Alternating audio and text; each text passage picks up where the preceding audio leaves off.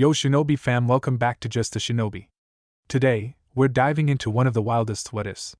What if neglected Naruto absorbs the God Tree? Part 2, I know Part 1 was epic. So buckle up for some serious action and twists. If you're new here, smash that subscribe button for more mind-blowing Naruto scenarios. Check out the other videos on the channel, share them with your ninja squad, and don't forget to drop your thoughts in the comments. Your support keeps this shinobi going strong. Chapter 5. Talking, thinking/mental conversation, demon/god or the like, jutsu. What it means to be a shinobi. A week following their graduation, the day of team assignments arrived, the eager students piling back into the familiar classroom, their newly awarded headbands worn proudly from their dress as they chatted with their friends excited for their team assignments. Among these prospective students, a familiar blonde sat chatting happily with his newly announced girlfriend as the two found themselves the subjects of many questions from the pink and blonde pair from their medical classes. After the day of the exams, things had been changing slowly for Naruto along with the rest of the Namake's family in turn. The night of their graduation, the triplets had returned to find both parents and godparents waiting to congratulate them on their success and passing into Genin, the three barely surviving the bear hug Kushina set upon all three at once. After their initial greeting, the group had broken up to chat with each of the children, Minato and Jiraiya focusing primarily on Minami and Naruto, as Kushina, Tsunade and Shizen made a point to include Naruto in all of their reveries, making a point to not allow themselves to slip back into old bad habits. This, however, was only the start of the changes occurring within the family. Minato and Kushina had become more distant with one another since their confrontation in the office, and in the days following it things did not look to be changing. Only a day after the graduation, another fight had broken out between the two, although this one at least hadn't come to blows. It occurred when the following morning Kushina had demanded that Minato apologize to Naruto for what he had said to him in the office, as well as demanding to know why he had dared to say it in the first place. Minato's had remained silent on both points, a decision that had only served to further damage their newly straining relationship, and at the moment tensions were high between the two. So far the pair had kept from breaking into conflict in front of their children, but tensions were high enough that the two still remained oddly stiff around one another. Mito had thankfully been spared any confrontation, but the triplets could tell something was going on with their parents, though even they were unsure of just what was occurring between the two. At the same time, during the past few days, both Minami and Kushina had been making efforts to follow through in getting to know Naruto better. Progress was slow at first, the parties just not sure how to go about any kind of bonding, but even these little steps were enough to keep them hopeful that in time things would indeed change for the better. Kushina, for her part, had begun to give Naruto personal training in the past few days, and was both proud and saddened by where her son's abilities were. It wasn't that he was a failure by any means, his abilities were promising for a basic academy graduate. And that was the point. He shouldn't have been left as just another academy student. His sister's level was already mid to high chunin thanks to the opportunities granted them. Opportunities that he had been denied, and the result was now looking her in the face as the boy eagerly set about any instruction she gave him. If anything, this made it even harder as the boy's enthusiasm only served to show that the failing all along had been theirs. He had always been ready. They just had chosen to ignore that fact.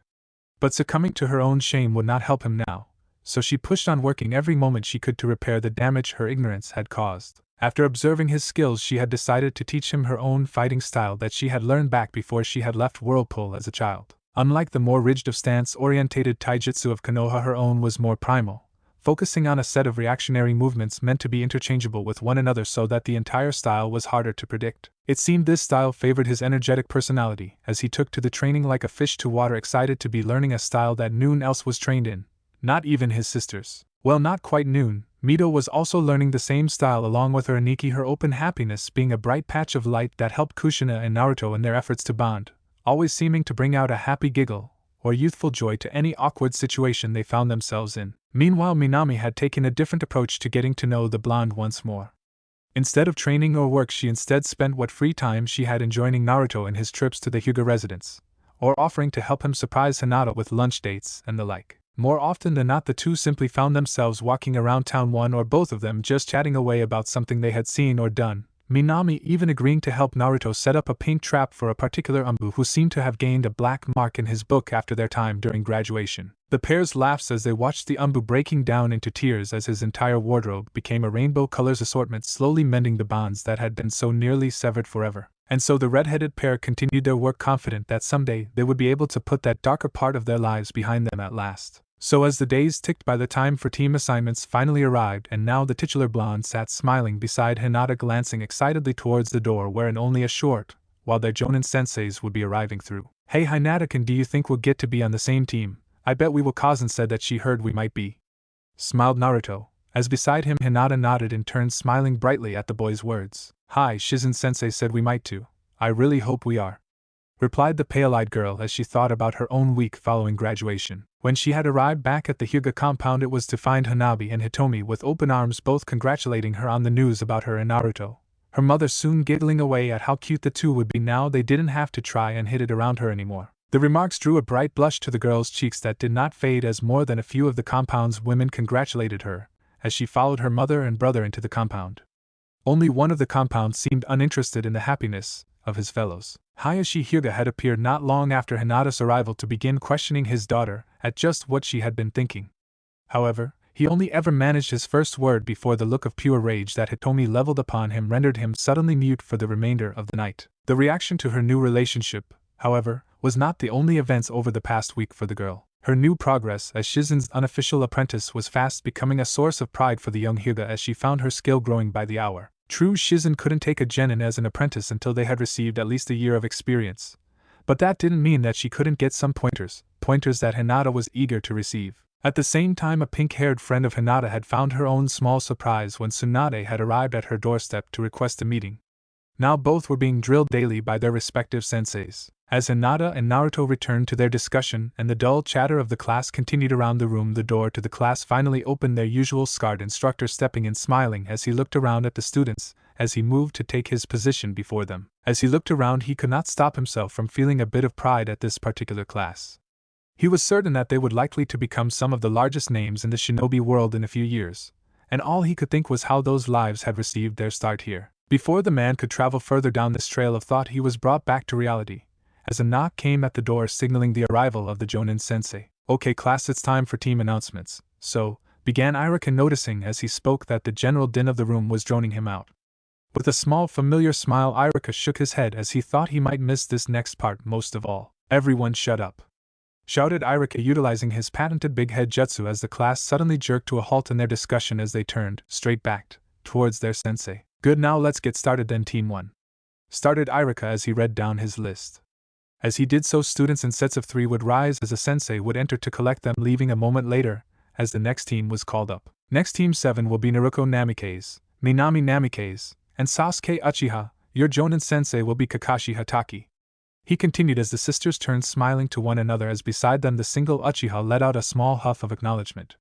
The 3 teens turned as one to look towards the door, as with a small click it swung open. A moment later, with a small Hosha gray-haired figure was thrown bodily into the room headfirst, where he proceeded to skid to a halt just before Irika's desk as a voice that several recognized issued from the doorway. Get in there now, you pervert! Shouted a well-known redhead as more than one student looked up from the slowly rising Kakashi to the hall where they suspected the Hokage's wife stood. Was that really necessary? Asked Kakashi, rising slowly from the floor, rubbing his head where he had landed on the classroom floor, glancing back towards the doorway.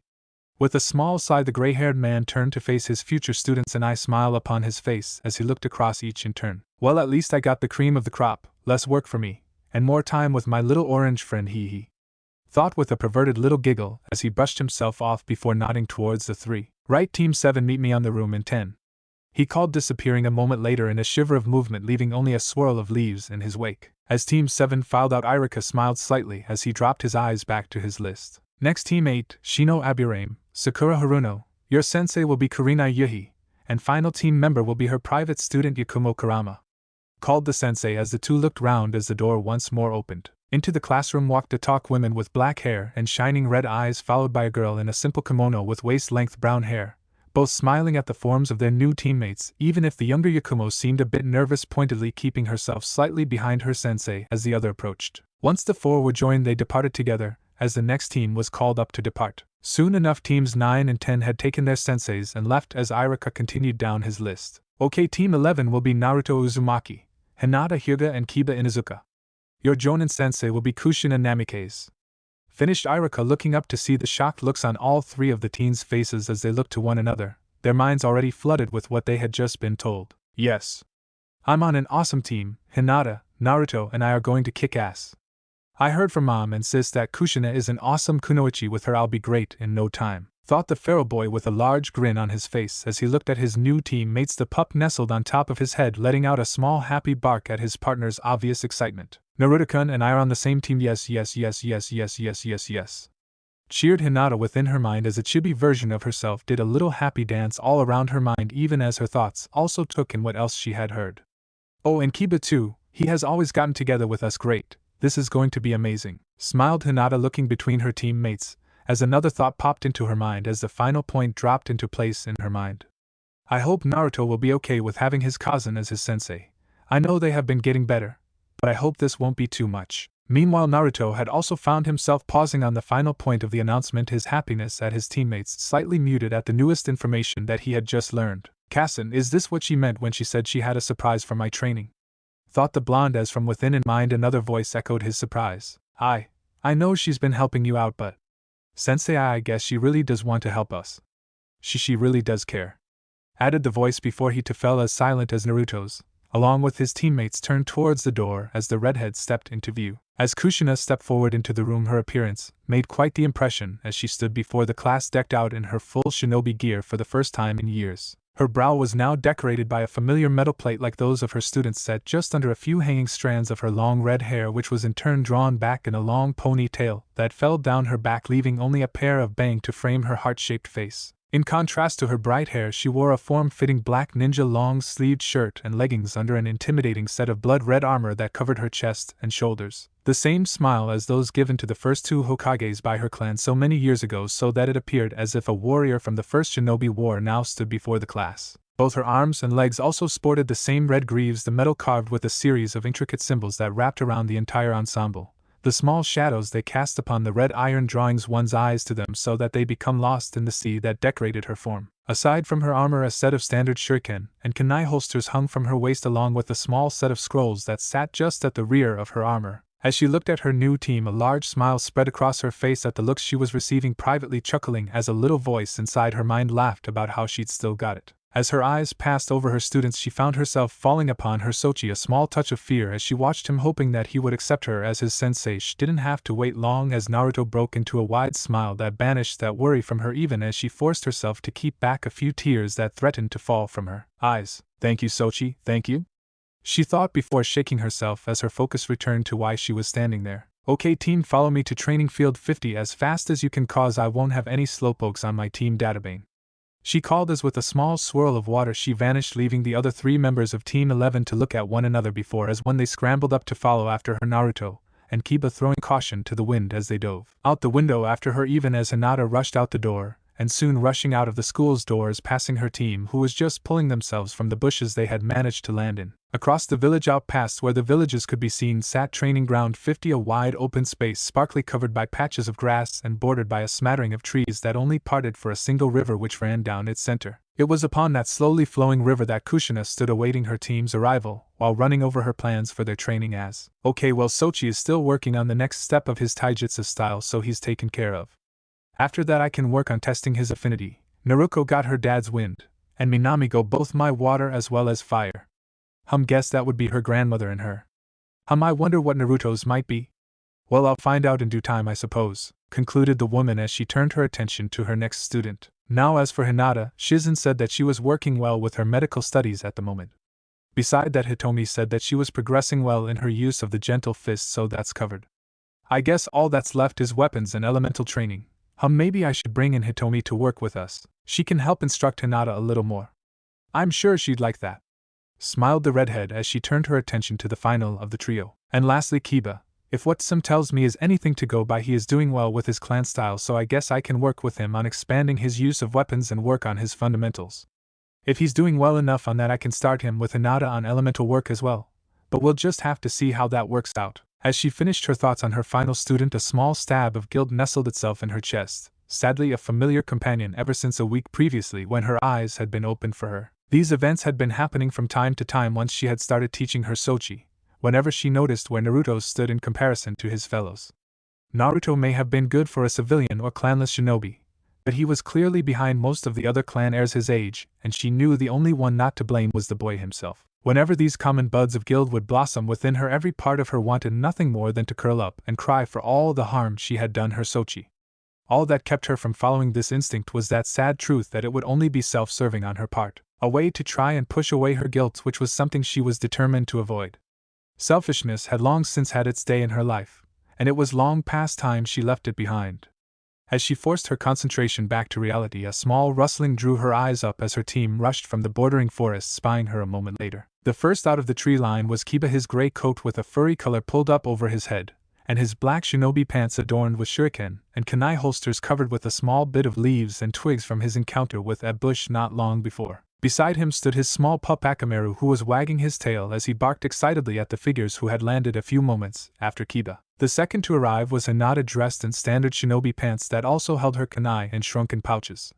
She also wore a black long-sleeved shirt that allowed the sleeves to drape over her hands in the same style as her master Shizen's uniform, over which a less baggy version of her usual tan coat lay, her clan symbol on both of its sleeves, that ended at her elbows, allowing for the undershirt to cover the rest.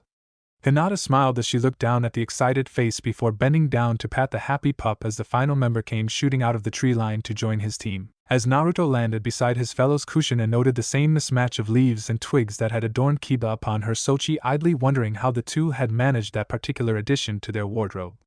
Naruto's clothing incidentally had changed very little over the years. His love of all things orange still persisted in his jumpsuit, only now thanks to Hinata's insistence he at least left the jacket unzipped with the sleeves cut off just below the elbows, not making the outfit a bit more manageable, at least in the shinobi sense. Smiling as towards the three's arrival, Kushina slowly made her way across the stream, her feel padding effortlessly across the top of the water before touching on the dusky ground before her team, smiling slightly at the impressed looks she was receiving for her efforts. "Nice time making it here, team.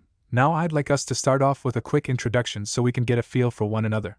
I know you all have been in class," and she paused to smile towards her son and Hinata, "other relationships, but now that we're a team we will need to work as one, so let's start with our goals and something about yourself," began Kushina as she looked around at the three who nodded towards her. "I'll start us off so you can get an idea. My name is Kushina Uzumaki Namikaze. I'm a Jonin Kunoichi. My skills include my clan fighting style, seals, and my chakra chains." Here she paused to allow a small golden chain to form from her palm before continuing. "My likes are my family and ramen. My dislikes are a certain blonde idiot who needs to figure out where his priorities lie." Here she looked up to the Hokage monument for a moment with a look of annoyance on her brow before she let it fall as she turned back to the three before her. "Anyway, my goals are to see this team become the greatest shinobi they can be, and make up for a mistake I made with someone precious to me." She finished towards Naruto at the end to emphasize just what mistake she was referring to. Well, at least she had her priorities straight, and she seems to be unhappy with the Hokage. "Well, join the club, Red," sighed Jubi, failing to hide the hint of happiness in her voice at this prospect, even as behind her the small pool that still resided where her tree once had rippled slightly. "Yeah, well, it's about time. Still nice to see she's back and all. We missed her," added the other voice as Jubi turned to smile softly towards its source as she moved to sink back into the water. "Just keep trying for the tough guy axe seedling, you'll get to see her sometime. Now let's get back to work, Naruto's got his own to deal with for now," whispered Jubi as the water swallowed her, leaving the mindscape empty once more as outside of it Kushina turned towards Hinata. "Okay, so how about ladies first?" "Right, I'm Hinata Hyuga. I like my family and my boyfriend Naruto-kun." Here she still found a blush touch her cheeks as Kushina gave her a wide grin before she continued. "And then spending time with my friends. My dislikes are some of my clan customs that I want to change, and the competitiveness of some of my family. My goal is to be a splendid kunoichi like my cousin and help those I care about reach their goals. I also hope to have a family someday." She finished her last words coming out in a bit of a whisper as she shot a quick glance to Naruto, causing Kushina to let out a small giggle within her mind. "Okay," said Kushina with a final mental giggle as the girls ending before she turned to her next student. "How about you next, Kiba?" "Hi, my name is Kiba Inuzuka, and this here is Akamaru," called the boy enthusiastically as his partner let out a bark of greeting. "I like spending time with my friends, and working with my best friend on our clan style. I dislike those who hurt animals unnecessarily, and people who think that someone like my cousin can't be a great leader just because she is a kunoichi. My goal is to become the greatest tag team pair with Akamaru here and maybe find someone that my cousin and Nasen will approve of," he finished with a smile as he scratched the puppy behind the ears. "Giggle, if I know your cousin you have your work cut out for you with that last one, Kiba. But with Akamaru and you I can promise we'll make you the greatest tag team of all time," smiled the redhead as Kiba gave his own fanged grin at her words. "And last we have Naruto. Go ahead, Sochi," she said, gesturing towards him. "Okay, Databeo. My name is Naruto Uzumaki. I like spending time with friends, and training to become the best shinobi I can be." I also want to make a certain someone proud of me, and keep a promise to that person," he said with a smile that nonetheless had the others wondering just who he was referring to with his statements. "My dislikes are people who judge people without knowing them, people who sacrifice others for their own reasons, and a man who hurt someone close to me and separated her from her children," he continued. Here the group once again looked at one another, wondering who Naruto could be talking about, Kushina privately fearing that he was referring to a particular Hokage as he continued. "My goal is to become a great shinobi, and to help someone close to me be able to meet those she was separated from and to be happy with my precious people," he finished as he smiled towards Kushina and Hinata in turn. At his finishing words, Kushina found her curiosity growing at just who Naruto had been talking about. At first she thought it had been about the Namikes, but that didn't really fit with his later comments. "Who are you talking about, Sochi?" wondered Kushina before shaking such thoughts from her mind for now. She had a job to do as a sensei first after all. Her questions could wait until after that. "Okay then, well I guess it's about time we start our test," she said, smiling down at the three with an evil little chuckle, as all three of the genin eyed one another nervously at her tone. Sensei, what are you?" started Hinata as Kushina turned to her, smiling as behind her a series of 3 eruptions of smoke cut off the young Hyuga. As the genin watched, the smoke fell slowly away to show 3 more red-headed armor-clad Kushinas now standing behind the original. As she looked across at the 3, "Simple Hinata-kun, it's time for the next test. I'm sure Hitomi and Sim warned you about it, and I already told Naruto, so how about we just get started?" smiled Kushina as all 3 teens paused for a moment before nodding, remembering the warnings they'd heard about read tests coming after the academy. "Good, well then, time for your real test," started Kushina as she tossed a kunai each to her clones. As she slowly moved back from between the 2 groups, all 3 of the teens turning to watch her as she strode towards a tree at the edge of the clearing. "Now your test is simple. Each of those clones has a real kunai with them. All you have to do in order to pass is get one of them and return it to me, and anyone without a kunai at the end will be sent back to the academy to wait till next year. You have 1 hour before my clones dissipate on their own, so better put your all into it," finished Kushina as she turned to brace herself against the tree at the edge of the clearing, nodding towards the 3 teens who as one looked around at the 3 clones who were standing before them. "Ready?" called Kushina as the teens nodded towards her. "Go," she called, even as within her mind she sent out a silent prayer that they would pick up on the purpose of this test. At her words, all 3 of the clones shivered once before vanishing in 3 separate whirls of water, leaving the 3 genin and 1 pup alone in the field. "What? Oh come on, Akamaru, can you smell them?" called Kiba, turning to his partner, who began sniffing at the ground in earnest. At the same time, Hinata had already activated her bloodline, her pale eyes opening wide as she took in the 360-degree view of the field, leaving the final member of the group to do the only thing he could think of. "Oh no. Oh no. Oh no. How do I find Kazan? Crap, what do I do? Jubi, help!" called Naruto within in mind as the purple-haired woman peeked out from her pool before letting out a heavy sigh. "Sorry, seedling, but this is a test for you, not me. Now stop panicking and think for a moment, and it will come to you," stated Jubi before she sank back into the pool, leaving Naruto alone with his thoughts. "Jubi? Oh come on, I'm not a tracker. How am I supposed to find her? I mean, I can fight a clone, but what am I supposed to do?" thought the blonde as he looked around at his team, who seemed to already be figuring the situation out. "Oh yeah, I don't know. How about asking for help, Yubaka?" called his other passenger, the sudden cry causing Naruto to jerk slightly as though smacked upside the head by some invisible force. Something that drew a curious look from the tree line where Kushina stood watching the 3. "What? But?" started Naruto before giving himself his own mental smack as he realized how easy the answer was. After all, if he couldn't do it alone, why not ask his team for help? That's what they were there for after all, and he could help them with his Kazan's clones. "Hey Hinata-kun, do you see any of her clones?" asked Naruto as Hinata paused for a moment in her searching before nodding at the blonde's words. "Hi Naruto-kun, there's 2 over that way," she said, pointing towards the western side of the clearing, even as across from the pair Akamaru let out a happy little bark. "All right, Akamaru found one's trail that goes this way," called Kiba as 3 looked to one another before looking off in the opposite directions the clones had gone. "So what do we do?" asked Naruto as he looked towards the other 2 who looked towards him. "Huh, what are you talking about? We go get them. Me and Akamaru got after this one, and you 2 go after those 2, and we all pass," smiled the feral-looking boy as beside him his pup let out a bark of agreement. "Are you sure you can do it alone?" asked Hinata as Kiba gave her a happy grin, throwing her a thumbs up. "Of course I can, just you 2 make sure you find yours and," started Kiba before Naruto cut him off. "Wait," he called as the pair turned towards him, looking a little confused at his sudden interruption. "Why?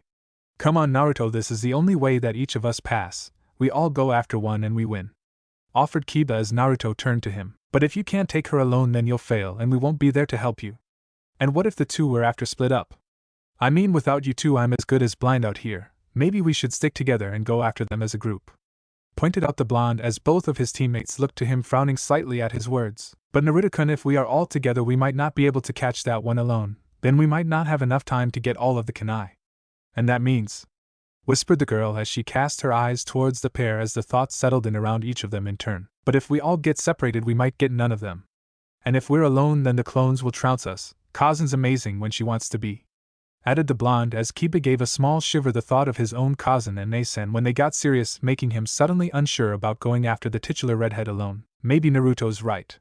Beside, with all three of us we'll get it done in no time," called Kiba as across from him Hinata found a small smile touching her lips as she nodded towards the two. "Well, there you go, now hurry up and get to work, I'm not going to be the only one pulling us alone," it called, causing the pool in Naruto's mind to ripple slightly as a smile burst across his lips. "Hi, let's go get those kunai," called Naruto as the four speed off towards one end of the clearing, leaving their sensei behind who stood watching them go, a large smile moving across her lips as she watched them go. "Well, I thought it would take them longer to figure it out.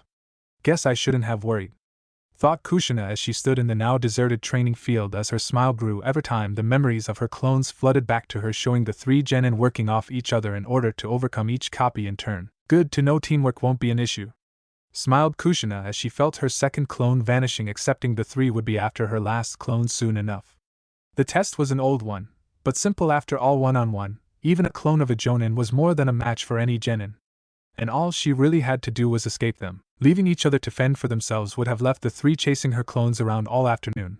Working as a team was the only way to pass this exam. "Well, I guess that means it's official," smiled Kushina as she felt the memories of her clone returning to her. "Team 11 passes," smiled the redhead as she turned to await her team's return, ready to congratulate them at officially becoming shinobi and kunoichi of Konoha. 2 months, 2 long months of hard work and some of the more interesting missions that Konoha had to offer had proven beyond the shadow of a doubt that Kushina's test had been correct in passing Team 11. Speaking of the team, at that very moment the quartet, and one pup, were just entering into the mission hall of the Hokage Tower with a purring Tora nestled in the arms of Hinata, the pearl white cat, looking nothing like the feral beast that so many insisted that it was for them. On either side of Hinata her two male teammates chatted happily as behind them Kushina walked, glancing around at the other senseis they passed, a prideful smirk upon her lips as she saw more than one pausing at the sight of the team's catch. The trio had been advancing in their training so much that Kushina was almost positive that she had a group of protégés working under her. Hinata was moving into some of the more advanced areas of medical justice, as well advancing in the use of poisons thanks to his meetings with Shizen, something the newly minted Master Medical Kunoichi took a great deal of pride in. On top of that, she had started her elemental training with Kushina recently, finding that like her cousin she held a strong water affiliation. Using this as just one more reason to follow through with her plan, Kushina had insisted on bringing Hitomi to their training to help instruct her daughter, the memory of the smile on the woman's face as she had been asked to help her daughter still visible within her mind's eye. Alongside Hinata, Kiba had also been advancing steadily in his training, although at this time they still had not found a weapon to fit the Inuzuka fighting style the boy favored. Kushina was able to find that the boy possessed a particularly rare element for their village, a wind element. The boy was at first distressed at this premise, as neither his cousin nor Nasan had the element, meaning he didn't know how to make it work with the Inuzuka style. Kushina, however, was not about to let the boy down and dedicated herself to finding a way to incorporate the element into his style of fighting. So far they had found that by applying wind to his tunneling fang he had already increased both its speed and destructive force twofold, something the boy wasted no time in showing off to his family before getting smacked down when he tried to show off a bit too much, though the smiles on his family's faces enough to tell anyone just how proud they were of his advancements. The last member of the team, Naruto, however, had become Kushina's primary focus, as she poured herself into getting his skills back to where they should have been alongside his teammates. He had succeeded in moving into the next few stage of his taijutsu style along with his cousin, making him able to keep up with Kiba when they were limited to only taijutsu, though Hinata was still able to put both in their place when it came to that area. Along with this, he had worked hard to refine his basics down to the point where he was able to use most of the moves without hand signs, his controls slowly getting better and better till when the team began work on tree climbing the boy found himself able to keep up with his team, something Kushina took great pride in as the three ran up and down the sea of trees before them. His jutsu arsenal, however, had not begun to move forwards as of yet, though Kushina planned for them to begin at least discovering his element before too long. Soon enough the four figures stepped up to the mission desk that Irika and Minato sat behind, a small wall of scrolls laid out before them. Team 11 reporting on a successful mission completion, stated Kushina, looking at the two men behind the desk. Her eyes lingered momentarily on her husband's face before looking back to Irika, who nodded as he watched Hinata moving over to hand a sleeping cat into the waiting arms of a larger woman who wore her wealth on every inch of her body. Meanwhile, Minato's own gaze had been focused upon Kushina as with a heavy heart he took the scroll from Irika, reading over the words as he continued to spare glances towards the woman he loved. Over the last month he had done everything in his power to patch things up with Kushina, apologizing for his words and even making an effort to be at home more to help her in any way he could. Even this, however, was not enough to wipe away all of the tension between them. The sticking point had continued to be with Naruto, and his actions towards the boy. Despite having apologized for his words towards the boy, Minato had remained firm on both the punishment as well as denying Kushina a reason for his actions, leaving a doubting presence that Kushina could not move past. So at the moment, neither were sure what to do with one another. It wasn't a matter of love for them. Despite their anger with one another, it was their feeling, more than anything, that spurred their conflict. No, it was that the trust was broken between them. As much as she wanted to believe him, Kushina couldn't blindly believe in Minato anymore. And worse, Minato knew that, but he couldn't bring himself to admit his actions. She couldn't bring himself to believe what he had done was wrong. To do so would be to admit that everything he had believed and sacrificed for would have been for nothing. So the two remained at arm's length with one another, neither sure just what the future held for them. Shaking himself from these thoughts, Minato looked back to the most recent assignment, as he suppressed a small pang of sadness as he looked away from his beautiful wife. Trying not to think about how she no longer graced him with her true smile like she had once done only months prior. Now it was gone, and he privately feared that it could indeed be forever. Minato was not blind to his pain, and in a way that was worse, he knew what he had done. He knew how to fix it. But he had chosen his path, and no matter the cost he would walk it. Well done, Team 11. Spoke the blonde, looking down over the mission report. It's still early yet, and we have plenty of D-rank missions left if you would care to take another. He continued, taking refuge behind his clipboard so he would not have to face that fake smile still etched onto his wife's face. With respect, Hokage-sama, I believe my team is ready for a low-class C-rank mission. I would like to put in a request for one, replied Kushina, cutting her husband off before he could begin listing off the chores that passed for D-rank missions. This declaration caught the Hokage slightly off guard. C-rank already, but none of the other teams are near that level yet, not even the girls' team. Kakashi said they still needed work. Does that mean Kushina's team is advancing that fast? No, it's probably just something to do with Naruto. Probably just trying to give the boy something over his sisters. No, Kushina wouldn't put a team in danger just for that. But they can't be advancing that fast. Can they? Thought the Hokage to himself as he gazed up at his wife. Kushina, are you sure? I mean, you don't need to feel pressured by your team to give them a better mission if you don't think they're ready. Minato offered, thinking he was offering help to a sensei bogged down by whining students. With all due respect, Hokage-sama, you like that's a lot, chimed in the Jubi in Naruto's head. I do not lie about my team's abilities, and this is my decision alone to make. My team has advanced across the board, and I would like to take them on a low C-rank mission to test them further out in the field, replied Kushina, a small bit of annoyance creeping into her voice at the suggestion that her judgment could be compromised in some way. At the tone he was receiving from his wife, Minato relented, turning to begin shuffling through the scrolls on his desk, attempting to locate a mission for Team 11. Meanwhile, across the desk from the Hokage, the three genie listening in on the conversation were barely able to contain their excitement at the news they had just heard. All right, Kazan and Nei-san aren't going to believe it. My first C-rank, this is going to be great. I'll probably be assigned to protect a VIP, or better yet, overthrow a dictator. Oh man, wait till I tell everyone, they'll be so jealous, thought Kiba with a large smile spreading across his face as he turned towards his teammates, who were also grinning at the time. Hanabi isn't going to believe this. Oh, I'll have to tell Kazan about it too. Maybe Toussaint will be proud of me too. I should stop by Shizen's before I leave and tell her. She said my training is progressing to the point I can start working with her hidden Saban technique. Maybe I can take it on the mission, pondered the Hyuga as she looked around excitedly at her teammates, who looked just as excited as she now felt. This is great. I'm going on my first C-rank mission, isn't that cool, Jubi? Called the blonde as within his mindscape a woman found herself smiling slightly at the excitement in his voice. Yes, seedling, I can see that you are very excited, but remember you have to be ready for anything out there. She replied from where she sat beside that same reflective pool, her eyes glancing down to it where she could alone see another blue sky as well as her trees stretching seemingly into that blue emptiness. Hey Naruto, ask where the mission is, maybe we can all meet up for a bit, it's not fair you hogging Hinataken all to yourself. The voice chipped in. What's that supposed to mean? You have Jubi with you. Naruto fired back as the voice let out an annoyed huff. Yo, well, we can't take Jubi out on a date now, can we? The voice shouted back. Well, actually, I'm always with you too, so really. Jubi began smiling before the pair of voice cut her off. Stay out of this / stay out of this. Both called as one, causing her to falter before adopting an annoyed expression as she rose her arms to cross beneath her chest, taking a more proper posture. Interrupting a lady when she is speaking is rude, seedlings.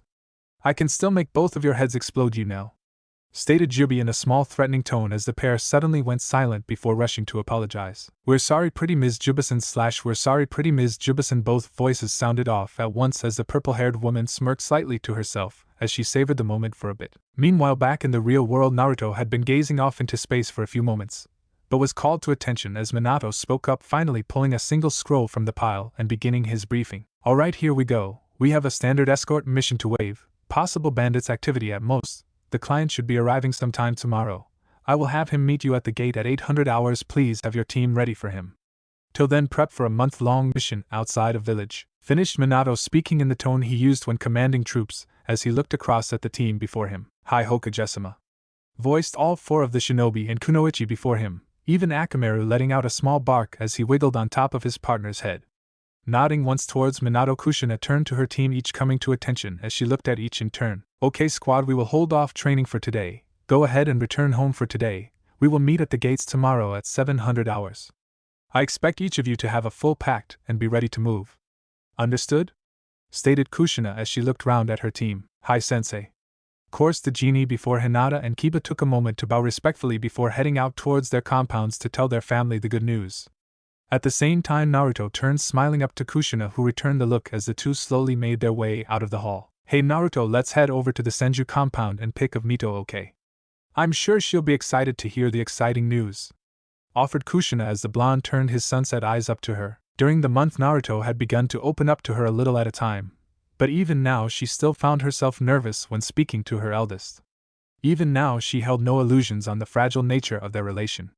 Naruto may have never stopped loving her, but she had almost completely destroyed any trust the two shared. All she could do was to work and wait, each day another small step towards once again holding that trust she had so long ago lost. Hi, let's go. If I know Mito, Tsunade and Shizen will need rescuing right about now, replied Naruto, smiling widely, as the two departed towards the Senju compound. A few hours after Team 11's departure, Hinata could be found sitting beside her mother looking out at the garden, having just finished telling her about her upcoming mission, the excitement on the young girl's face bringing a warmth to the woman as she looked down on her daughter. So your first C rank, it's a big step forward, commented Hitomi looking over at her daughter, who nodded slightly before replying. I guess so. We leave tomorrow for Wave, replied Hinata, smiling as a gentle breeze worked its way through the garden, scattering bright pink and lavender petals across her vision. Well, I want you to know that all of us here will be cheering for you, Hinatakin, so just be yourself and everything will be fine, smiled Hitomi as she looked at the wonderful kunoichi her daughter had become. Thank you, cousin. I won't let the clan down, I promise,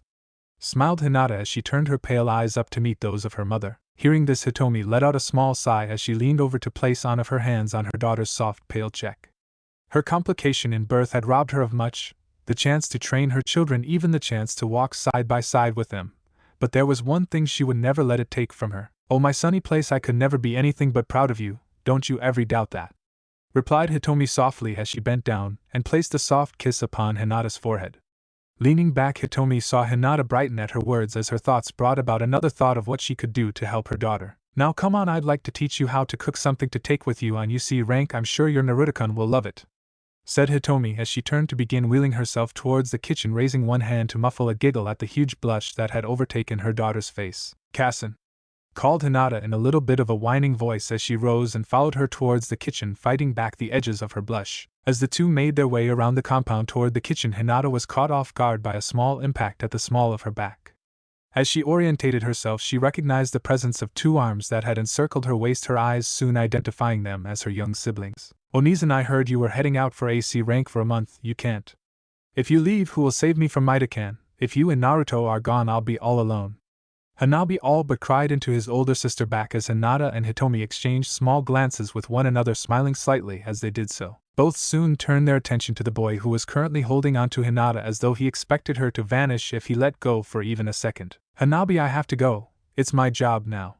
I have to become a better kunoichi, so I can't always be here to protect you from Mitakan, started Hinata as she saw her brother's face look up at her, slightly devastated by the news even as she pressed on. Besides, I'm sure that Maida-kan will worried about Naruto too, so you need to be strong for her to okay.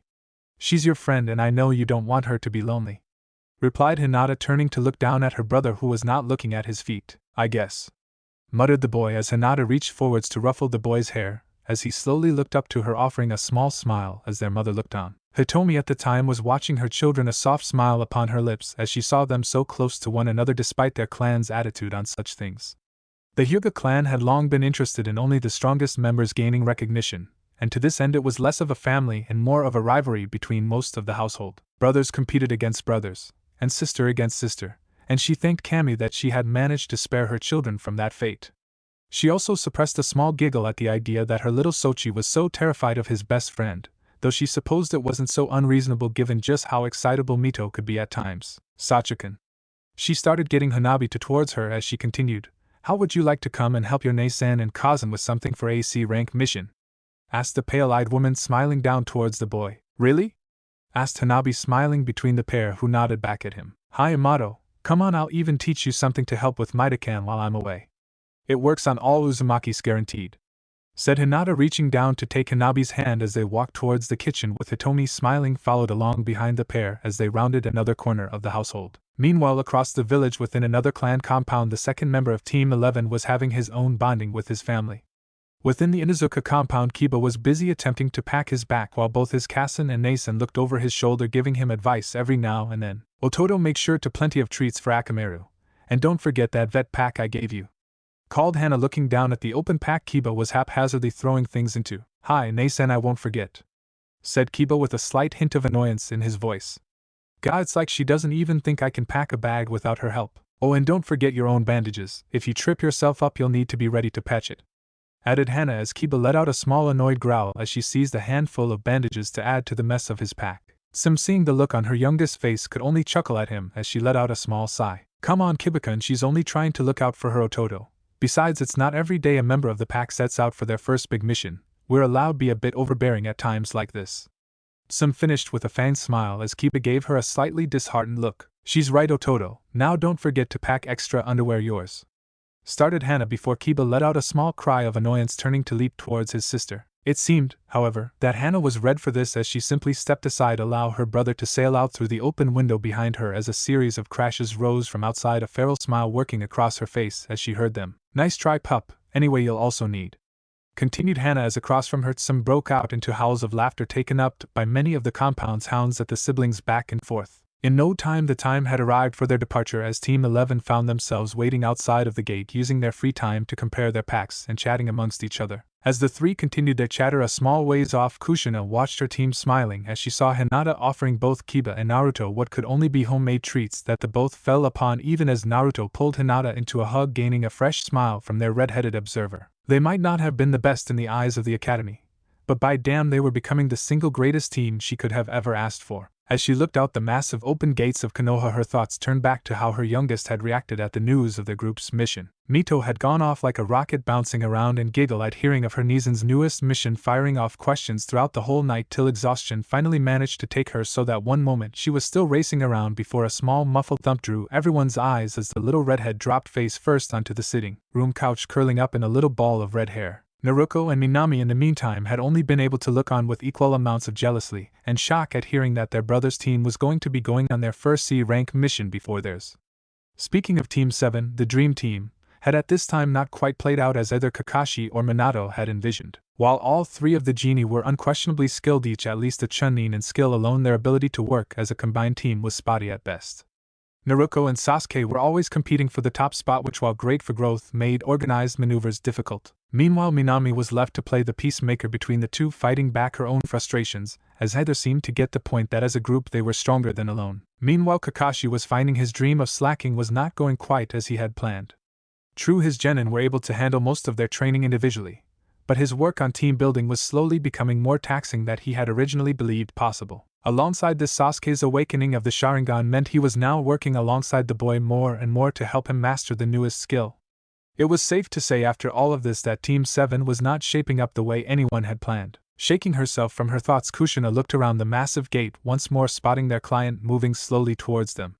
As she noticed the figure, she motioned to her team, causing them to turn to see the man who staggered up to Kushina. The man that now stood before the armored redhead looked to be around his late 60s, wearing simple contracting clothing, along with a straw hat perched upon his head, his hands currently occupied in hoisting a jug of booze to his lips as he looked around at them. The three genii noticeably faltered at the oncoming figure, all privately thinking how much of a disappointment the start of this mission was off to. So much for a Princess Mito's not going to like this one, sighed Naruto as he thought of telling his Amato that he had been protecting a sweaty old man on his first mission. Could be worse. He could be rude, remarked Jubi as the client spoke up at last. I pay for guards and all I get are a bunch of snot-nosed kids. What kind of village is this?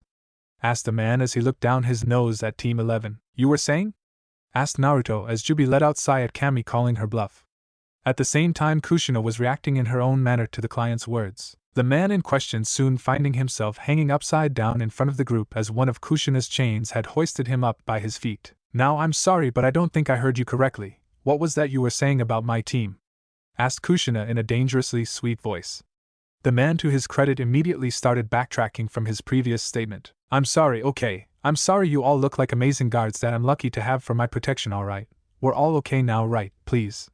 He babbled away even as the blood rushed to his face, and he started to become dizzy. Hearing this, Kushina released her chain, allowing the man to fall onto the ground in a heap before scrambling around to stand up again. Yes, get him, laughed Naruto's other confidant as the boy himself found a smile upon his lips along with his team as they watched the man pushing himself up. Good to hear. Now team, this is Tazuna. For this mission we are to escort him home to Wave, and provide protection as he finishes his work on the construction of a bridge. Expect a few bandit attacks now and then, so keep your eyes open, alright? Called Kushina even as the team looked from her to where Tazuna had finally gotten back to his feet. What, you mean we have to protect him? Asked both Kiba and Naruto, both wanting nothing more than to pound the man before them, never mind actually protect the man. I guess Hanabi won't be getting a picture of a princess. Hinata sighed to herself as she looked at their client. Yes, we have to protect him, you two, and I expect you to do your jobs as shinobi as Konoha. Now come on team, we're moving out. Called Kushina, noting the disappointment on her team's face and hoping that getting them moving might get them excited towards their future prospects. Hi! Called all three teens, turning to exit ahead of their sensei and client. After only a few minutes of traveling, Naruto's thoughts found themselves interrupted by his usual guest voice. Hey Seedling, good news, I managed to get him near Wave, so you can have your little meeting just like you wanted. Oh, and bring Hinata, he's been chomping at the bit to meet her. Called Jubi, popping into Naruto's head. You better believe it. I'll see you soon, so make sure you look after yourself until we see each other. And keep Hinata out of trouble. Added the voice with a clear amount of happiness in his voice. Really, that's awesome, I can't wait to see you. Bet I'm still the best looking out of the two of us. Smiled Naruto back at the voice. Oh yeah, I'd like to see you say that when Hinata shows me over you.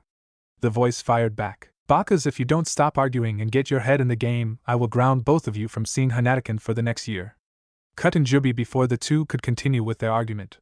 This caused the two fall silent as their attention returned back towards their own bodies. As Naruto dropped back into reality, he saw that the team had progressed farther outside of the village and were making their way along a dirt road towards Wave. As the three moved forwards, Kiba was busy talking with Akamaru, while Hinata was conversing with Kushina about Hanabi and Mito, leaving Naruto to simply stare around at the scenery they were moving past. As he continued to glance around, Naruto took notice of a small puddle of water that seemed to have formed in the side of the road. At first he took no real mind of it, but something in the back of his mind told him he needed to keep an eye on it. So as he continued forward, he made a quick signal to his team, motioning towards the puddle as he saw Hinata's eye flashing momentarily into her bloodline before she nodded slightly towards him, and then to Kushina. At the same time, Kushina nodded back at Naruto, motioning for the team to continue forward, but giving them the signal to be prepared for an assault if necessary. Their preparation was not in vain as the puddle suddenly shivered as two figures slowly emerged dressed in matching mist gray cameo shinobi gear, their faces covered by a mixture of breathing masks and spiked headbands that gave them the appearance of some kind of mix of metal and man. Without warning, the pair sprang into action as with one flick the first shinobi was hurled over the group, landing on the opposite side of the group, his clawed hand brandished before him as he glared around at them. Hand over the bridge, builder, and walk away, little leaves.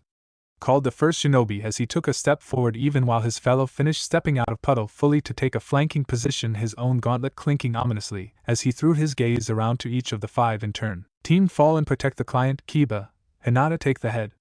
Naruto, protect Tazuna, don't let them get to him. shouted Kushina as she spun to face the enemy now flanking them, throwing up one gauntlet hand to swat a small cluster of shuriken aside as the mist shinobi began his assault. Throwing himself forward, Naruto took up his position just in time to deflect a stray kunai that had been headed towards Tazuna, courtesy of the second shinobi that his teammates were now rushing to engage, leaving the other to their sensei. Kushina at the same time flung herself towards the mist shinobi, her armored form kicking up small spats of dust as she advanced on the shinobi. Seeing the red-headed woman charging him, the shinobi began to fly through hand signs even as he skipped back, trying to gain some space between the two. Just as Kushina closed on him, her back exploding into a wave of golden chains, the shinobi landed on the final seal as all around the pair a wave of water surged up as several whips took form before rushing towards her. As the first 3 whips slapped down towards her, Kushina suddenly vanished into a shiver of movement, suddenly appearing on top of the very whips that had been striking down at her, racing along the trails of water as she closed on the man. Seeing the redhead suddenly upon him, the mist shinobi directed the rest of his water wipes to fall back to form a dome of water around him, hoping to stave off the oncoming attack. It proved to be a mistake as Kushina kicked off from her watery course, sailing over the water dome even as her golden chains flung themselves down to wrap around his protective shield. A moment before, with a flick, the man found his defenses shattered, the shimmering chairs constricting around him before he was tugged up and over to slam headfirst into the earthen road before Kushina with a sickening crunch of impact. As the man crumpled in her chains, Kushina released her gold, spinning back towards her team in time to see that the second mist shinobi had broken through Kiba and Hinata and was rushing towards Tazuna. At the same time, Kushina had been dealing with her opponent Kiba, and Akamaru, at hearing her orders, had rushed towards the other shinobi with Hinata in tow. "Come on, Akamaru!" cried Kiba as he leapt towards the mist shinobi, their bodies twisting into their whirling tornadoes with a cry of Gotsuga. As the pair of swirling tunnels of fang and claw tore across the road, the enemy shinobi dove sideways, taking one strike across his ungauntleted arm, drawing a small splatter of crimson, but avoiding a deadly attack by inches. At the same time, Hinata rushing in just behind the pair, her byakugan blazing as she saw him reach towards a spot on his gauntlet and pull from it a length of serrated rope that seemed to be comprised of overlapping shrunken. Before Hinata could call a warning, Kiba had already spun to turn to repeat his attack, the mist shinobi swinging gauntlet around, allowing the chain to fly out and cut towards the two. With a burst of speed, Hinata flung herself forwards, managing to slam an open palm into the exposed back of the shinobi, drawing a yell of pain from the man's lips, causing his attack to skew off course. As the chain crashed down a few feet from the Inuzuka pair, Kiba's nose detected something on the chain that smelled foul. "Hinata!"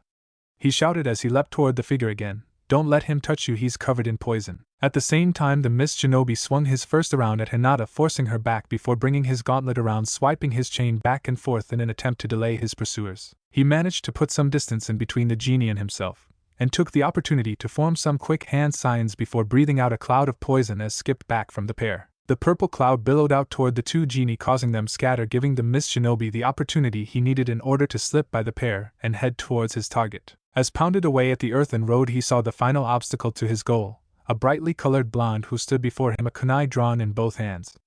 With an angry roar, the shinobi flung his free hand forwards as a smattering of blade stars swept forwards towards the blonde. "No, you don't," called Naruto as he swung his blades up to smack the weapons aside, sending them off with small streaks as the steel weapons meet each other. Without halting his assault, the shinobi swung his arm around, whipping the serrated chain to Tazuna just as Naruto deflected his last shuriken. "Crap, stop him!" called a voice in Naruto's head as without any choice Naruto threw himself in front of the blow, unable to bring a kunai up in time to stop the weapon's path.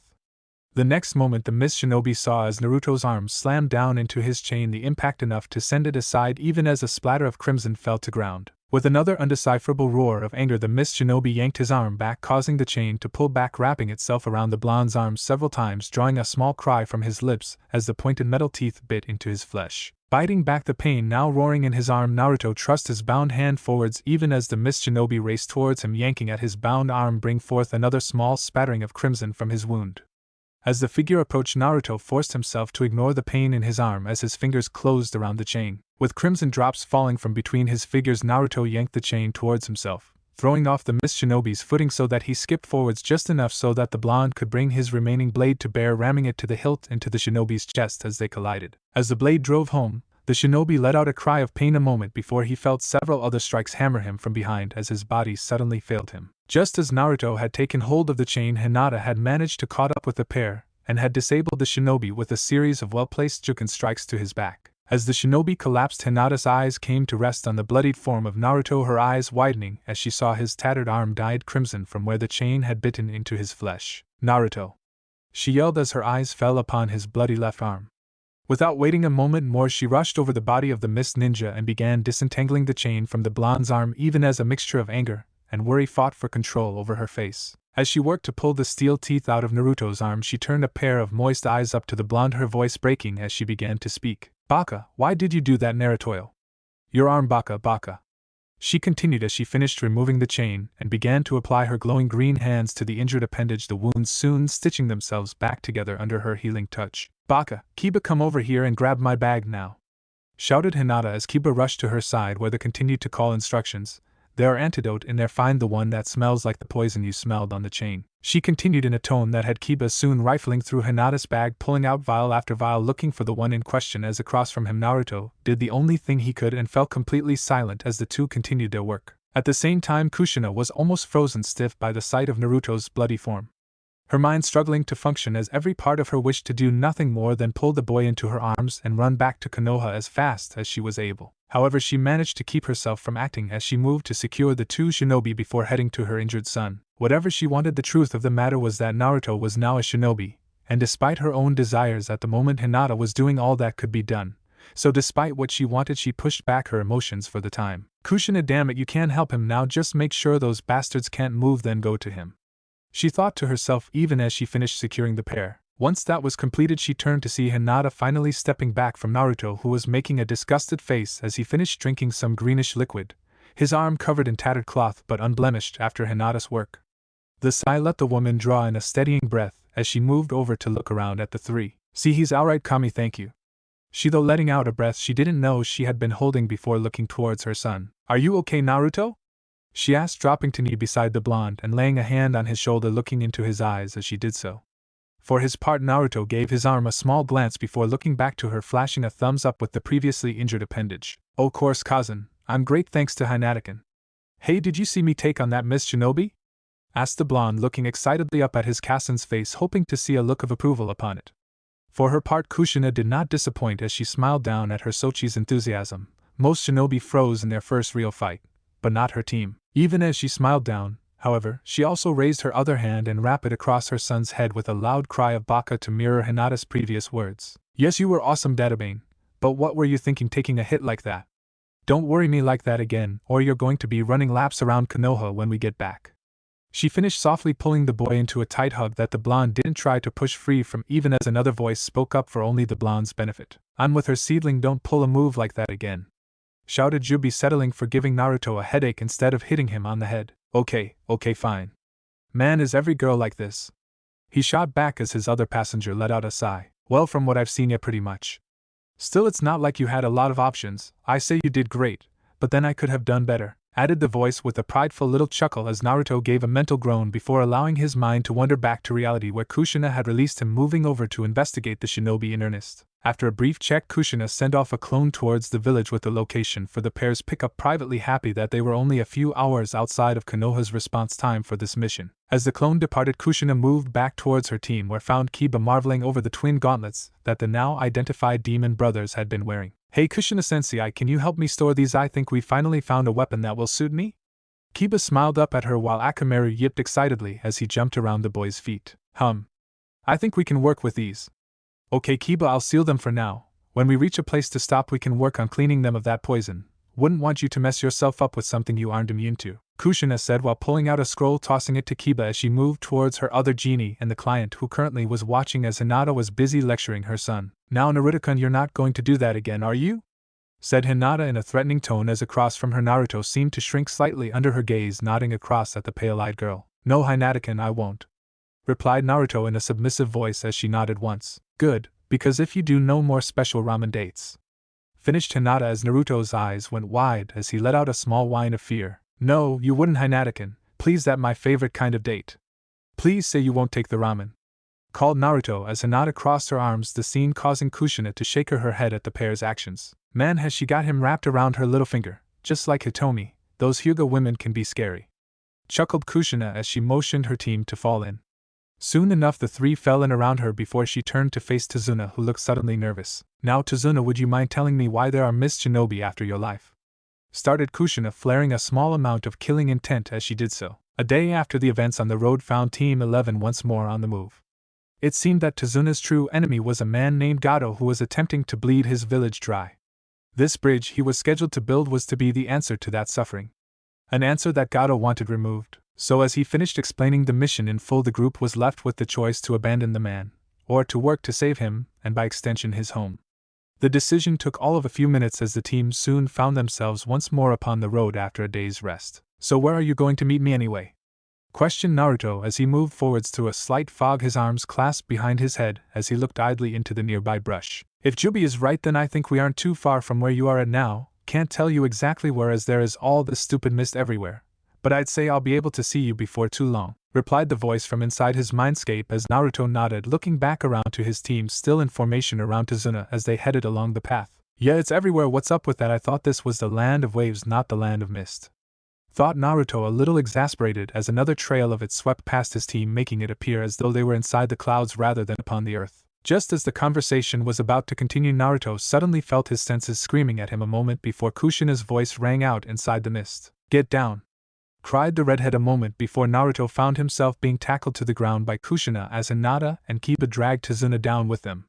As Naruto slammed into the ground, he looked up just in time to see a flying object pass just where his head would have been moments before, cutting the air as it went with a horrible slicing sound. A second later, with a sickening thunk, the object logged itself into a tree across from the group, drawing everyone's eyes as the mist parted enough to show what appeared to be some kind of massive blade, like an oversized meat cleaver now stuck into the wood. Before they could digest this sight, another movement drew their attention as a figure dropped to land upon the handle of the blade, his back to them. The man astride the blade slowly turned his head around so that a face wrapped from cheek to chin in bandages could be seen below two burning black eyes that focused upon them. As the group was making it steadily to their feet, the sound of cold, cruel laughter emanated from the figure standing upon the blade. Well, the red hot-blooded habanero, and 3 children, mocked the figure, as he stepped off of his blade, lazily grabbing his sword handle and wrenching it from the tree as he dropped to the damp ground before the group, the blade twirling once before coming to rest on his shoulder, as he smirked across at the 5. Looks like you've gone into babysitting. Such a shame they saddle someone like you with these brats who are trying to play shinobi. Still, I guess you must have some skill left to deal with the demon brothers. He continued as he swung his sword from his back with surprising grace and ease to point towards them. Kushina-sensei, who is that? Asked Hinata in a quiet voice as Shikiba and Naruto slipped into a defensive position around their client. Kushina in the meantime had moved to stand clearly in front of her team, the slight ebb of the mist causing her red hair to wave out behind her as she glared across at the man. That is Zabuza Momochi, the demon of the mist, one of the 7 ninja swordsmen of the mist. Or at least he was till he betrayed his village and ran off a few years ago, answered Kushina as she began to send chakra along the seals in her armor, causing them to burst into fiery golden light that with the red of her armor and hair caused to appear almost like a burning flame against the dull mist. I'm honored you've heard of me, Kunoichi. As a matter of professional courtesy, how about you hand over the bridge builder and I'll let you and your baby shinobi run on back to the leaf. No point in killing you and getting your husband after me if I don't have to, Zabuza said, lowering his sword slightly as he addressed the woman. Like, I need your offer. Maybe you should surrender before I show my students just what it looks like to take down a swordsman of the mist, responded Kushina, plating herself firmly in front of her team as she spoke the words, drawing a small smile to Zabuza's lips visible even behind his bandages. Not bad, Red, but don't blame me when I carve you to pieces, called Zabuza as he swung his sword back up point across at Kushina, even as the golden light of her runes began to bleed out across her armor, slowly swallowing the red and black of her outfit under a translucent golden shell. Team, stay with Tazuna, he may have backup, protect him at any cost, shouted Kushina as the golden light of her seals gave one more pulse before solidifying around her, leaving her ready for the fight ahead. Her clothing was now covered by a second glowing set of golden armor that hung just a few breaths from her body, though remaining affixed to it, mimicking her, as she lowered her arms to her side. The new plating still gave off the same glow as her chains, which soon formed from her back, clinking out past her armor to drape around. At the same time, her red hair had come undone, and was now flowing behind her, interlacing with bright golden chains that seemed to swish back and forth with the red wave. As her students watched, her arms rose slightly, now sporting armored gauntlets that extended over her hands, including a single golden spike that they noticed was connected to another set of chains seemingly sprouting from the woman's arms as opposed to her back. Zabuza's eyes glinted with a primal excitement as he gazed at the golden figure across from him, even as he began flipping through hand signs for his favorite justice. Kushina, however, had other ideas as she slammed a now gold-plated foot down into the ground, sending small cracks out as she pushed herself forwards. I don't think so, shouted Kushina, launching herself across the field, each step accompanied by a small impact that sent her forwards and another burst of speed towards the swordsman. As she neared, both of her arms waved out, the chains on either gauntlet springing forth into long golden lines that she swung inwards, her arms crossing as the chains scythed across the ground towards the swordsman's legs. As the pair of golden lines closed on him, Zabuza kicked off from the ground, leaping just as the chains crossed under him, forcing a hand down into his pouch to fling a wave of curved shrunken towards the charging woman as he hung suspended in midair. Damn it! He cursed as with a yank Kushina's gauntlets came up, dragging the golden chains with them like serpents to swat away the projectiles as she drew ever closer. With a flick of her wrists, Kushina directed the chains to recede back into her gauntlets even as Zabuza landed once more. The next second the swordsman was forced to bring of his sword up, bracing his shoulder against the flat side of his blade to use it as a shield as Kushina impacted the other side with the force of a bull. The impact sent the pair skidding back before. With a roar of fury, Zabuza swung the flat of his blade up, his muscles building as he hefted Kushina bodily up, flinging her skywards as his sword came swinging around to crash into the ground at his back. "Got you!" shouted Zabuza as he saw the redhead momentarily suspended, before flying through a set of sighs as 3 jets of water sprang to life from the nearby pond, taking on the distended shapes of dragons before they flung themselves towards the airborne woman. At the same time, Kushina managed to right herself just as the 3 attacks closed in around her like the jaws of some great beast. As the watery jaws slammed shut, Kushina's chains suddenly surged out, formed a barrier around herself to take the attack. The next moment the water dragon swung the orb into the ground, raking it across the field with a horrible grinding sound. As the watery beasts finally dissipated, the impact flung up a small cloud of dust that momentarily blocked the woman from sight. As the cloud receded, a golden glow became visible as the golden chains forming the dome slowly fell away, showing the uninjured Kushina standing in the crater from the attack. Just as the chains receded, there was a shiver of movement from behind the redhead as Zabuza appeared, swinging his sword down with a victorious cry. At the last second, Kushina flung both her arms up in a cross guard, the golden gauntlets across her arms pushing out, becoming slightly thicker just as the blade crashed into them with a streaking sound that rang across the battlefield. Sparks flew as the blade slowly cut through the golden plates. But by that time Kushina had leapt back, a few of her chains lashing out towards the swordsman, forcing him fall back to avoid become speared by the golden assault. As the 2 shinobi skipped to a halt, each glared across at one another before Zabuza let out a manic burst of laughter as he swung his blade back in front of him. Yes, this is what I would expect from you, Uzumaki. Come and feed my blade," called Zabuza even as the runes of Kushina's forearm glowed again, forming her chakra into another set of golden gauntlets. She flexed once before glaring back at the swordsman with continued, "So speak. It has been a long time since this executioner's blade of mine has fought against your kind, but I must say you do your people proud," Zabuza called as he set himself for the next assault. "You hold up pretty well as a member of the famous 7 swordsmen, 2 demon of the mist," called back Kushina as the 2 charged one another once again, the battlefield erupting once more into conflict around them. The genin who watched this could only stare open-mouthed at the battle. Kushina and Zabuza flung themselves fully into the melee. As Naruto watched Kushina smash a gauntlet fist into Zabuza's chest, he found himself memorized by the toe before him. Kazan is awesome. Hey, where are you? You have got to see this," called Naruto within the open spaces of his mindscape, even as Jubi found herself agreeing with the young man. "She is at that seedling. I must say that she does her people proud on the battlefield. Maybe she can teach you to forge your own armor someday, but for now keep your guard up just in case," advised the Jubi as a slightly haggard voice that sounded like it belonged to someone in the middle of a marathon spoke up. Ah man, I'm on my way.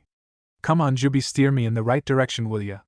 shouted the voice excitedly as Jubi turned back towards the pool, leaving Naruto once more to silently watch as the battle continued before him. At the same time, blasts of water and golden light erupted across the battlefield as the figures continued to engage one another, Kushina skipping back as Zabuza's blade cleaved a chunk of her golden shield clean through, leaving a jagged scar across her red armor, as she in turn swung a leg up that caught the man just under the chin, sending him staggering back a few paces. Taking advantage of his, Kushina rushed after him even as Zabuza allowed the momentum of the hit to pull him back from her strike as he spat a sharpened jet of water into the redhead's face. At the last moment, Kushina jerked her head aside so that the needle-like water merely grazed one cheek as she brought a pair of her chains whipping down towards the man, only missing his flesh as a pair of water clone rushed her from both sides, catching the blows before exploding into small showers of water, allowing the man a moment to kick back from her. "Damn, this isn't working out well. She is as tough as they say," panted Zabuza as he spared a quick glance towards the genin, and his target biting back a swear as he did so. "I guess I'll have to try something else," thought Zabuza even as he was forced back as 2 of the golden chains pierced his sword, forcing him to twist it to avoid getting impaled by the spikes that adorned them. As the chain sailed past, the man spun a kunai free, slashing down upon the links, sending them falling away as he ripped his sword around before charging the redhead once more. Haka, get out here and take out the bridge builder, while I handle her. Kill the genin if they get in your way, but kill that bastard, shouted Zabuza a moment before he swung his blade around towards the redhead once again. Damn it! Yelled Kushina in her head even as she was forced to duck under the massive blade. He has backup. I need to, she began, but was cut off as the blade swung up once more before slamming down, forcing her back into the battle before her. Meanwhile, across the misty battlefield, a masked figure in the guise of a hunter shinobi, complete with porcelain mask and darker clothing, jumped from the tree line before taking off towards the genie group, hurling Saban as they came. At the attacker's appearance, Naruto pulled Hinata behind him, a kunai already in hand that he used to deflect a pair of needles from reaching her, even as Kiba used his claws to the same purpose.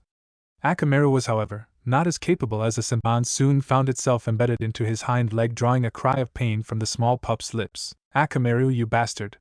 Roared Kiba as he charged ahead, the wind of his chakra swirling about him as he began to spin towards the oncoming attacker, soon becoming a swirling twister that tore forwards across the clearing. With a sudden crunch, the Inuzuka caught the hunter full force, causing them to skip back across the ground a few times before going still.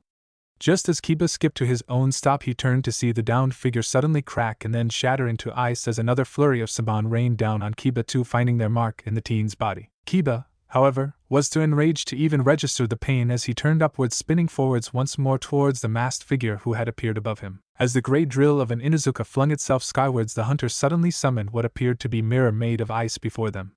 The next second, the hunter sand into the creation just before Kiba smashed through creation, shattering it to pieces that blew around him. Then, as if alive, the jagged fragments stiffened before turning to point towards Tazuna, suddenly blasting off towards the man, only to be intercepted by a kunai in the hands of Naruto, while Hinata had raced off to aid Akamaru. As Naruto deflected the icy projectiles, one managed to get past him, cutting into his shoulder, drawing a small cry of pain his lips, a cry that was picked up by Kushina, who allowed her concentration to waver for just a moment, allowing Zabuza to get a light cut in on her outstretched arm before her chains once more drove him back. The moment, however, did not pass Zabuza's notice, who saw his opening at last. So you care for the little ones, do you? Thought Zabuza, forming a quick hand seal that caused 2 water clones to rise from the leftovers of a previous assault. Once the clones were completed, each charged past Kushina towards the now unsupported figure of Hinata. Seeing this, Kushina shot herself off towards the girl in an attempt to intercept them, even as she cried out a warning towards the girl. Hinata incoming, she cried her words, causing the Hyuga to turn just in time to see the approaching clones, pulling back her sleeve to expose several Sanban launchers Shizen had given her before leaving. Taking aim, Hinata's free arm shot up to arm the weapons before firing off a full salvo of needles towards the oncoming clones. The first of the clones took 3 of the needles, shaking once before erupting into a small splash of water, with the second took note before hurling its blade like a giant shuriken towards the girl before another set of needles found him. Even as the clone vanished, the blade struck, catching the girl slightly on one arm and bringing forth a sharp cry of pain from her lips as a splash of crimson to leap from her arm, causing her team to turn terrified towards her. Hinata! Came the cry of several voices as the girl grabbed her bleeding shoulder and turned to see her sensei pushing Zabuza back before rushing towards her, even as across the field Naruto was doing much the same. Her eyes didn't focus on her sensei's figure, however, but rather directly behind the red head. Sensei! Was all she was able to manage before Kushina felt a bite of pain in her back, along with an impact that sent flying forwards as her armor broke under the blow. With a splintering impact, Kushina hit the ground, rolling to a halt just before Student, just managing to rise to one knee to face who she knew was behind her. With her now openly bleeding back to Hinata, she could tell it was too late. Zabuza's blade was already thrusting towards her, the tip already repaired thanks to her blood now being swallowed by the sword. Everything seemed to stop for a moment then, as she saw the weapon approaching her, and knowing that nothing she could do would stop it now. As her heart let out what could be its final beat, Kushina found herself closed her eyes. A silent prayer flooded their thoughts, praying that somehow the rest would be safe, and that somehow she could be forgiven for failing them. But then it happened, a thump. And then another, and another, as the blow she was so sure was to claim her life didn't come. At the same second this crashed over her, she noticed a few drops of something warm and wet hitting her face, prompting her eyes to fly open in surprise, and what she saw before her made her wish that that heartbeat had been her last. Kushina's violet eyes found themselves gazing into the sunset purple and blue eyes of her Sochi, her Naruto. As she overcame the momentary shock of this, she noticed in horror the thin trail of blood that was even then dripping down from the side of his mouth. Crimson life that, even as she watched, gathered into a single drop before falling down his chin to slap silently upon the edge of Zabuza's blade that had erupted from the boy's chest, its form already greedily drinking in the boy's life. Then everything stopped. whatever breath she had freezing in her, though her mind retreated in horror from what she was seeing. Numbly Kushina found her gaze moving away from the blade and back into her Sochi's face till their eyes meet once again. Memories then erupted before her, assaulting her, as she gazed upon him, a small baby chewing on a rattle as he looked up at his smiling parents. A blonde-haired boy taking his first steps across the living room floor, a look of concentration on his pudgy little face as her husband kneeled down with his arms stretched out with a look of happiness and pride upon it. A blonde boy running from two girls that chased him around a playground laughing while a small red-haired babe shrieked happily at the figures. A teary-eyed boy that sat on his bed looking back and forth between his parents' confusion in his eyes. All these and more suddenly flooding her mind even as tears began to well from her eyes. Sochi, she whispered in a broken voice as she extended a hand out towards her Sochi's face, even as the light behind his eyes dimmed, the lids falling slowly away from her, as the body went slowly limp. Then with a jerk the blade was reached back from his form, letting the body fall limply into Kushina's arms, who drew Naruto's body closer to herself as if trying to will the boy in her arms back into life, even as she began to shake, unable to contain the pain now rolling across her. "Well, I guess I was wrong. Those fake shinobi of yours were good for something after all," called Zabuza in a mocking tone, even as Naruto's blood continued to drip across his mother and into the grass below, dyeing it scarlet. With another vicious smirk, Zabuza heaved back his blade, ready to strike down upon the woman. However, before he could move forward to finish the job, a howl of complete anguish burst forth from Kushina. As he watched the woman cradled the mangled body of the blonde genin in her arms, her head thrown back in a cry of abject horror as the remnants of her golden armor shattered around her, golden chakra poured forth from her into a swirling whirlwind of pure rage and sorrow. Before the swordsman could react, the whirling chakra coalesced into giant golden chains, the size of those found on cruise ships, before surging forth from the woman, in seemingly random directions. The great golden objects slashed outwards, gorging the land and shattering trees as they carried forth the woman's sorrow. Before he could properly react, one of these chains shot forward at him, the impact smashing his blade to pieces before slamming him into the ground and raking him across the field in a horrible display of destruction. But even that did not silence the woman's grief, as Kushina continued to howl, holding her son's body closer to her body. Even as her voice began to wane, and her chakra chains fell to the ground, breaking apart and disappearing, she continued sob in agony, holding fast to the body of her Sochi, her anguished cry petering out into a simple amount of reaching sobs and gasps. A moment later, under that cry, Zabuza wrenched himself out of the crater he had been blasted into, his body horribly beaten as bits of muscle now shone clearly upon his back where he had been dragged across the ground. His pain all that was keeping him conscious as he forced his body to move, pushing back the pain that threatened to overtake him as he stepped towards his target. "Yo. You bitch. That hurt," he muttered as he forced himself forwards towards the remnants of Team 11. The team itself was little better than Kushina at the moment. Hinata was all but frozen as Zabuza approached her sensei, the girl's mind trying desperately to fight what she was seeing, even as it bleated desperately for it to not be true. With each step Zabuza took forward, she prayed that this was some kind of bad dream that she would wake up from soon, and with each step that prayer became more hopeless. Soon Zabuza stood before Kushina again, his blackened eyes looking down at the broken women before him, even as a few trails of blood continued to drip down his body. "For what it is worth," he spoke as he hefted his broken blade up once more, "he died as a shinobi should." He finished as he brought the blade down upon her, even as she held Naruto closer to her, unwilling to let any more harm come to him, even in death. But just like the last time, the blade did not reach its intended target. With a loud clang, the executioner's blade was intercepted by a black rod that swung up to meet it, the jagged steel of the sword now set against some kind of black material which pulsed with a faint purple aura. At the sound, Kushina found herself looking upon a glowing figure who now stood before her. He stood no taller than her own son had only moments before, his blonde hair even waving out behind him like Naruto's had. His clothing even looked similar, the jacket just a bit longer and yellow, emblazoned with a great black tree across the back of it, 10 branches stretching away from the design's center. As her mind took this in, a movement from the figure drew her eyes up where her mind once more stopped as a face she no look upon her once more. "Oh no. Kazan. Is he?" started the figure before her in a voice she had not dared to dream of hearing again. "Sochi?" asked Kushina in a broken voice, looking between the blonde boy before her and his twin in every aspect still nestled in her arms. "Naruto, you need to get rid of Zabuza now." "I'll think of something, but you need to get rid of him," cried the Jubi to the Naruto she had been training for the past 6 years, the Naruto who had been born the night that a little boy had given a servant of Kami the idea to change his fate. Chapter 6. Talking, Thinking / Mental Conversation. Decided to change font so it is easier to tell. Let me know it helps. Demon / God or the like. Jutsu. The secret is out. Kushina found herself looking upon a glowing figure standing before her. He stood no taller than her own son had, and seemed to be wearing a golden glowing jacket with a great black tree patterned across the back of it, with 10 branches stretching out from its base. As her eyes traveled up, she saw a familiar set of eyes looking down at her from the mysterious figure. "Oh Kami-Kazan, I'm sorry. If I had known I would have been here sooner," said the figure before her in a voice she had not dared to dream of hearing again. "Sochi?" asked Kushina in a broken voice, looking between the figure before her and the boy still nestled in her arms. "Naruto, there isn't time to explain, he can still be saved, but you need to get rid of Zabuza now," cried the Jubi to the Naruto, who now stood above Kushina even as the redhead finally passed out due to exhaustion. "Jubi, let's do this," he shouted in his mind. Zabuza could not tell what was happening before him. One moment he was bringing the remains of his sword to bear down on his victims, the next someone who was almost a complete copy of the boy he had just squired moments before appeared, and was blocking his blade with some kind of strange black bar that glowed with an odd purple energy. As he looked at the figure before him, his highly developed senses began taking in the new arrival's form as quickly as possible. The figure looked so much like the boy that still lay in the redhead's arms he would have sworn on his sword that they were twins. The same purple and blue eyes, the same height, hell, even the same hair color. The differences, however, were just as striking. While the first boy had been dressed in what he could only describe as an orange jumpsuit, this new figure seemed to be coated by a strange energy acting as clothing.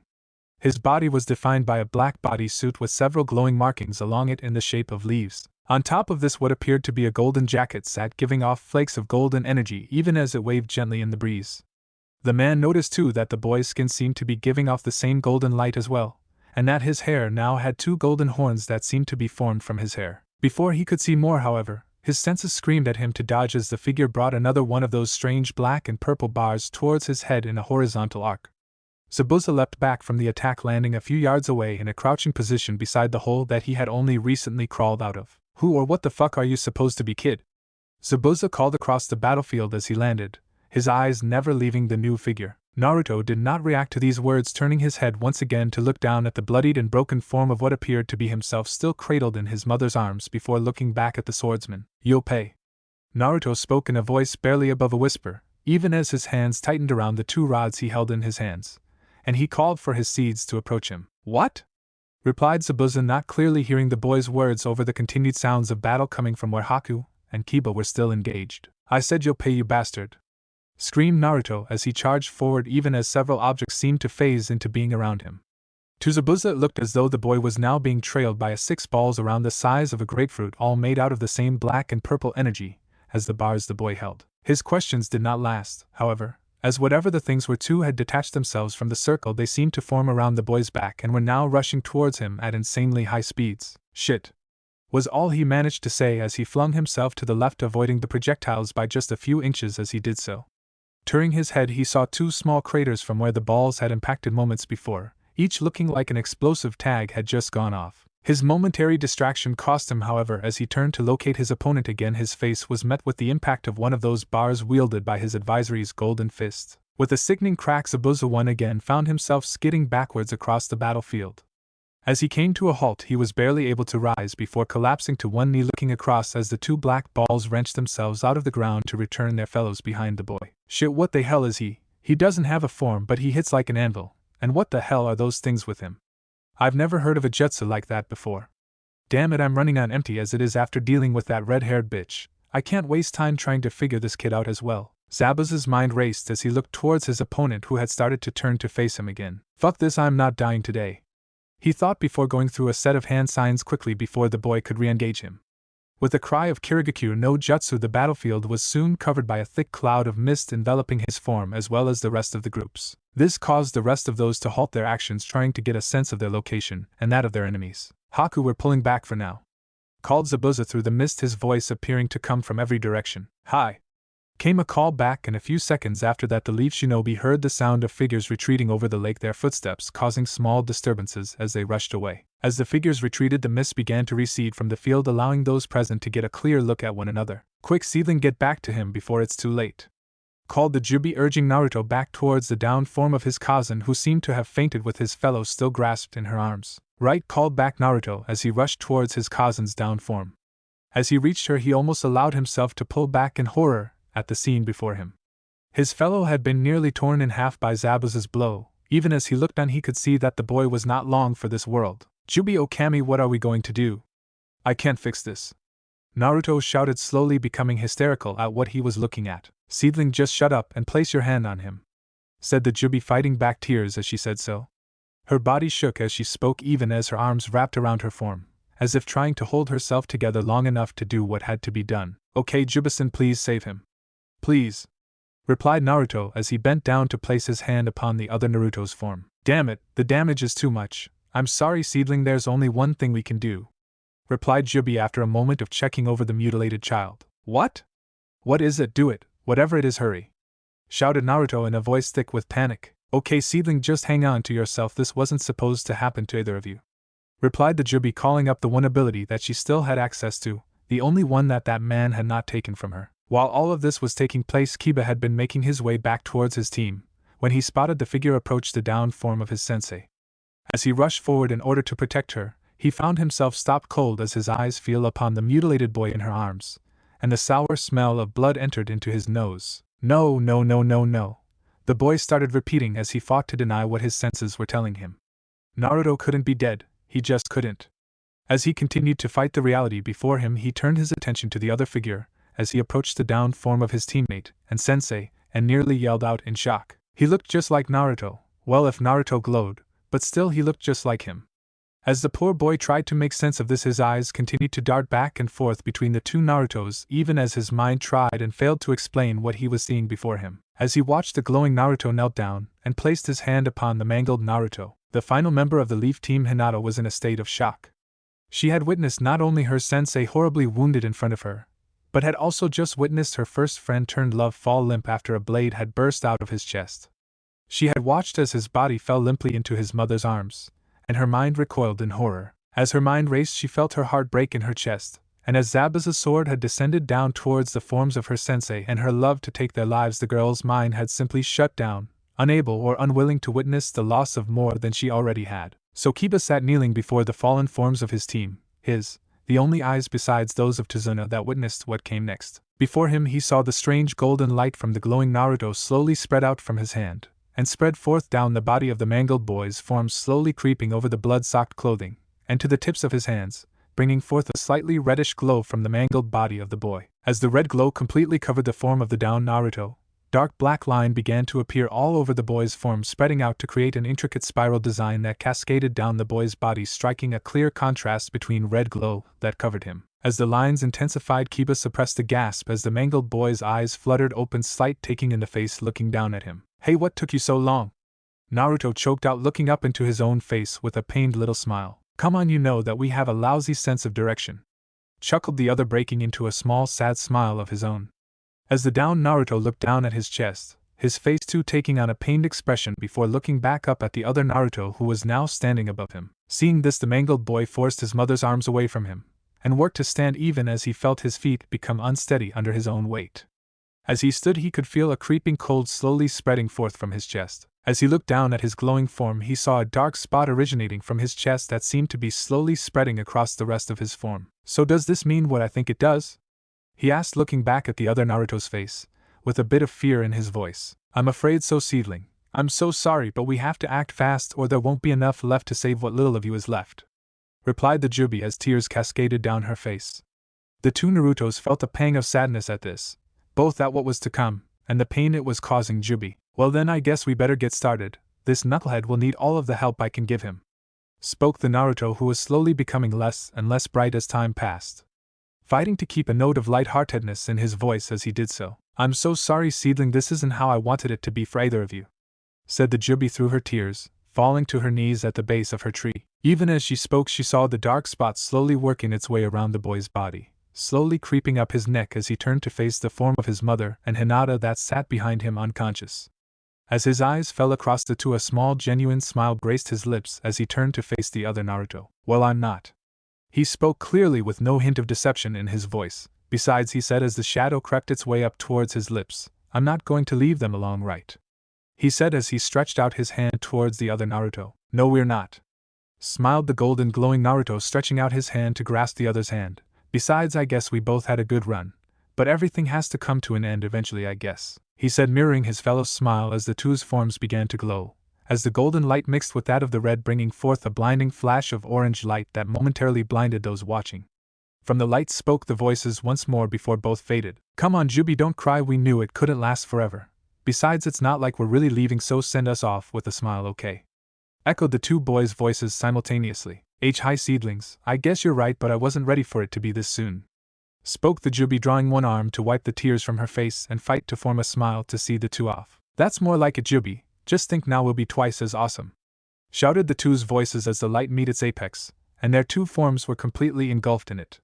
With a blinding flash, the light erupted into a brilliant blast of orange that could be seen reaching up into the sky for miles in every direction. On Toad Mountain, the great Toad Sage cried out in fear as the prophecy that he had given so long ago began to shake and glow before him, rattling back and forth as a strange orange light began to engulf it. Even as his aged eyes looked on, the scroll rose before him before unrolling and showing as two simple words beginning to glow and slowly fade away from their fellows as if eaten away by time. As the light faded around the scroll and it clattered to the floor, the doors to the Toad Sage's hall burst open as several toads shot forward to answer the cries of their elder.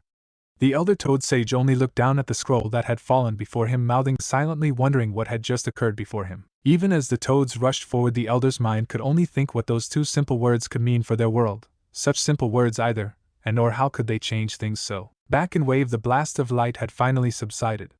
As it faded, it revealed that the two boys had been replaced by a single figure standing where the two's hands had met. No wind blew, and both animal and nature seemed to go silent for a moment. If one were to look around, one could have sworn that the trees themselves were swaying of their own accord to bow forward towards the figures that stood in the clearing. As Kiba watched this, he could not bring himself to do more than stare open-mouthed at what he was seeing. The new figure stood the same height of the previous two Narutos. His clothing had changed from either of the fellows as well. While he still seemed to be clothed in a full black suit, the color of the symbols and the jacket that adorned it had changed to a bright orange. As the figure turned to face Kiba, he saw that his eyes were now completely purple with small spattering of black one throughout them, all traces of blue too having seemingly faded from them. As he watched, the small black balls that had before circled the golden Naruto's form descended to create a circle around the boy, dancing about his form as if rejoicing in seeing an old friend once again after a long absence. Before they moved, too slowly faded into the figure's back. If Kiba had been able to see the boy's back, he would have seen the tree on the back of the jacket seem to shift slightly as upon 6 of its 10 branches a single black ball appears as if hanging from it like a piece of fruit. Tazuna was looking on in complete shock. A myriad of questions raced through his mind as had watched the battle between the shinobi, but now he was frozen in shock at what he was witnessing. He couldn't put into words what he was seeing. The boy he had seen die had appeared in glowing golden and driven off the shinobi with the huge sword. Then the first boy who had been hit had started to glow a kind of red and stand up, only for the two to join hands before a third new boy showed up. Even as he continued to look on, the light slowly faded from the boy, leaving him wearing a black bodysuit with an orange jacket over his fourth, the symbols on both fading until his garb no longer glowed. His hair also falling to lay delicately across his brow as a pair of headbands could be seen grasped in both of the boy's hands, one drawn back with a red cloth, while the other was adorned with a yellow one. As he watched, the boy looked down at the two headbands for a moment before tying one to each of his arms just above the elbow of both his arms. The new figure turned to face Kiba full in the face, Pharaoh-looking eyes into those purple ones, and for a moment silence fell between the two. Before the new Naruto raised a single hand behind his head, scratching slightly before breaking out into a familiar grin before speaking. Hi Kiba, Naruto said privately, hoping that the Inuzuka wouldn't freak out. This, however, was wishful thinking, as the Inuzuka only raised his hand to point at the boy before him. What? Whoa, how? Kiba managed before he just broke down into hysterical gibbering. Naruto, seeing this, could only rub his head a little more before letting his arms drop to the side and start striding towards the poor Inuzuka as he tried to understand what was happening. Once Naruto was standing before Kiba, he cocked back his fist, still holding one of the forehead protectors, before slamming the fist onto the top of the boy's head, causing him to fall onto his but rubbing his head savagely. Ouch, what the hell, Naruto, why'd you do that? Shouted Kiba, not thinking and instead just letting his voice speak what his mind had failed to grasp, that the boy before him was indeed Naruto. Well, it was either that or letting you stand there and wet yourself again, like that one time in class. Naruto responded with a chuckle, happy to see that his gamble had worked. For the last time, that wasn't what happened, I just spilled some of Akuma's water on me during lunch. Shouted the embarrassed Kiba, even as he began to focus back on his surroundings once again. As he looked up at the smiling blonde, he found his voice dying away as the events that had just occurred came crashing back down on him. Naruto, is that really you? He asked in a half-scared voice. The one and only buddy, replied Naruto, stretching his hand down to help the Inuzuka to his feet. Oh, and Jubi, you can stop crying, they're both fine, or I'm fine, or whatever the point is, stop crying, everything is okay. Thought Naruto, trying to comfort his companion. I know, my little seedling, it's just hard seeing them go, said Jubi softly, leaning back against her tree as she gazed up through its white and purple branches as the light that shone between them. Well, they didn't really go, but I understand. Just try and smile for all of us, okay? Replied Naruto softly. I'll try, my little seedling. I'll try. Just take care of you, team, for now. Something tells me we will have to answer a lot of questions soon. Finished the Jubi, closing her eyes as she finished speaking. I just hope Kazan and Hinata will be okay. Naruto thought back as he finished helping Kiba to his feet. So what happened just now, and why were there two of you, and didn't you get stabbed? Asked Kiba as he looked Naruto up and down, as if hoping the answer would jump out at him. Naruto only raised his hands at this, trying to calm his friend down before beginning. Okay, Kiba, I know you have a lot of questions, but for now let's get the rest of our team out of her. Kazan and Hinata need some treatment, and I can't do more than basic first aid, he said, turning to the still stiff form of Tazuna as he finished. Hey Tazuna, is your house near here? We need to get these two inside as soon as possible, called Naruto, knocking the man out of his daze as he did so. Wah, yeah, it's just down the road, said Tazuna, still in a complete daze at what had just happened before him. Good, could you show us the way? Asked Naruto, turning before Tazuna could answer back to Kiba. Hey Kiba, if you can grab Akamaru, I'll get Kazan and Hinata and K, said Naruto, looking over at the girls' unconscious figures. Sure, but how are you going to carry both of them? Asked Kiba as he bent down to scoop up Akamaru, as the puppy offered a quiet yip in thanks. Well, I can carry Hinata pretty easy, so I guess my seeds will just have to carry Kazan, Naruto said, looking down at the redhead, even as he bent down to lift Hinata from the ground. Before Kiba could ask what the hell Naruto meant by seeds, the black balls that he had seen floating behind the one Naruto during the fight emerged from Naruto's back, and slowly floated down until they lay three on each side around the down form of Kushina. As the boy watched, small black lines that looked like tree roots began to spring from each of the balls, intertwining themselves with each other to form a link of bedding underneath Kushina. As he saw the 6 balls rise, they now supported Kushina between them on the small webbing of black lines that entangled below her, all pulsing with the same purple energy as the black balls that seemed to be Naruto's labeled seeds. Cool, huh?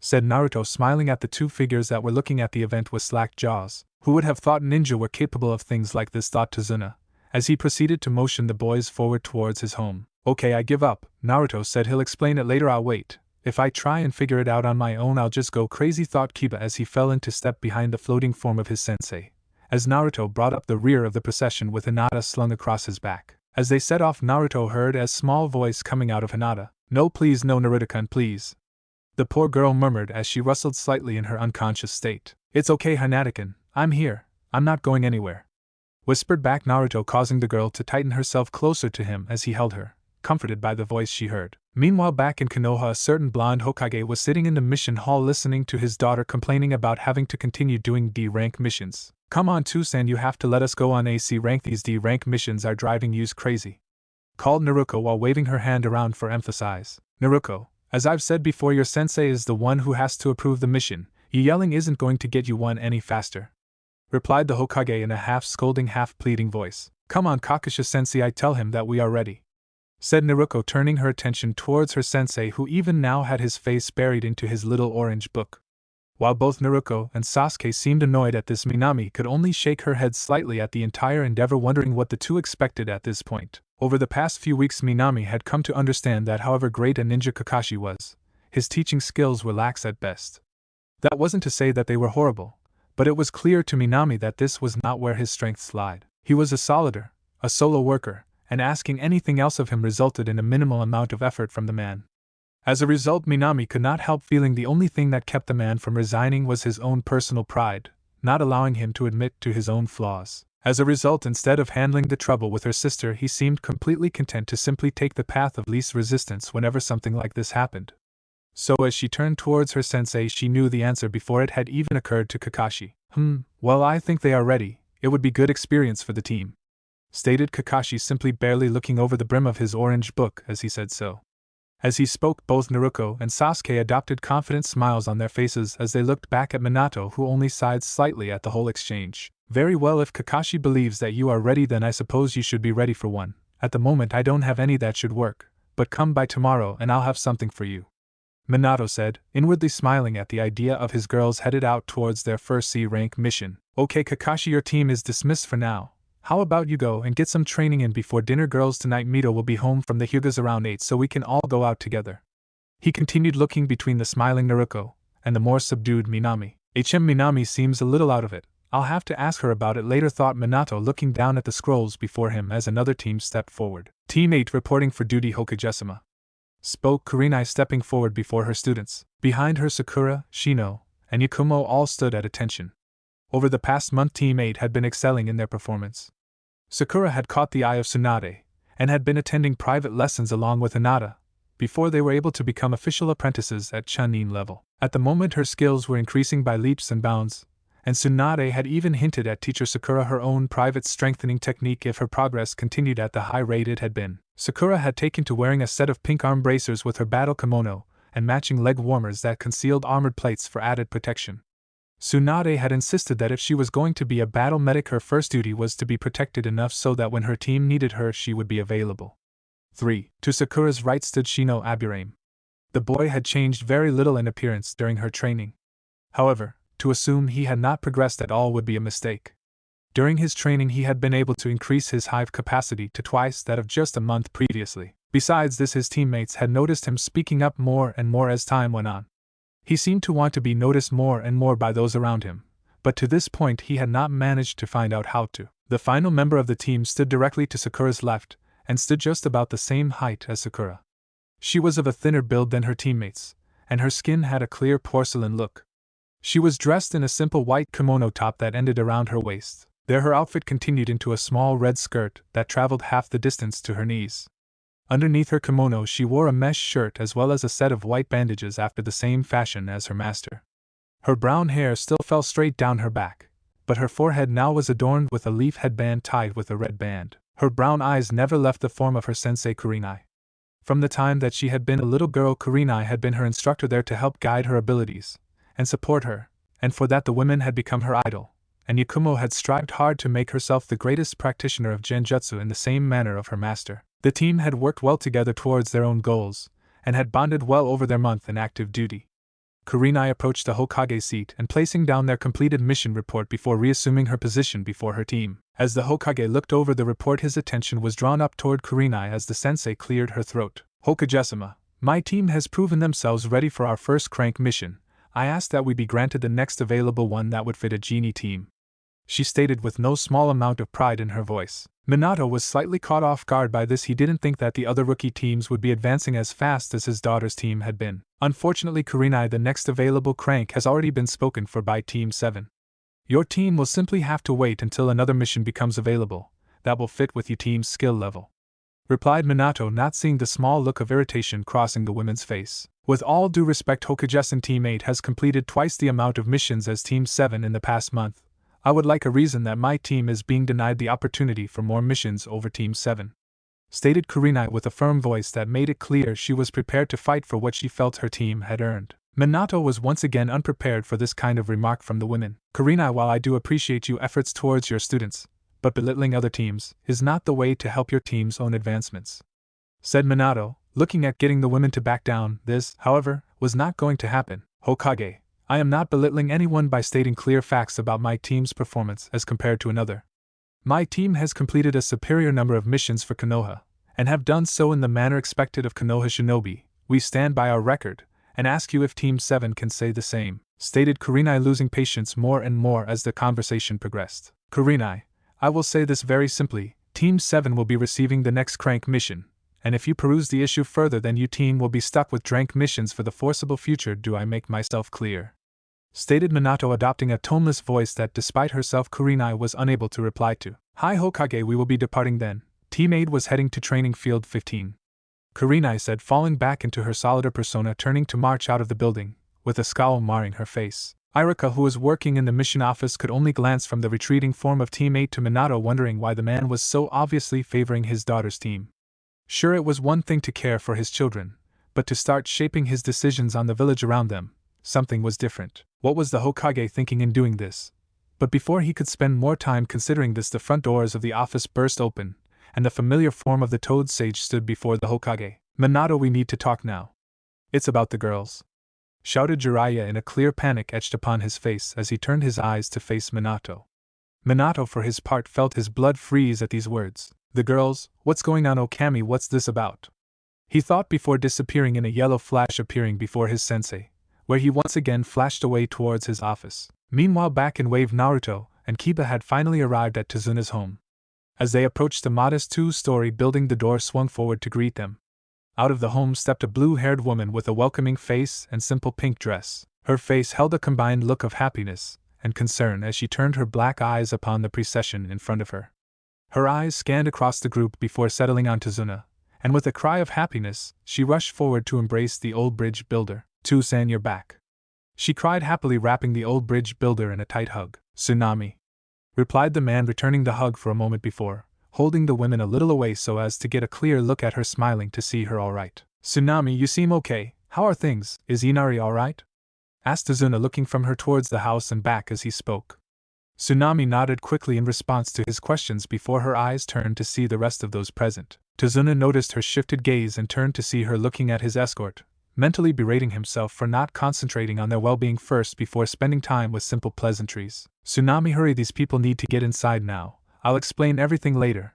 For now, just hurry and prepare a room for the women on the top floor." Tazuna quickly instructed his daughter, before turning to face Naruto. "Can you get her up there with?" Here he gestured towards the black webbing holding up the women. "Those things? Not a problem," replied Naruto before the seeds began to move forward, carrying the relaxed form of Kushina forward into the home, and towards the room following Tsunami. As this was occurring, the continued talking had been enough to start to rouse Hinata to waking. As she blurrily opened her eyes, she was greeted with a sea of blonde and orange directly in front of her, along with a voice she had feared never to hear again. As she continued to awaken, Naruto spoke again. "Okay, Kiba, let's head up and make sure Kazan will be okay. My seeds can keep her stable for now, but we really need to get Hinata awake to look her over," Naruto stated, directing both of them to follow Kushina's form inside. "Na, Naruto," Hinata said softly, as if not daring to believe her own ears. Her voice prompted Naruto to turn his head slightly so that he could see the girl draped across his back, greeting her with a large smile as he did so. "Hinata-kun, you're awake, are you okay?" Naruto asked as he looked into her eyes, those pale pupils, lavender eyes, into the new black and purple ones of Naruto. Hinata, however, was not comforted as their eyes met. As lavender gazed upon purple and black, a horrible feeling fell upon Hinata, and she began to struggle against the gentle hold of Naruto. "Hinata-kun, what's wrong?" asked Naruto, trying to keep the girl from simply falling off of his back, concern evident in his voice. "No, you're not him, let me go, who are you?" Hinata shouted as she landed a Jyoken strike upon Naruto's back, causing him to drop the girl. Hinata rose to her feet, taking a few steps back from Naruto, still not quite sure as to what was happening. "Ouch, Hinata-kun, why'd you hit me like that?" asked Naruto, rubbing his back where the blow had hit, even as he turned to look at Hinata with a worried expression on his face. "Seedling, the last thing she saw was you getting stabbed and dying. She has every reason to be suspicious of you," spoke Jubi for the first time in an hour, trying to help the boy understand what was happening. "Right, crap, how am I going to convince her that I'm me? Wait, Jubi, do I look different? Am I still blonde? Oh Kami, did I shrink? Please tell me I didn't. I'm already the same height as Hinata-kun, and she'd never go out with someone shorter than her," babbled the boy in a panic, letting his imagined fears get the better of him for a moment. "And here I was thinking that you might become more intelligent after what happened. Well, I guess that's out the window. Look, just calm her down for now before she hits you again," Jubi said, interrupting the boy's babbling. "Hi," replied Naruto, focusing back on a battle-ready Hinata before him. Meanwhile, Hinata was having her own mental debate as she took in Naruto's, or in her view the imposter Naruto's, figure. "Okay, Hinata, think the last thing you remember is Naruto-kun. Naruto-kun being. But the memory of what had happened to the blonde was still too painful to experience, so she simply continued. "Okay, but now I'm here, and someone is impersonating Naruto-kun. Wait, is that Kiba? No, wait, if that's not Naruto, that's probably not Kiba either. But why would they be in disguises? What is going on? Oh Kami, please let everyone be okay." Hinata continued to try and understand her situation, becoming more and more panicked as she did so. As the panic set in, she lowered herself into a classic battle stance as she instinctively activated her Byakugan, even as beads of sweat began to appear on her brow. "Wow, Hinata, what's wrong? Naruto, compliment Sakura again?" asked Kiba, stepping forward towards his female teammate, not understanding the situation he was walking into. As he got within range, Hinata lashed out, instinctively missing Kiba only by the virtue of the Inuzuka jumping back with a small cry of shock. "Hinata, what the hell?" Kiba called, looking at his teammate in confusion. "I know you're not Kiba or Naruto, so drop the act and tell me what you've done with them, or I'll force it out of you," she said, sinking into a battle stance between her two male teammates, taking a stance that made her appear like an animal ready to pounce. "Kiba, she doesn't know what happened, she's just confused. Just back off for now," said Naruto, raising both of his hands up in front of him before slowly making his way towards the distressed girl. Hinata turned to focus on his approach, glaring at the one who would dare mock her teammate like this. Seedling, I think she's actually going to kill you," spoke Jubi with a bit of concern in her voice. "It's okay, Jubi. I think I know how to help her. It's my fault that she is so scared. I have to help calm her down before she ends up hurting herself," replied Naruto even as he continued to approach Hinata. "Okay, Seedling, just be careful, it's been a bad enough day already," spoke Jubi with a touch of sorrow still in her voice. "Don't take another step, you imposter," shouted Hinata, focusing on the approaching blonde, her voice a mix of fear, anger, along with a small twinge of hope. Deep down away from her rational mind, her heart was begging for the boy before her to be real. "Hinata-kun, it's me, it really is, I promise you, please," Naruto said even as he closed in towards the girl with his arms still raised before him, only a few feet from the girl. He could see the emotions flying through Hinata's face as he stepped within a foot of her. "Oh Kami, she's terrified. Oh Hinata-kun, I'm so sorry, but it's going to be okay, I promise," thought Naruto as he stepped towards the girl. Hinata was still a torrent of emotions: the battle, her sensei's injury, the boy she loved, apparent death, the soon-to-be death of her sensei, now the boy before her that was so much like her Naruto-kun. Maybe, but before she could calm down she looked again into those eyes. They were just as kind as her Naruto-kun's, but they weren't his, they weren't. The girl shouted inside her head, as she thrust her left hand forward towards the boy's chest. To her surprise, however, there was no resistance from the blonde in front of her. Instead, her blow connected solidly with the boy's chest.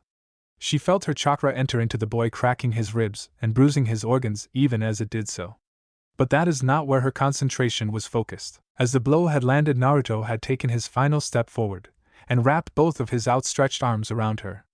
As she felt the arms encircle her, she looked up into the boy's face and saw a small smile that reached all the way up to his eyes, looking down at her. As she looked, Naruto spoke. "Hinata-kun, it's me, I'm so sorry for scaring you, but I promise I'll never leave you again, I promise," he repeated softly as he bent his head down to capture her lips in a soft kiss. Hinata felt the lips upon her own, and slowly felt the fear and anger begin to fade from her, as she leaned into the comforting grip of the boy. "Naruto-kun. Oh Kami, Naruto-kun, it is you. Thank you for being real," she thought even as tears of happiness fell from her eyes as she totally relaxed into the embrace. When the kiss had ended, Hinata simply sank into Naruto's embrace, holding tight to the boy as if afraid that if she let go he would disappear, her body shaking with suppressed sobs.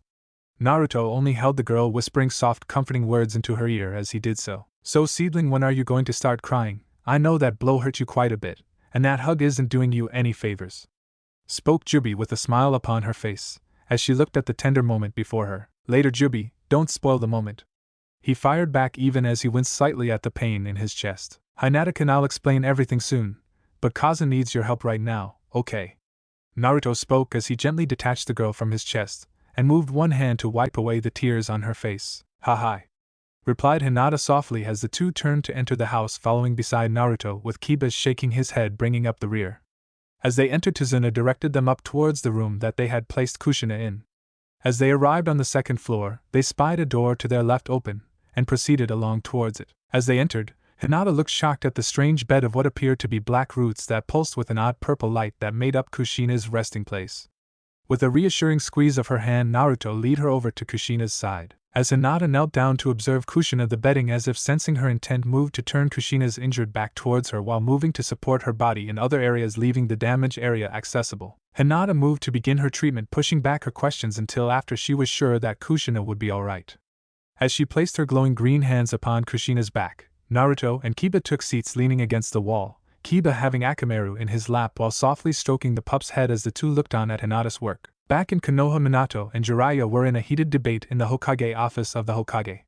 The two sat alone, having dismissed the guards and sealed the room only moments after arriving, and the two were now attempting to figure out what could be happening. "Jiraiya, I don't understand. I didn't think a prophecy could be changed. I thought they were simply a reading into a fated event. What could cause something to change that?" asked Minato, trying to understand the situation they found themselves in. "I don't know, kid. Nothing like this has ever happened before. Prophecies don't just change. It doesn't work like that. A prophecy can fail if something goes wrong, but in that case the scroll holding it just turns black." "No, this is something else," spoke Jiraiya, looking back at Minato. "But what? The new prophecy seems to say that one of the girls is going to fall now, but it also says that two will rise. What does that mean? It's not making any sense anymore," Minato stated. "I know, kid, it just doesn't add up, unless," said Jiraiya, pausing slightly at the end. Unless what? Questioned Minato, looking up at Jiraiya. Well, kid, we know both girls hold a part of the Kyuubi, right? Began Jiraiya. Right, but what does that matter? Asked Minato. Maybe that's the to arise part. If one of the girls stopped being one of the containers for some reason, then the Kyuubi's chakra would go back towards the other, meaning that one would hold both. Said Jiraiya. Wait, but if one of the girls lost their half, that would mean. Started Minato, a look of horror upon his face. Yeah, it would mean one would fall. Said Jiraiya sadly, without meeting the blonde's eyes. No, Jiraiya, I don't believe that, not after everything we have gone through for them.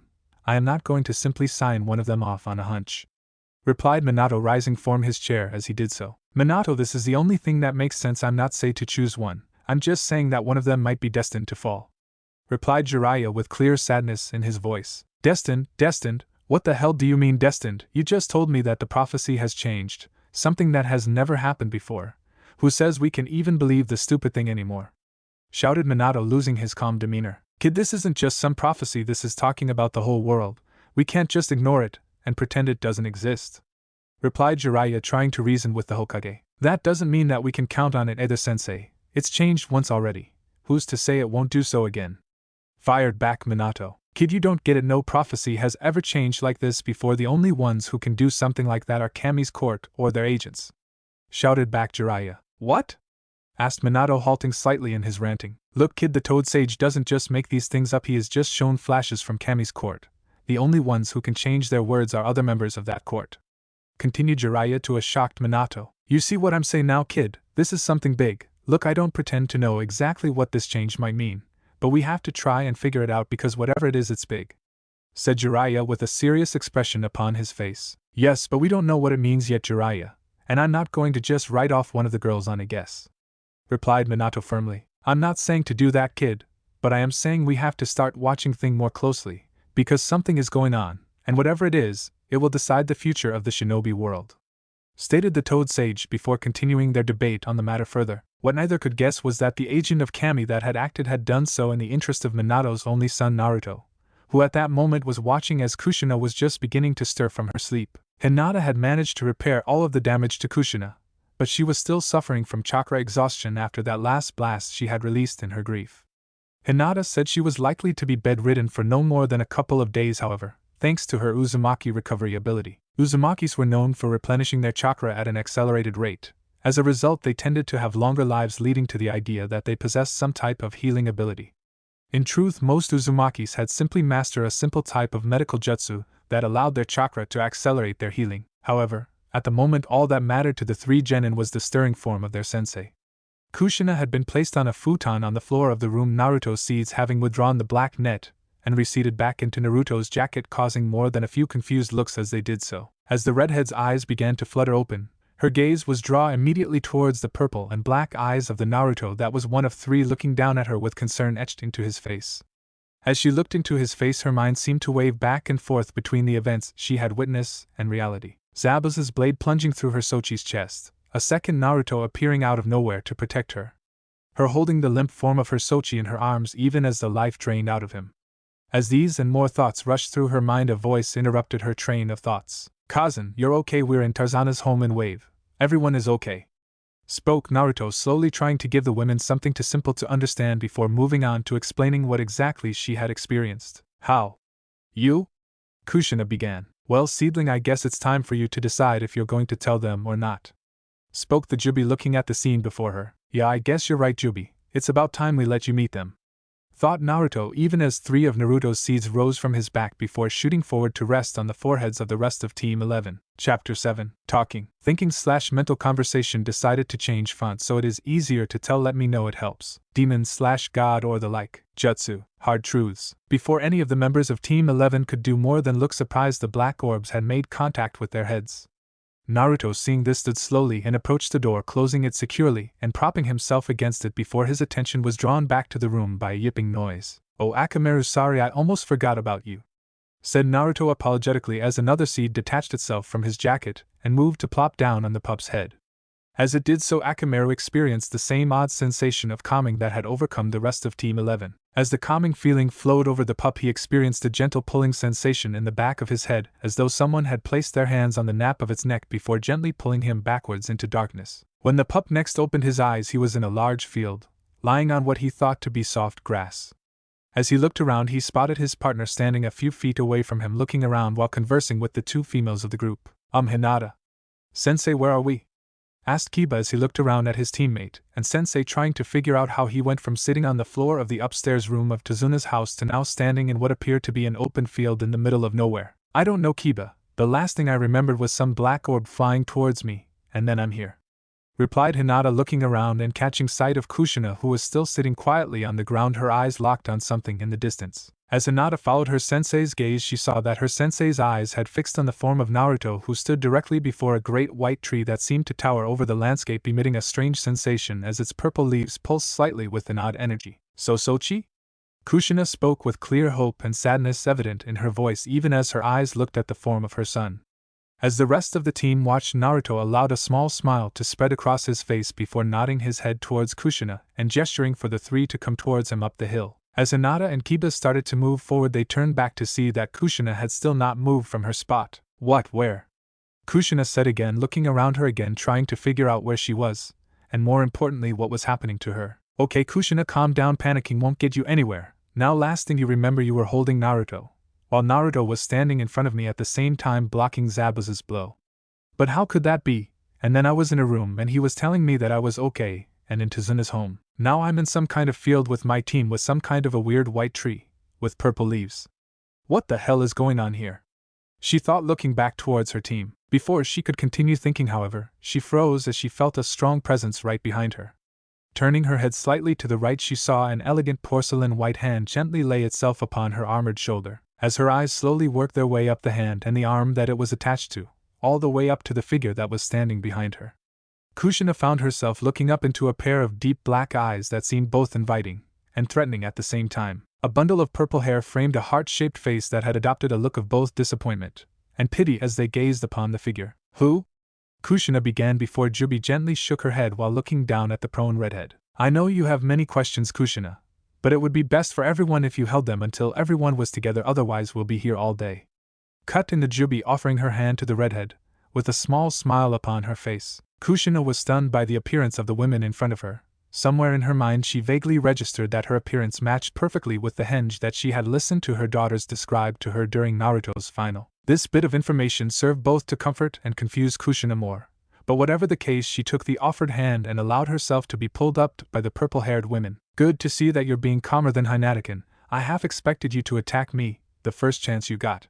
Chuckled Jubi as she proceeded to make her way towards the tree and the waiting members of Team 11. The other members of Team 11 except for Naruto were in the meantime looking slack-jawed as the purple and red-headed women made their approach towards their position. Wait, that's the woman that Naruto henged into during the exam. What is she doing in Wave? Wait, are we in Wave? God, what the hell is going on around here? I feel like I'm going crazy. Thought Kiba while grabbing the sides of his head. Oh no, you don't, brain, you stay in there, daddy need you. Meanwhile, Hinata was still in a mild state of shock after the events earlier. Now adding this on top of it was putting the poor girl into another state of confusion. Wait, isn't that the woman from the exam? What is she doing here? Wait, where is here? Last thing I remember was being in Tazuna's home and then a black orb. Now I'm in a field with everyone and some purple-haired women. What is going on here? She thought, looking over at Naruto with a questioning expression on her face. Naruto seemed to notice this as he gently took her hand while giving her another comforting smile. It's okay, Hinata-kun, I'll explain everything once Kazan gets here, stated Naruto in a soft voice, directing her attention towards the two approaching figures again. As they watched, Kushina and Jubi finally made it to the bottom of the tree and looked around at the assembled team. As Team 11 looked between Jubi and Naruto with questioning looks upon their faces, waiting for one of the two to start the explanation. However, before either could speak up, Kushina's willpower finally collapsed, causing her to leap forward towards Naruto, carrying the unsuspecting boy to the ground along with her. Ak! Naruto called as the redhead grabbed hold of him, crying as she did so. Sochi, oh Kami, Sochi, is this real? Please let this be real, cried the mother while holding tight to the boy who was steadily turning blue from lack of oxygen. Kushina's calls slowly faded into a series of emotional muttering. Hinata, for her part, understood the woman's actions completely. Seeing the boy alive was a shock at best. Once the idea had settled in, the only feeling that was left was relief, thus the present situation. While I do find this moment heartwarming and all, the seedling has already been through enough today between Zabuza and Hinata-kun over her, piped up Jubi, gesturing a thumb over at Hinata as she spoke, causing the girl to go bright red, remembering her previous actions. This statement caught Kushina's attention long enough for Naruto to gently extract himself from his mother's grasp and move to stand once again. Thanks, Jubi, stated Naruto, helping to pull Kushina to her feet even as she wiped tears from her eyes. No problem, seedling, but don't you think it's about time you introduce me properly to your team? Asked Jubi, allowing a small smile to cross her face, as her words spurred the rest of the group to turn their attention once again upon Naruto. Oh yeah, cousin, Hinatakin, Kiba, this is Jubi, she's the nice lady that lives in my head, said Naruto, smiling as he spoke, not noticing that Jubi had stepped over and begun banging her head repeatedly against her thigh while muttering baka to herself over and over. What? Shouted all three members of Team 11 as Naruto finished his explanation. Jubi halted her activities for a moment to turn towards Naruto with an incredulous look on her face. Naruto, would you mind introducing me in a way that doesn't make people think that you have completely lost your mind, or is that too much to ask? Said Jubi in a sarcastic voice. Hey, what does that mean? Fired back Naruto with a hint of indignation in his voice. While the two were arguing, Team 11 were looking back and forth between the two, trying to decide if they were ever going to stop. It means, seedling, that you're not helping the situation by saying things like them, when they don't know what's going on, replied Jubi while readjusting her hair out of her face to look back into Naruto's face. Hey, that's what you are. What's wrong with telling them like it is? Naruto said with a hint of annoyance in his voice. It's not what you said, it's how you said it, said the Jubi, obviously losing patience with the boy's attitude. Huh, said Naruto, crossing his arms and tilting his head to one side. This conversation continued for several more minutes until Kushina finally lost patience in waiting for someone to explain their current situation, so with her usual level of delicacy, and with an amazing amount of restraint, she addressed the two in a calm and respectful tone. Will you to stop bickering and tell us what's going on and who the heck you are? Shouted Kushina, gesturing towards Jubi, as she finished. Her voice caused both Naruto and Jubi to stop their argument, and swivel their heads to face her. While Kiba took shelter behind Hinata, having heard that tone from his mother on more than one occasion. Oh right, sorry about that, chuckled Jubi as had a branch lower behind Naruto and wrap around his mouth to stop his retort before it could begin. This action caused the attention of the rest of Team 11, of course, which did not escape Jubi's notice. Don't worry about him, he'll be just fine, I promise, said Jubi, waving her hand dismissively at Naruto as the boy attempted to bite his way free of the branch, to little effect. The team turned to face Jubi with questioning looks while she looked off slightly with a bit of a guilty look on her face. Anyway, would you mind telling us who you are, and where we are? I don't remember being in a field, Kushina began, focusing her attention away from her son once she was sure he was in fact in no danger. Well, Kushina, you may call me Jubi.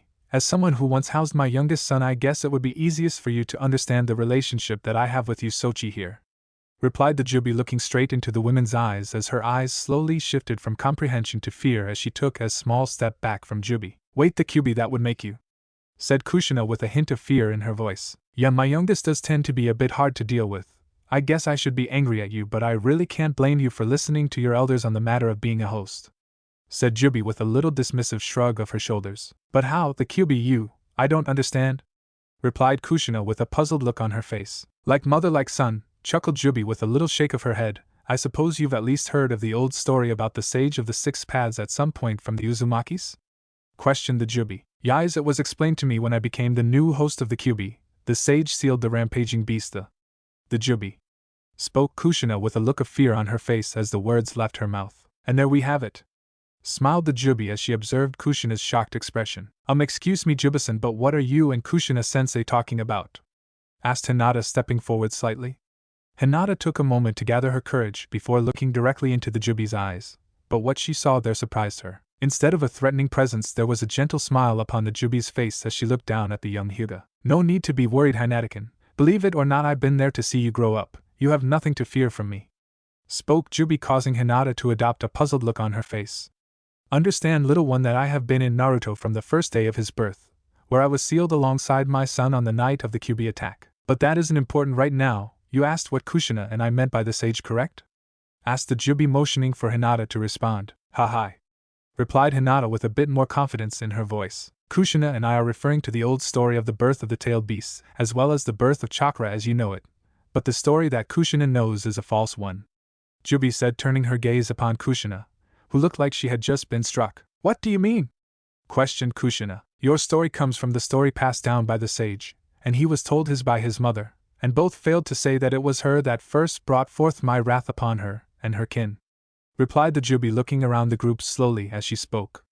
Before anyone could voice another question, she began again. Long ago I was tasked by Kami to guard his fruit upon my branches, and I did so for centuries.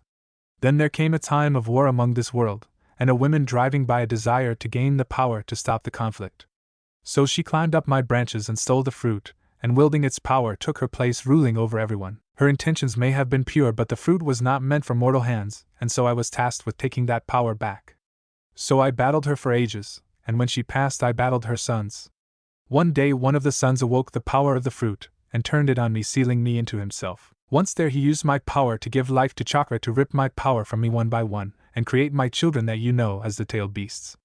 Here Juby looked off into the distance, a look of anger upon her face. Then that bastard sealed me into the moon, where I could not look after them. Instead he just let them free into the world alone, where they fell one by one until they all are seen as nothing more than tools for war. Finished Juby with a hint of tears in her eyes. This did not go unnoticed by Team 11, as they could not help but feel pangs of guilt at hearing the story. So does that mean you're? Started Kiba, looking more than a little lost at the whole situation. I am the guardian tree, or in your people's words the 10-tailed beast, replied Juby, to which Kiba only looked more confused. Juby's sweat dropped slightly at this. Okay, you know how Naruto and Minami have the Kyuubi? She asked, looking at Kiba as he nodded. Well, I'm like that, only not as angry, fluffy or well-known, get it? Juby finished, prompting Kiba to nod in response. That still doesn't explain how you got into my Sochi, piped up Kushina after recovering from what she had just heard. Well, your third Hokage decided to take all 3 of your children for the sealing, and the Shinigami decided to let me out of the moon, and let me set up shop here, replied Juby, motioning to the field around them. So where is here? Responding to the Juby's gesture. Well, this is inside his mindscape, replied Juby, gesturing back at Naruto, who had finally managed to break free of the tree branch. Yadadabayo, this is all in my head, pretty neat, right? Said Naruto excitedly. Wait, if you have been in my Sochi's head for so long, why am I just now finding out about this? Asked Kushina, staring directly into the Juby's face. Naruto, I'd like you to go and take Hinata-kun and Kiba-kun away for a bit. There is something I have to talk to your mother about in private. Okay, said Juby in a calm, commanding tone. Naruto, hearing that tone, decided it was best to head out for now, and gestured for the 2 to follow him off from the hill to give the 2 women some more privacy. Once the 3 were out of earshot, Juby turned her attention back to Kushina. Well, Kushina, the reason you didn't realize I was here was because until recently you weren't exactly part of your Sochi's life, were you? Spoke Juby, with a tone that was not judgmental, but not comforting either. Her words hit Kushina like a blow to the face. For a moment Kushina was about to fall in on herself once again, but managed to hold on.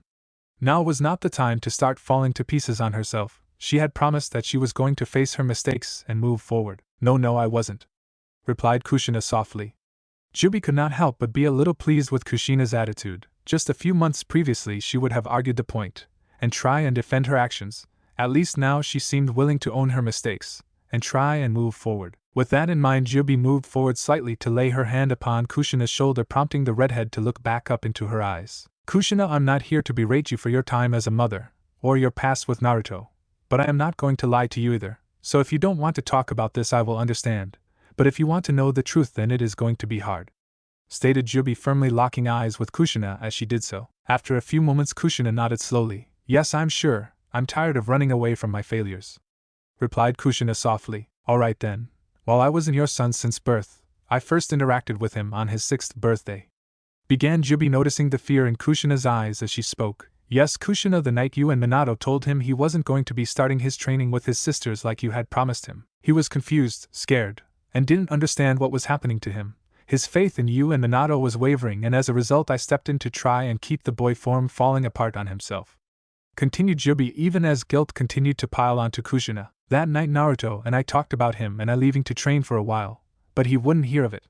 He refused to leave his family even for the prospect of power, or his own advancement, continued Juby, noticing a small smile of pride spreading across Kushina's face at the idea of her son's actions, even as sham at her own continued to be present. I swear the boy can be so stubborn, chuckled the Juby. Yeah, I guess he gets that from me, replied Kushina with a slight chuckle of her own. Anyway, I couldn't get him to follow me, but I couldn't let him stay and get himself hurt waiting for you and your husband to wake up. So I had to improvise. Juby finished with a little shrug of her shoulders. Improvise?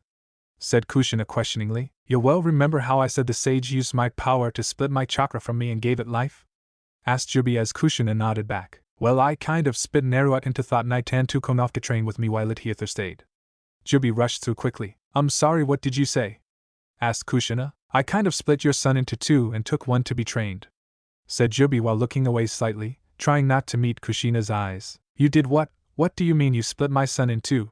Shouted Kushina while grabbing the front of Jubi's battle kimono and shaking the women as she did so. It's not as bad as it sounds really, replied Jubi quickly as she freed herself from Kushina's grip. Explain, said Kushina in a voice only a worried mother could make. Okay, but let me finish. Okay, stared the Jubi, waiting for Kushina to nod before continuing. Okay, that night I split Naruto and took one off to teach while the other stayed at home for you to teach. The two shared a link with me that allowed them to talk about their lives with one another, but they couldn't share training as it would intervene with each other.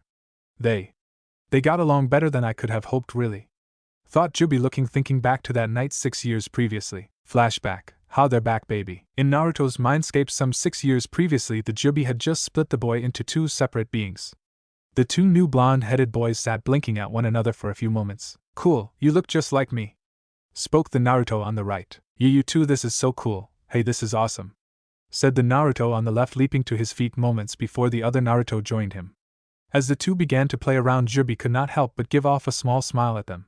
Before that, as the two started to argue about which got to stay and go, which turned into a small fight. After several games of Janken rock paper scissors, the matter was eventually put to rest, and the boys found them sitting on the floor of their room looking at one another, having decided who would go and who would stay. End of flashback. So the two grew up separate from each other, but always in contact, until that is what happened recently, continued Jubi, allowing a slight look of pain to cross her face as she thought back to the events that had happened this day.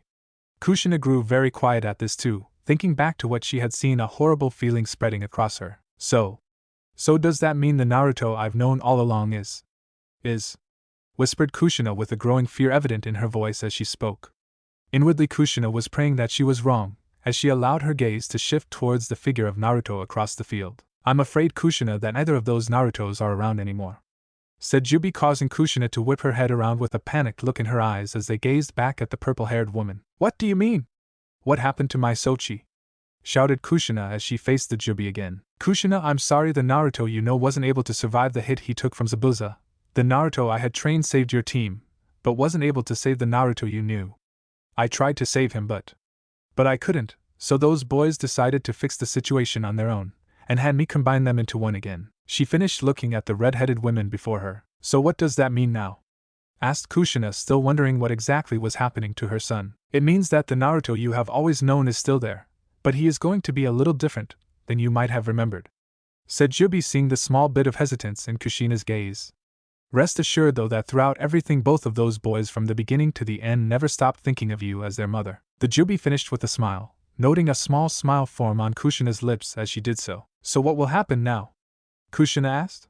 At this, Jubi could not help but chuckle slightly before gesturing towards the three students who at the moment were watching as Akamaru was flying around their heads, one of Naruto's seeds clamped in his mouth. Well, I guess we need to explain this to your other students first, and from there I guess we play it by ear, said the Jubi with a little shrug of her shoulders. I guess we will have to, Jubi-san, Kushina said, turning to look at the figures of her team. Before that though, I want to thank you, Kushina continued, causing Jubi to turn to face her. Thank you for being there for my Sochi when I wasn't. She finished with a sad little sigh. No need, Kushina-san, no need, just make sure that you are there for him from now on, replied Jubi with a smirk. Count on it, replied Kushina as the two started towards the rest of Team 11. Meanwhile, back in Konoha, Minato had just left his office after the long conversation with Jiraiya finally coming to an end. Jiraiya had decided to head out see Tsunade and see if he could find out how she had managed to get Kushina through the experience of losing the Kyuubi the first time. Minato, however, was headed home to meet his daughters, before taking them out to grab a bit to eat. As Minato walked through the village, he answered the waves and bow of the Konoha people that he passed while moving towards his home as he allowed his mind to wander. I'm sorry, sensei, but I'm not just going to accept losing one of the girls because of this prophecy. Not if there is a way to save them. I just hope Tsunade is willing to help. She has seemed rather distant with me as of late. I wonder if it has something to do with Kushina. Come to think of it, they both started acting the same around the time that Naruto pulled that tarp over the Hokage monument. As his thought fell on that memory, he felt a clear bit of guilt hit him as his thoughts turned to that day, and what he had yelled at Naruto. I still can't believe I said that to him. I'm starting to wonder if this prophecy thing is even worth what it costs. No, and oh Minato, you can't just stop when things get hard for you. Your first duty is to the village and your family. Even if Naruto and Kushina hate you, it doesn't matter as long as they are safe. That's all that matters. I just hope that someday they will forgive me for what I have to do for their own good. Minato thought with a shake of his head, as he approached his front door. Sometimes I wish I wasn't born into the shinobi world, all it seems capable of destroying lives. Just look at the Hyuga family, brother pitted against brother in a desperate bid to prove who is worthy of being selected as the next main branch member. And poor Hitomi attacked by a Kuma shinobi only an hour after giving birth to Hanabi. She lost the use of her legs from the attack, but I suppose that she considered it a fair price for protecting her child. This world of ours seems only to destroy people. I guess all we can do is protect what we can while we are here, thought Minato, stepping forward into the living room to greet his daughters. Hey girls, all ready to go out to dinner? Minato said, smiling as the girls turned to face him. To-san, cried Mito, excitedly waving at Minato as he entered the room. Welcome home, Minami said softly with a little smile that did not reach her eyes. As of yet she still did not know exactly what to think of her parents, so she had simply chosen to stay open and watch to see how things would play out. Yo To-san, where are we going? Asked Naruko, turning a huge fox smile upon her father's form as she did so. Well Naruko, I thought we'd head out for barbecue, how does that sound? Smiled Minato as he turned his eyes upon the others. All three of the girls nodded excitedly at this and ran to grab their shoes to follow their father out to dinner. As the family exited their home, Minato gave a quick look up at the sky, hoping that Team 11 were safe, and that he and Jiraiya could keep the family from losing one of the girls. Back in Wave, Team 11 had just awoken from their time in the Mindscape experience. After Jubi and Kushina had approached them, they had attempted to explain most of the events, while trying to make sure that each member understood the importance of keeping this kind of information confidential. Jubi had bid them farewell, actually giving Kushina a quick hug before she left while whispering a quick message into her ear. Whatever it had been, it had caused the redhead to pause for a moment before nodding her head and whispering something back into the Jubi's ear that caused her to actually start to laugh as the team felt the pull and found themselves exiting the Mindscape. As each of the members of Team 11 blinked and began to take in their surroundings, Kushina let out an audible groan as the fatigue and her injuries made themselves clear to her for the first time. Ouch, if I'd have known I was in this much pain I would have stayed asleep, said Kushina through gritted teeth, forcing a small smile as she did so. Kushina-sensei, you shouldn't move yet. I was able to help with your injury, but you should at least wait for a few more days before you're okay to move, spoke Hinata as she leaned forward to push Kushina back down onto the futon. Hi, replied Kushina as she laid back down at Hinata's insistence. So sensei, what are we going to do now? Asked Kiba, looking over at Kushina. Well Kiba, I'll be up and active in another day or two. From what I've heard, Zabuza wasn't in much better shape than I was, so we can at least expect he won't be active for at least another week. So in the meantime I want at least 2 of you with him at all times. 1 of you will remain here with me until I recover. Once I'm back in action I'll be stepping up all of your training. We have a month to spend here and I don't want to see anyone getting lazy on my watch, understood? The redhead finished with as much energy as she could muster. All 3 of the genin nodded in response to this and moved to exit the room so that Kushina could get some rest. However, as they were standing, Kushina reached out to grab hold of Naruto's arm before he could rise to his feet. Naruto, I need you to stay, please, she said softly, looking up into Naruto's now purple eyes. The other 2 members of Team 11 excused themselves from the room, as Naruto moved to sit back down beside Kushina's futon. Naruto, I need to talk to you. Jubi told me that she and you met on your 6th birthday. Kushina started softly. Hi, she and I meet that night. I was really confused and she showed up to help me calm down, replied Naruto. I see, replied Kushina, not breaking her gaze from the boy in front of her. Naruto-kun, would you be willing to do me a favor? Kushina asked softly. Sure, cousin, what do you need? Asked a confused Naruto. Sochi, I need you to tell me everything about your life in Konoha, everything that I should have known, stated the redhead in a voice that was mixed with both determination and a hint of fear. Naruto started to look away, but before he could, Kushina had placed one of her hand on the side of his face, turning his eyes to meet her own again. Sochi, please, I need to know, whispered Kushina softly. Hi cousin, replied Naruto. I guess it started when I overheard the conversation between you and the Hokage, back on my 7th birthday. He started.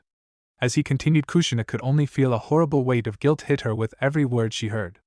By the end, whatever doubts she had about her own failing were washed away. Once Naruto had finally finished, Kushina simply laid there, 1,000 thoughts battling to gain ground in her mind. He knew all along what we did, and he didn't say a thing.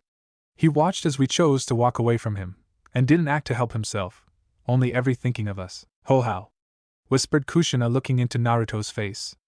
Naruto didn't know what she meant, so only tilted his head slightly as the response, trying to understand his cousin's words. How could you ever forgive me?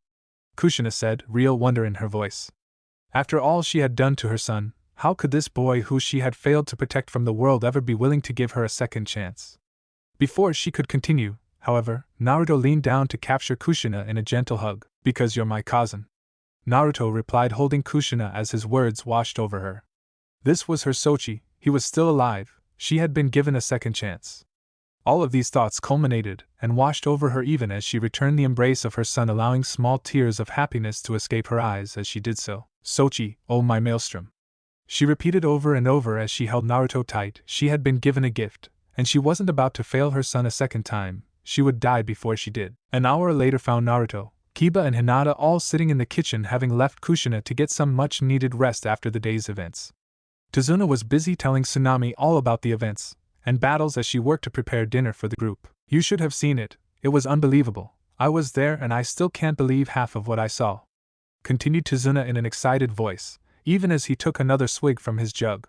Tsunami could only shake her head at her father's actions, believing that most of his tale must have come from the bottle and not from the actual events. Naruto in the meantime was talking to Hinata and Kiba about his new appearance and memories. So if what Jubi said was true, then you're like two Narutos in one, right?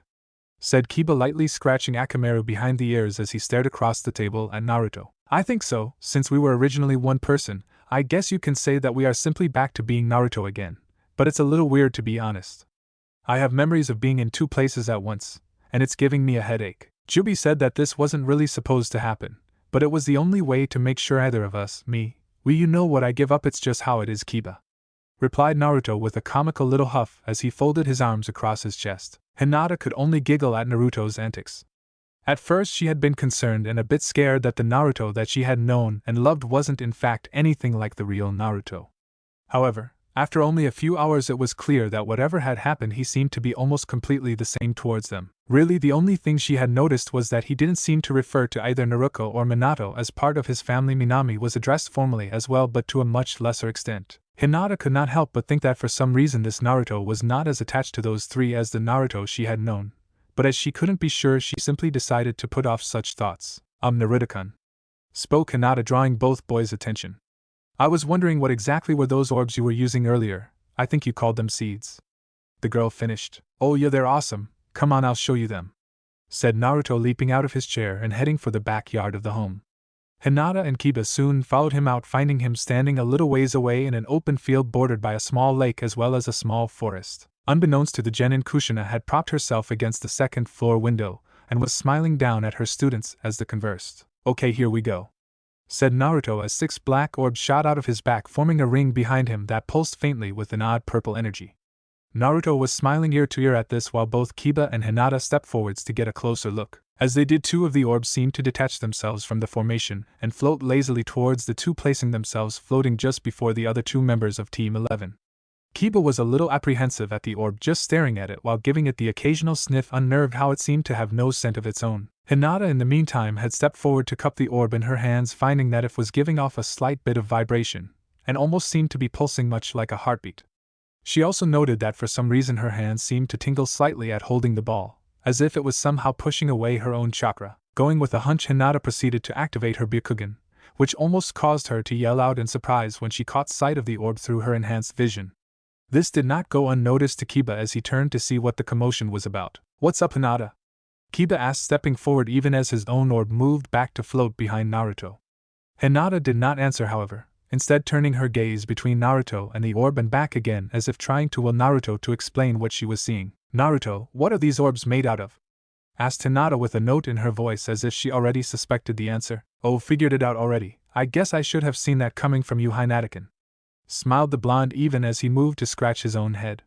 Well, they are made out of my own chakra, that has been compressed over time until it can't be anymore. Jubi had a weird name for it, but I just took to calling in chakra shaping, finished the blonde. Chakra shaping, what's that mean? Asked Kiba, watching as the orb flew back to join its fellows behind Naruto. Well, you know how you take chakra and use it to make justice and stuff. Well, these, here he gestured to the black orbs, are just pure chakra compressed until they are actually physical, replied the blonde, unable to see the look of shock that had just appeared on Kushina's face. Wait, so those are chakra? How is that possible? Chakra can't be sustained like that. It's energy, it disperses once it leaves the body, said Kiba, looking at the orbs behind Naruto. Naruto, how can they be just floating there like that? Even the Hyuga can only make chakra visible when they are continually pouring it out of themselves, and even then only for a moment without completely exhausting themselves, chimed in Hinata. Yeah, that's what Jubi said, but it turns out she has the ability to hold chakra in place, something about her having to guard the source of all chakra at some point. But anyway, as long as I supplied and compressed the chakra, and used Jubi's teachings, I was able to compact them into these, Naruto said, gesturing to the orbs behind him with a large smile planted on his face. Wow, so wait, why do you only have 6 and not like hundreds? Asked Kiba, looking at the blonde. Oh, that's simple, I have to pour in a year's worth of chakra just to make one of these things. Chuckled the blonde. At this, Hinata blanched slightly, realizing what she had originally thought was true. Naruto-kun, how much chakra is in each of those seeds of yours? Asked Hinata with a twinge of fear in her voice. You know, I really don't know, Hinata, I never really asked. Replied Naruto, scratching his head slightly. Both Hinata and Kushina were looking at Naruto with just a twinge of apprehension now. If what the boy had said was true, that meant he effectively had a full year's worth of chakra stored up in each of those seeds. Counting in the amount of chakra the boy could regenerate thanks to his Uzumaki bloodline, it was safe to say that each of those seeds, as he called them, was effectively the power of a small army at the very least. Naruto, what exactly can you do with those seeds now that they are formed? Asked Hinata. Well, now they just come out whenever I want them to. I'm still learning some of the things I can do with them, but I'm getting better so far. I can only really make them form a few shapes. Replied the blonde with the same smile on his face. Both Hinata and Kushina could only shake their heads at this.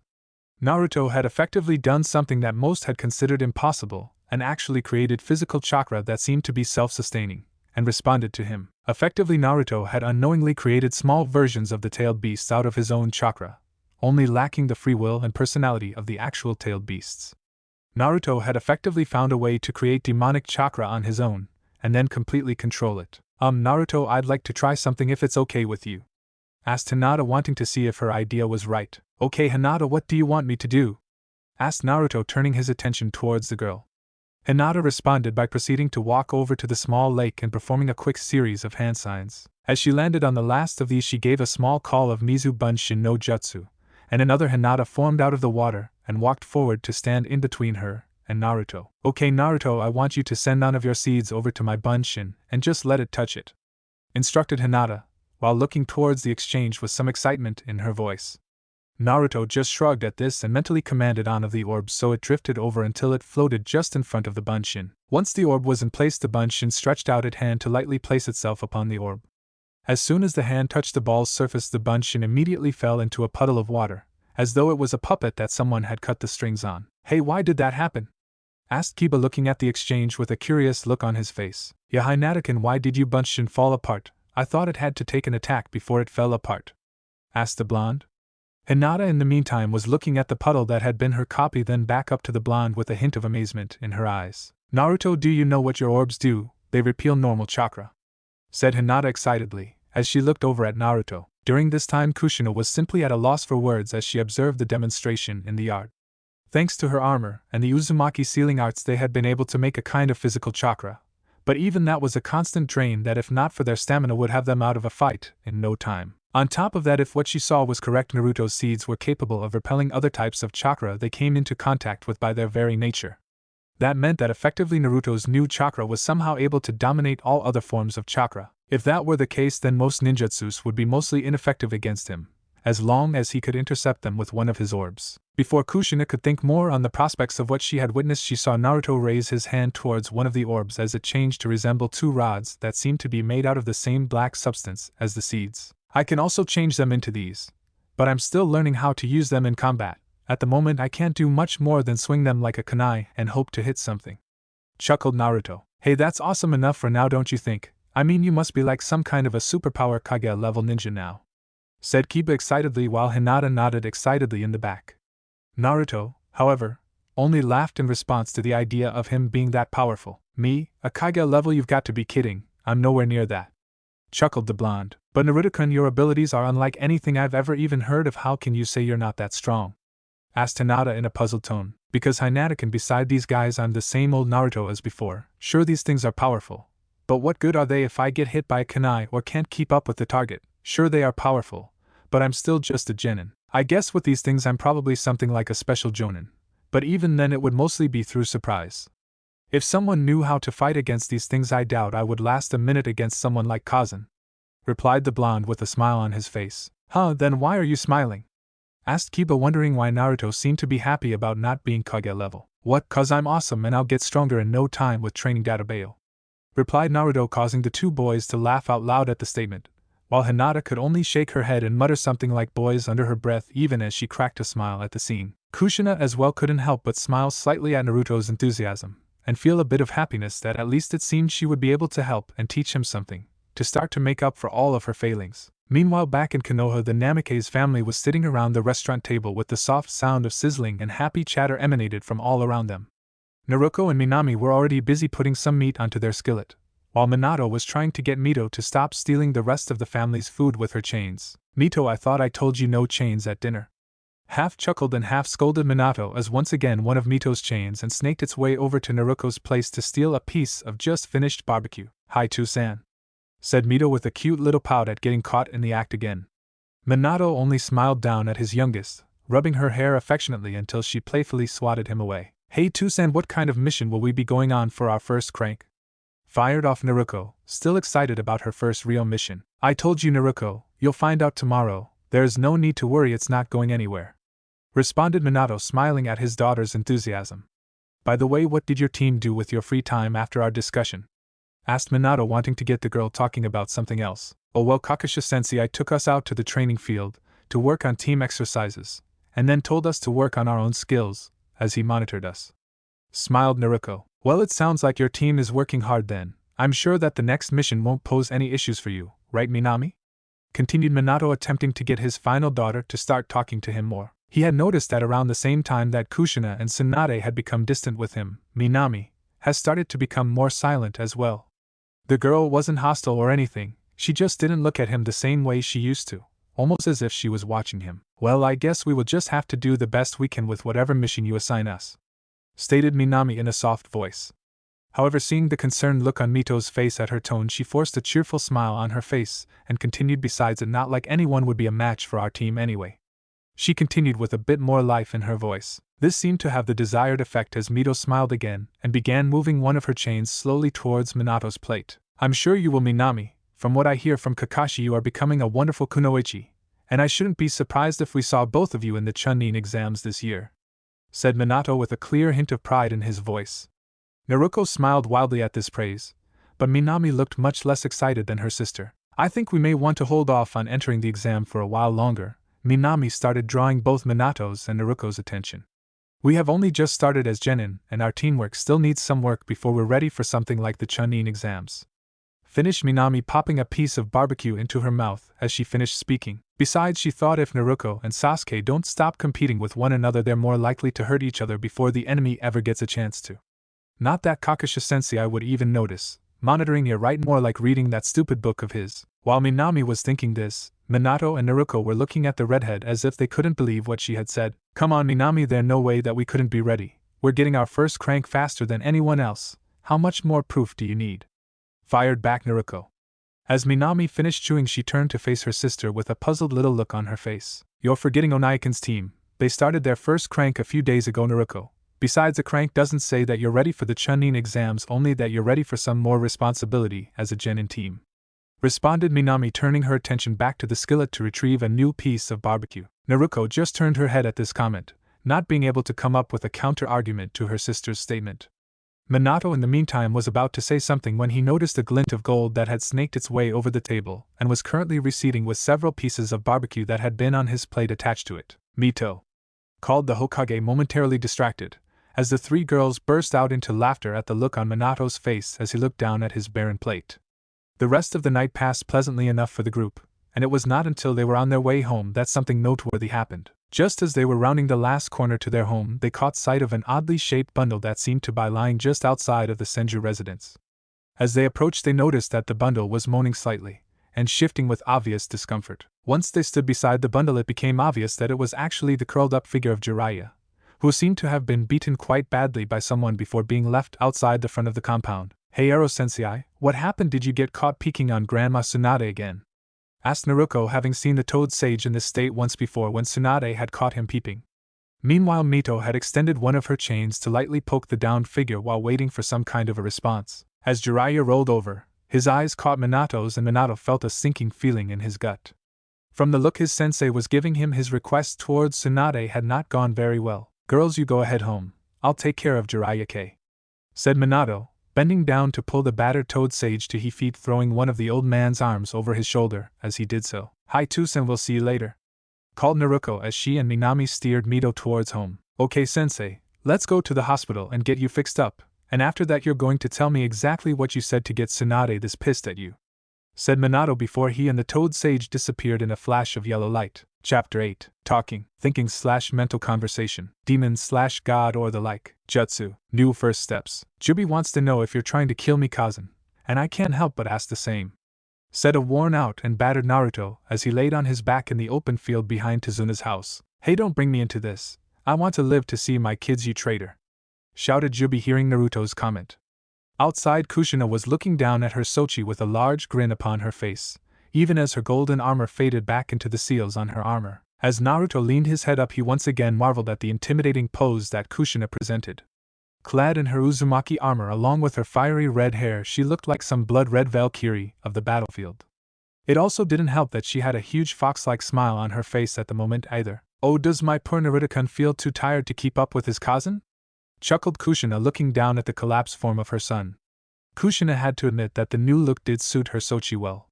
The new bodysuit with its leaf symbols made him strike a dominating presence. She had hoped he would have let the orange on the jacket go, but in his own way it seemed to suit him. She was still getting used to his new purple and black eyes. To her they were a constant reminder of what she had lost, but also what she had been given. The only other thing that had made her a little uncomfortable were the twin headbands that the boy had tied to either arm. While the red one had an Uzumaki symbol tied to the standard leaf, the yellow one was a bit different. It had what appeared to be a small tree upon it with 10 lines acting as branches. When Kushina had asked, Naruto had said that each of the bands were gifts from the other Narutos to represent them so that he wouldn't forget them. Like the eyes, these headbands were a reminder to Kushina, but like the eyes, she had insisted to make them a tool to push her forward for her son. That is how Naruto found himself, having been driven both into and through the ground by his Kazan's training. It seems that Hinata had been slightly off when considering Kushina's rate of recovery. It was only a day later that the group found Kushina able to be up and about. It turns out that during the Zabuza encounter she had exhausted her chakra supply in her grief, and once it had stabilized she was able to finish healing her wound in no time. So once she was back into shape, she had the team rotating 2 with Tazuna, while one stayed back with her a day to work on their training. Naruto had been chosen for the first training day, and things had been more interesting than either could have expected. Kushina had first wanted to start Naruto with elemental training, but it had not gone as expected. Mini flashback. "Okay Sochi, this is a chakra card. It should tell us what your element is so that I can start you training along with the others," Kushina said while showing Naruto a small white piece of paper. "All you have to do is channel some of your chakra into it like this." Here Kushina demonstrated the paper becoming very damp before glowing a faint golden color. "You see that it go what this is because I'm a water element. The light comes from my special chakra, for suppressing," smiled Kushina as she pulled out another sheet to hand to Naruto. Naruto took the piece of paper from Kushina and proceeded to channel his chakra through it, only for the paper to curl up into a small ball. Just as Kushina was about to say that he had a truly strong lightning element, the ball interrupted her. It continued to collapse in on itself before turning solid black and emitting a faint purple glow. Before either of them could react, a small black ball about the size of a marble was floating in between the two. Jubi, what's going on?" asked Naruto. "Oops, I forgot this might happen. Dealing with my type of chakra training has kind of changed your element to mine," replied the Jubi. "Wait, what does that mean? What's your type?" asked Naruto. "Well, I guess you can call it demon chakra. You now wield the same kind of chakra as my children, so it really doesn't have an element," responded Jubi while adopting an embarrassed look on her face for forgetting to explain this to the boy. "So what does that mean for my training?" Naruto said after a moment. You won't be doing any elemental training if that's what you mean, sorry seedling," replied Jubi, now feeling a little uncomfortable at the whole exchange. Jubi couldn't help but feel a little bad about what she had effectively robbed Naruto of, but as usually Naruto didn't see it that way. "Oh well, I'm sure Kazan would understand. Besides, she can help me with the shape manipulation. I still haven't really figured out more than just the rods," replied Naruto, exiting the mindscape to look at Kushina, who was currently eyeing the black marble with a bit of confusion. "Naruto, would you mind telling me what this is?" asked Kushina, gesturing to the small black and purple marble before her. "Well, it turns out that Jubi kind of changed my chakra type to her type, so my chakra is all kind of like that now," replied the blonde, scratching the back of his head lightly. Kushina felt a small pang of sadness at this news, as it meant it was one more thing that she had lost the chance to help her Sochi with. But before she could think more, the small marble floated up in front of her face. There it started to slowly circle around her. Naruto, what is it doing? Asked Kushina. I don't know, Kazan. I really don't know what it's doing. I'll ask Jubi. Replied Naruto. Well, I can say that you created a mini one of your seeds, so it's effectively alive like they are, although it doesn't have much chakra, maybe a second-year student at most. Stated the Jubi. However, this time it wasn't just Naruto that heard her. This time Kushina could also hear the voice that seemed to be emitting from the small black marble before her. Jubi? Questioned the redhead. How, Kushina, is that you? Asked Jubi, genuinely surprised at this. Wait, why can I hear you? Questioned the redhead. Well, I guess if you had those sheets on you it might have gotten some of your chakra in it, so when Naruto brought it to life as it were, I guess it had a part of you in it, meaning that it's linked to you. Said Jubi after a moment's thought. Wait, does that mean Kazan can read my mind? Crap, she'll find out I was the one who ate her emergency ramen. I'm so dead. Thought the blonde boy. That was you. Shouted Kushina, becoming encased in her golden armor even as her hair separated itself into 9 brads and began to rise behind her. Oh crap, run for your lives! Yelled Naruto, making a break for it with Kushina hot on his heels. End of flashback. After Kushina had properly finished educating her son on the importance of not stealing, they had set about learning the implications of Kushina's new little friend. It turned out they were only able to communicate over a limited amount of area, and that the connection was easily closed from either side with a little amount of concentration. Another discovery came when Naruto was running from Kushina. He found that he could sense the chakra signatures that were around the orb, as if he was the one floating behind Kushina. Kushina had been amazed at this and insisted that Naruto experiment with the technique further, as a means for scouting and communication. She also said that he would be creating another 2 specifically for Kiba and Hinata, stating how invaluable it would be for them to all be able to stay in contact during missions silently. So far, the only shortcoming that Kushina had been able to see was that the chakra paper that was required to create his new mini-orbs were expensive, and only released in limited quantity, so creating them in extreme numbers was out unless Naruto and her wanted to empty their entire bank accounts. So with elemental training out, Kushina had moved on to an area she knew she would be able to help with taijutsu. She had insisted that Naruto go ahead and wield his rods, stressing the importance of learning to adapt them to the whirling tide style as soon as possible. So for the past hour Naruto had been going through the stances. After that Kushina had insisted on some sparring between the two. Flashback. Sorry, this will be the last one this chapter. Promise you're not buying it, are you? Okay Naruto-kun, I want you to come at me with everything you have. Said Kushina, forming her golden gauntlets on her arms, but not engaging the rest of her armor. Okay Kazan, but you better be ready to lose. Replied Naruto with a shout as his 6 seeds shot out of his back from their circle behind him. 2 of the orbs proceeded to float before his hands and extended the beginning of his rods. As his hands gripped the ends, the orbs moved forward before separating themselves and floating back to join their fellows behind the blonde. At this, Naruto sank into a standard stance with the 2 bars held firmly before him, creating an X before him. As Kushina lowered herself into a similar stance but with her arms hanging loosely at her sides with the palms facing up, her fingers with their golden claws facing up towards her Sochi. The 2 stayed motionless for a few moments before Naruto made the first move. Crouching down slightly, he rocketed himself forward, swiping his bars in a cross cut towards Kushina. Before the bar could connect, however, Kushina leapt over the blow, firing a pair of chains from her back as she flipped over Naruto, causing him to dart right to avoid them. This was exactly what Kushina had planned, however, as once the chains had impaled the ground they immediately began to retract, pulling her down as she began to spin, her arms outstretched with her largest chains extending so that she formed a kind of golden tornado heading down towards Naruto. Before she could catch him in her golden chains, Naruto had seen the impending attack and acted.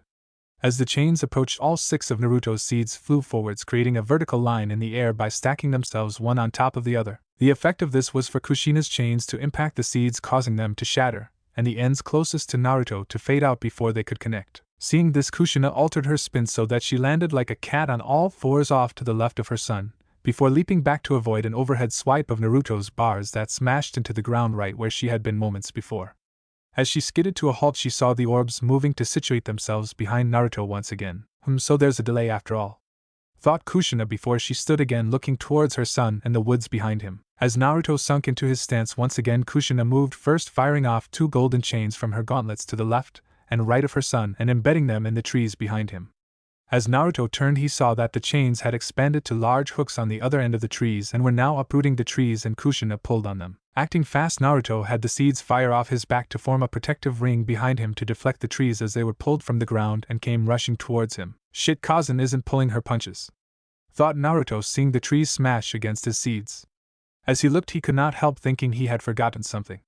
As he turned around, he saw that Kushina had jumped from the ground, allowing her chains to pull her forward into a flying dropkick that impacted his chest only a moment later. The hit caused the blonde to fly backwards towards his own seeds, which seemed to sense his approach and converged to help dampen the impact. As Naruto came around from the hit, he noticed that Kushina was also getting to her feet, retracting her chains from the remains of the demolished trees. Looks like she figured out that you haven't mastered your seeds yet. I told you, you need to trust them. They're a part of you, just let them do what you want, don't try and control every little thing. It only slows them down.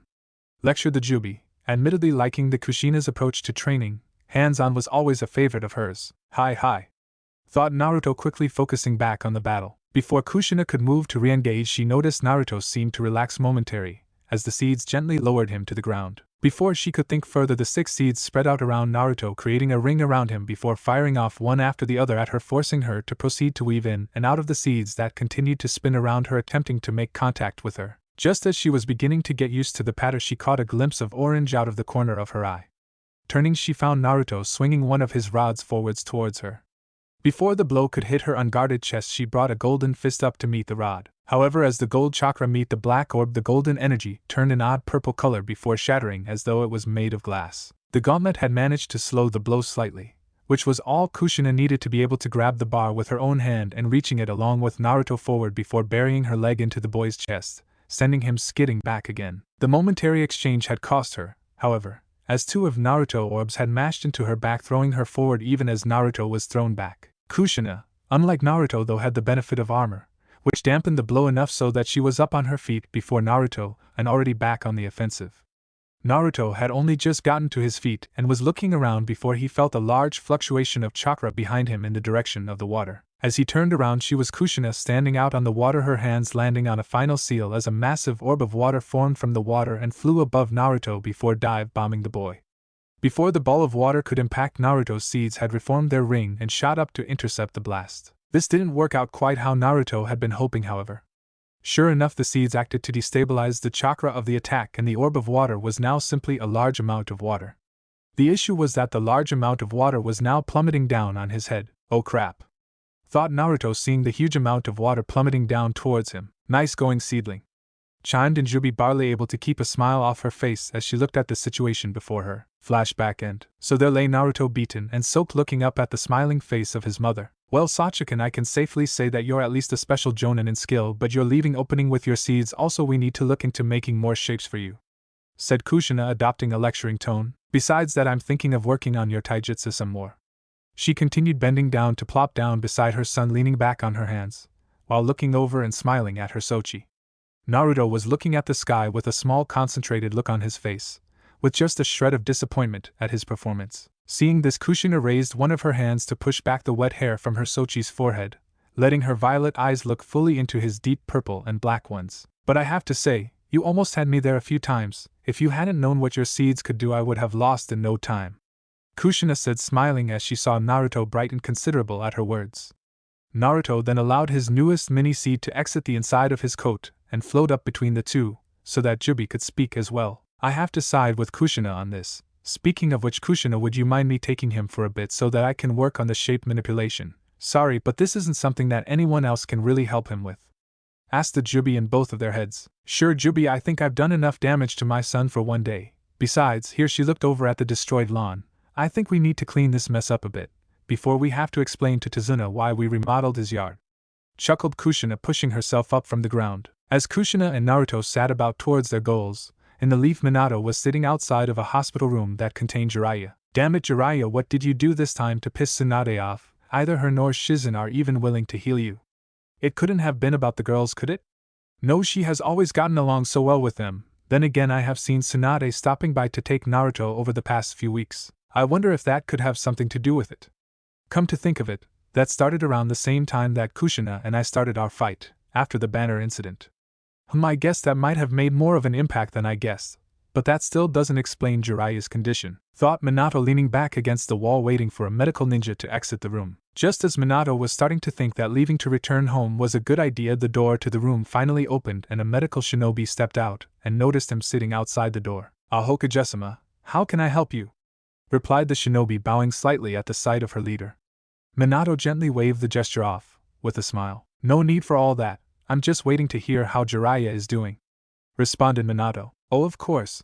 Well, he had several bruises and broken bones as well as swellings when he came in. We managed to fix most of them. But he will need to stay overnight. It seems someone injected him with something that made him unable to receive sedatives. So he'll have to stay till the drug flushes from his system. Finished the shinobi reading from her clipboard. Ouch, Tsunade must have been pretty pissed to go that far, thought Minato as he proceeded to enter the room after dismissing the medical shinobi who bowed before exiting down the hall. Once he entered into the room, Minato's eyes fell upon the resting and bandaged form of Jiraiya lying on a hospital bed, gritting his teeth obviously in a great deal of discomfort. As the blonde stepped forward, the Toad Sage turned his head towards the door, his eyes focusing on the Hokage's form. Hi kid, she really messed me up this time, grunted out the Toad Sage as he looked up at the blonde Hokage. Minato could not help but give a small smirk at the sage's comment before beginning. Yeah, I guess she did. What did you do this time? Don't tell me you actually tried to grope her again, Minato said with a note of humor in his tone. Jiraiya only shook his head with a glum expression on his face. Nah, at least then it would have been worth it. All I did was try and talk her into looking into what we talked about, replied the white-haired man. She did this over you asking for help? That seems a little hard to believe, sensei, replied Minato with a disbelieving tone, even as he looked down on the man. I'm not kidding kid, she said she was busy with her student and getting to know her godson. I tried to get her to see that the girls needed her more, but that only seemed to piss her off. Then I told her to get her priorities straight, and well, here I am. I just don't get it. She was acting like I was attacking her family or something, Jiraiya said, looking up into Minato's face with a puzzled expression. Minato only looked back at his sensei while mulling over what he had just been told. From what he said, Tsunade got angry when it came to focusing on the girls. She mentioned a new student, maybe that's it. I guess she would be defensive of her workers, but this reaction is a little much for that. And her godson, Naruto again. I guess she has been getting closer to him. But why would that make her angry about the girls? Unless she is siding with Kushina. Damn it, Kushina, I know you're just trying to do right by our son, but you don't realize what you are doing. What am I going to do? If they won't listen to us, then I might have to tell them about the prophecy. Kami, this is getting more complicated as we go, Minato thought as he turned to leave the room, giving his sensei a little wave on the way out. Well, I have to get home to the girls, sensei. I'll see you tomorrow. I think we need to start considering telling Kushina and Tsunade about the prophecy. It may make them angry, but better them angry at us than unknowingly hurting the girls and the prophecy, said Minato as he exited the room. Maybe kid, but I'm not looking forward to what comes after that, said Jiraiya softly as Minato disappeared in a flash of yellow light. A few days later in Wave, Team 11 was just sitting down to dinner after a long day of work. As they Tsunami went about placing dishes on the table, Kushina could not help but smile around at her team, proud of the progress they had made over the last few days. Hinata had started on her second Nizujutsu, and was coming along well. Kushina had decided to teach the girl the whirling wall jutsu to help her defend against projectiles better. The jutsu summoned a disk of water in front of the shinobi that acted as a shield to oncoming attacks, but also doubled as a source of water for a follow-up offensive attack. Hinata had taken to the training well, and had managed to form a disk that could survive a few hits by the end of her third day's work. Kiba in the meantime was working on both his wind release abilities, as well as working on a special project with Kushina that he wished to keep secret for the time being. He said that it was because Hinata and Naruto already had their aces in the hole, and he wanted his to be kept a secret for a bit longer.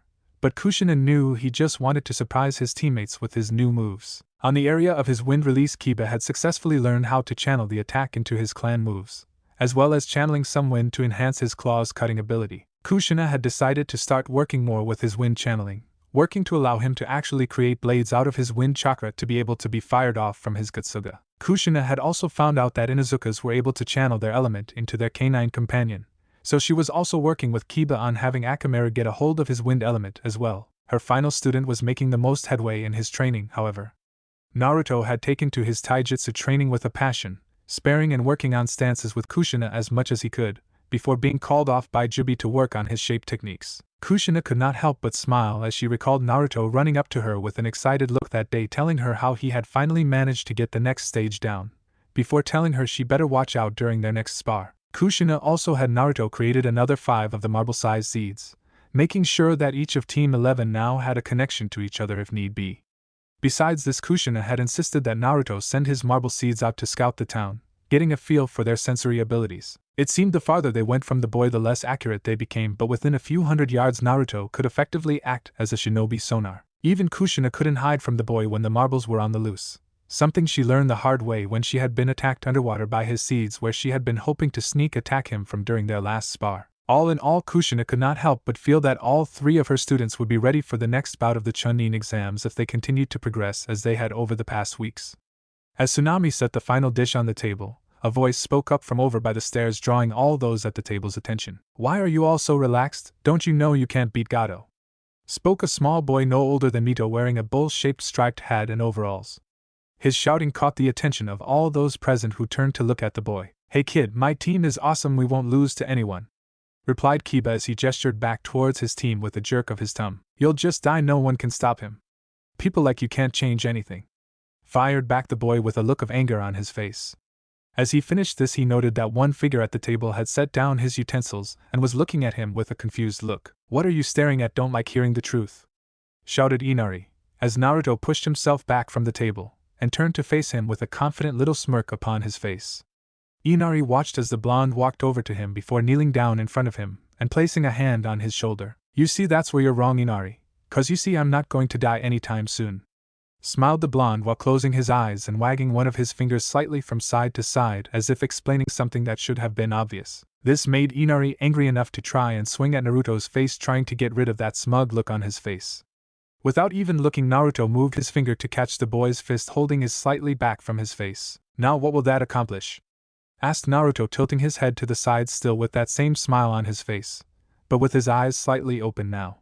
"Besides, you should be happy. You see, I'm here to protect you and your family, so nothing's going to happen to them, 'cause you see I won't let it." "You can't change anything," replied the boy angrily, with small tears forming on the sides of his eyes, even as he tried and failed to meet Naruto's gaze. "Oh, but that's where you're wrong. Everyone can change things, they just have to be willing to, and even those who fail never truly fade, they stay around in us to inspire us. The only time we truly become powerless is when we chose to, and you see, that's why I'll never die, because I'm not willing to allow 2 people to be forgotten," finished the blonde as he released the boy and spread his arms wide in front of him. Inari could only gaze at Naruto, not knowing what to say. It was how Naruto had spoken, like nothing in the world could truly stop him, like he could somehow will it to turn out how he wanted. After the initial shock of the words faded, Inari could not help but let his mind wander back to the man who had been like a father to him. The man who had always smiled and helped everyone, the town's hero, and his idol. As those thoughts came, the memory of the last time that he had seen the man, his broken form tied to a post, both arms lopped off, countless blows littering his form, while one eye stared out into his face. He remembered the smile he had seen on the man's face as he saw Inari, and for the first time Inari remembered the look he had seen. It wasn't fear or sadness, it was pride. In his final moments, the man was not sad for what he had done, not scared, he was proud even as the blades descended, and he looked out at Inari. He was proud to see he would live on through him. As that thought entered the boy's mind, a cascade of feelings descended over the boy, causing tears to begin flowing from his eyes even as he looked up into the blonde's face. Naruto smiled back at the boy while lowering both his arms to rest squarely on the boy's shoulders before stepping behind him so that Inari was now facing the table where his family and the rest of Team 11 looked back at him. "So Inari, do you still think we can't stop Gato?" asked Naruto with a smile. "No," replied Inari with a pool of courage building up inside of him. "And do you see something here you won't be letting him take away from you?" asked Naruto as his voice raised slightly with the question, that same powerful confidence in it. "Hi!" fired back Inari as the tears began to fade, and both his voice and courage grew stronger. "So Inari, what are you going to do?" asked Naruto, now having an ear-splitting smile upon his face. "I'm going to change Wave and its people just like my father," shouted the boy, his voice echoing around the room as he said so. This prompted the rest of the members of Team 11 to smile happily at both Inari and Naruto, joined by Tazuna, who had set down his jug with small tears on the edges of his eyes. Tsunami had placed both her hands over her mouth during the conversation, fearing Inari's reaction, but had lowered them to walk over to her Sochi and kneel before him before embracing him in a tight hug. The two embraced while Kushina motioned for Team 11 to leave the room to give the family some privacy, directing them towards the back of the home. The shinobi rose and left silently from the room into the grassy field that now sat illuminated under a cloudless night and full moon. As Kiba allowed Akamaru to run around slightly, Hinata and Kushina looked back at Naruto with a small look of confusion on their faces. "Naruto-kun, that wasn't like something you would have done before. Have you changed that much?" thought Hinata with a small twinge of worry that the boy she loved was changing before her. Kushina was also thinking along the same lines, but her thoughts were more on wondering how much of her Sochi she truly knew. Hinata was the first to vocalize their concerns. Naruto-kun. The blue-haired girl asked, causing Naruto to take his eyes off the moon and direct his face towards her with a small smile. Hi Hinata-kun, what is it? Asked Naruto in a happy tone. Well, I was wondering. Well, you seem a little different is all. I mean what you said back in the house, it didn't really sound like you. Hinata said slowly, looking at Naruto, whose smile never faltered. Naruto responded by walking over the worried girl before putting his arms around her before speaking. It's okay Hinata, I'm still the Naruto you've always known. I've just gone through a lot, and it's shown me what matters in my life. You, Mito, Kazan, and everyone else, I'll make this a world where we can all be happy, cause that's the world I want to have.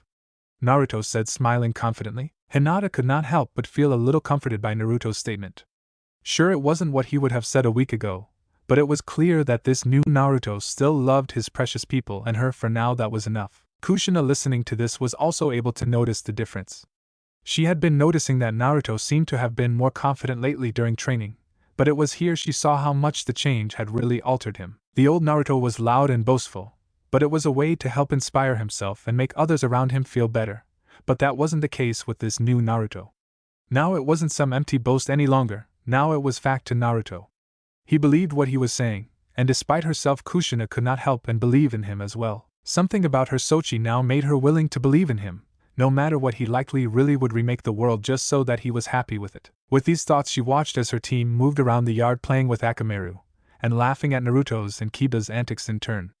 As the genin mingled, their sensei walked back to take a seat on the back pouch while allowing her eyes to slowly travel upwards towards the bright moon shining down upon them. Due to this, she did not notice the small marble-sized black ball that floated up beside her until she heard a familiar voice. So Kushina, what are you thinking about?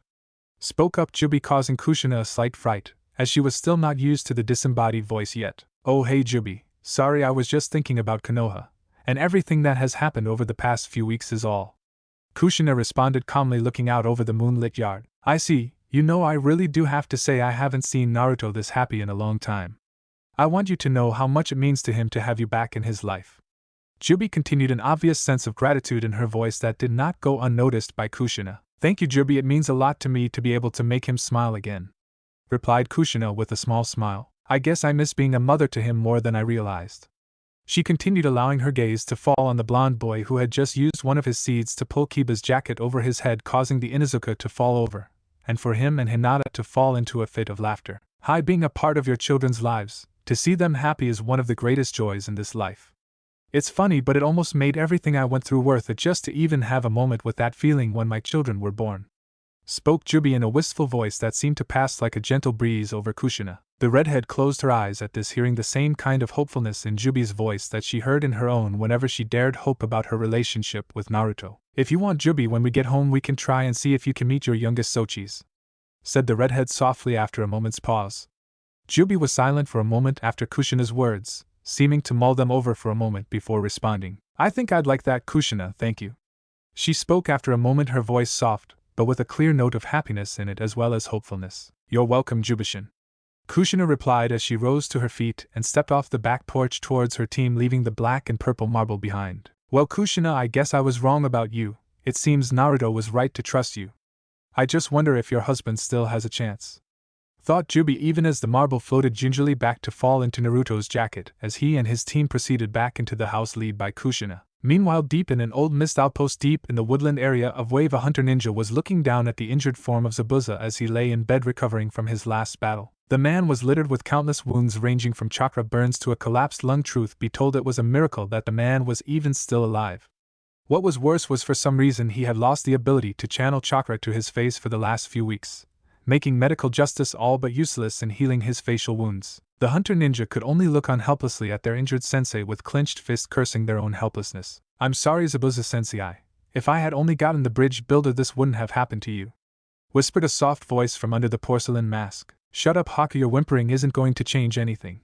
And take that damn mask off, it's annoying, replied the bandaged form of Zabuza without opening his eyes. Zabuza sensei, I didn't know you were conscious, spoke Haku while pulling away his ninja mask to reveal a smooth face with very feminine features. Well, your constant whining sure didn't help me rest any. So how long have I been out? Asked Zabuza, turning to look over at his apprentice. Haku went silent for a moment, not wanting to meet her sensei's eyes. Haku, answer me, repeated Zabuza, no longer asking but commanding Haku to reply. This caused Haku to drop her doubts and look back at Zabuza full in the face and begin speaking. Hi Zabuza-sensei, you have been out for 2 weeks. You died at least twice during that time before I could stabilize you. On top of that, your chakra system is fluctuating oddly, and something seems to be suppressing or outright repelling it in areas of your body, replied Haku without letting emotion interfere with the report. Zabuza paused for a moment before chuckling to himself in a dark tone. Ha! It seems what they say about that Uzumaki bitch is true, Zabuza said in a dry tone even as his chuckling subsided. Haku only looked confused at this pronouncement, prompting Zabuza to continue. They say that if you're hit by her golden chakra, your own is suppressed in response. On top of that, her damn seals all over her armor make it almost impossible to actually hit her with anything. And those damn Uzumakis always did love their seals too much for my liking, continued the bandaged man still in that dry tone. Hi Zabuza-sensei, but there is something else that bothers me. For some reason the chakra in your head doesn't respond at all. It's not like the rest of your body where it's suppressed. There it's like it just doesn't recognize it anymore. Over the past few weeks it has slowly entered back into it, but even that has only been minimal at best, continued Haku, hoping Zabuza could offer some explanation for this. Must have been that kid's hit at the end. I've never seen anything that matched what he was pulling out. He's probably the one who did it. But that's not important now. Has Gato shown his ugly face around here since I was out? Zabuza asked, tilting his head to look at Haku full in the face. Haku hesitated for a moment before looking back into Zabuza's face with a small nod of the head. And? Prompted Zabuza. After seeing you condition, he said that a baby demon of the mist wasn't worth his employment, and said if this was all that you were capable of then you might as well lie there and die because he had no further use for you, stated Haku, as Zabuza's eyes narrowed at what he was hearing. And? Spoke Zabuza quietly in a dangerous voice. At that he moved to hit you, and I took his left arm off with your blade, Haku said, gesturing to a far wall where the executioner's blade lay against the wall, half reformed from the blood it had taken from Gato's arm. Zabuza paused for a moment before breaking out into a holler of laughter that reverberated around his base. Ha ha ha ha ha ha ha ha, well done Haku, that is the student I trained. That bastard thought he could buy me. Ha, an arm is a perfect price for that smug midget's gall to try that, laughed the man for a few moments before calming down. So what is our next move? Asked Haku, wondering what they were going to do now that they were definitely not going to be working for Gato anymore. Well, I guess we just keep on the move. Once I'm healed we head out and look for someone else to hire us. There is always a war happening somewhere, replied Zabuza, looking over towards Haku. However, before Haku could respond, a sudden blast erupted behind the pair in the direction of the base's door. Zabuza, having been looking up towards Haku, caught sight of the blast moments before Haku could, and with what little strength he had grabbed Haku's stunned form and wrenched him along with himself over the other side of the bed, using it as a makeshift shield from the bits of shrapnel that had been flying like daggers towards the pair. Haku, after the brief moment it took to take in the situation, leapt over the bed in order to stand between Zabuza and this newest assault, drawing a few senbon in each hand at the same time. Zabuza in the meantime was leaning with his back against the bed, looking down at his bleeding body. It seemed by moving to avoid the attack he had reopened a few of his wounds. Droplets of crimson worked their way down his form as he shakily pushed himself to his feet and turned to face whatever was heading towards the pair. As the two mist ninja looked towards the wreckage of the front door, they saw several silhouettes began to step out of the smoke, all brandishing kunai that, and wearing an all too familiar set of porcelain masks. As the figures entered, Zabuza could feel a cold shiver run down his spine. He knew this was bound to happen someday, but one was never prepared to face their deaths, and even the demon of the bloody mist was no exception. So you found me at long last. I guess that fucking Mizu brat finally decided to settle the score after all, said Zabuza, looking towards the group of mist hunter ninja that had just fanned out around the room. Haku in the meantime had moved back slightly, trying to keep all of the shinobi in sight while keeping Zabuza covered. Zabuza's eyes darted over to the wall where his executioner's blade lay, too far for him to reach before the hunters would riddle him with kunai before he could hope to reach it.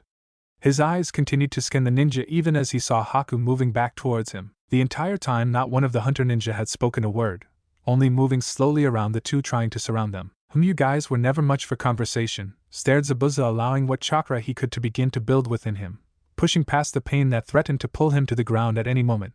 But I hope you're ready because you're about to learn what happens when you corner a demon, finished Zabuza with a roar as he launched himself towards the hunter ninja with Haku following behind him. From the outside of the base one could hear to the sounds of combat inside beginning, and what appeared to me dozens of masked figures emerging from the trees and undergrowth all around the hideout, all with those faceless porcelain masks, all turning to move towards the building where their objective lay. As the sounds of battle slowly died down, the crowd of hunter ninja descended upon the base like a great flock of white-faced birds of prey, with single-minded focus. After a few moments there was silence in the base, and the forest followed suit soon after, as the flock of hunter ninjas departed with their prize in tow. A week had passed since the confrontation at Tazuna's home, and at that moment Naruto and Hinata were walking down the village street with Tazuna between them headed towards the bridge.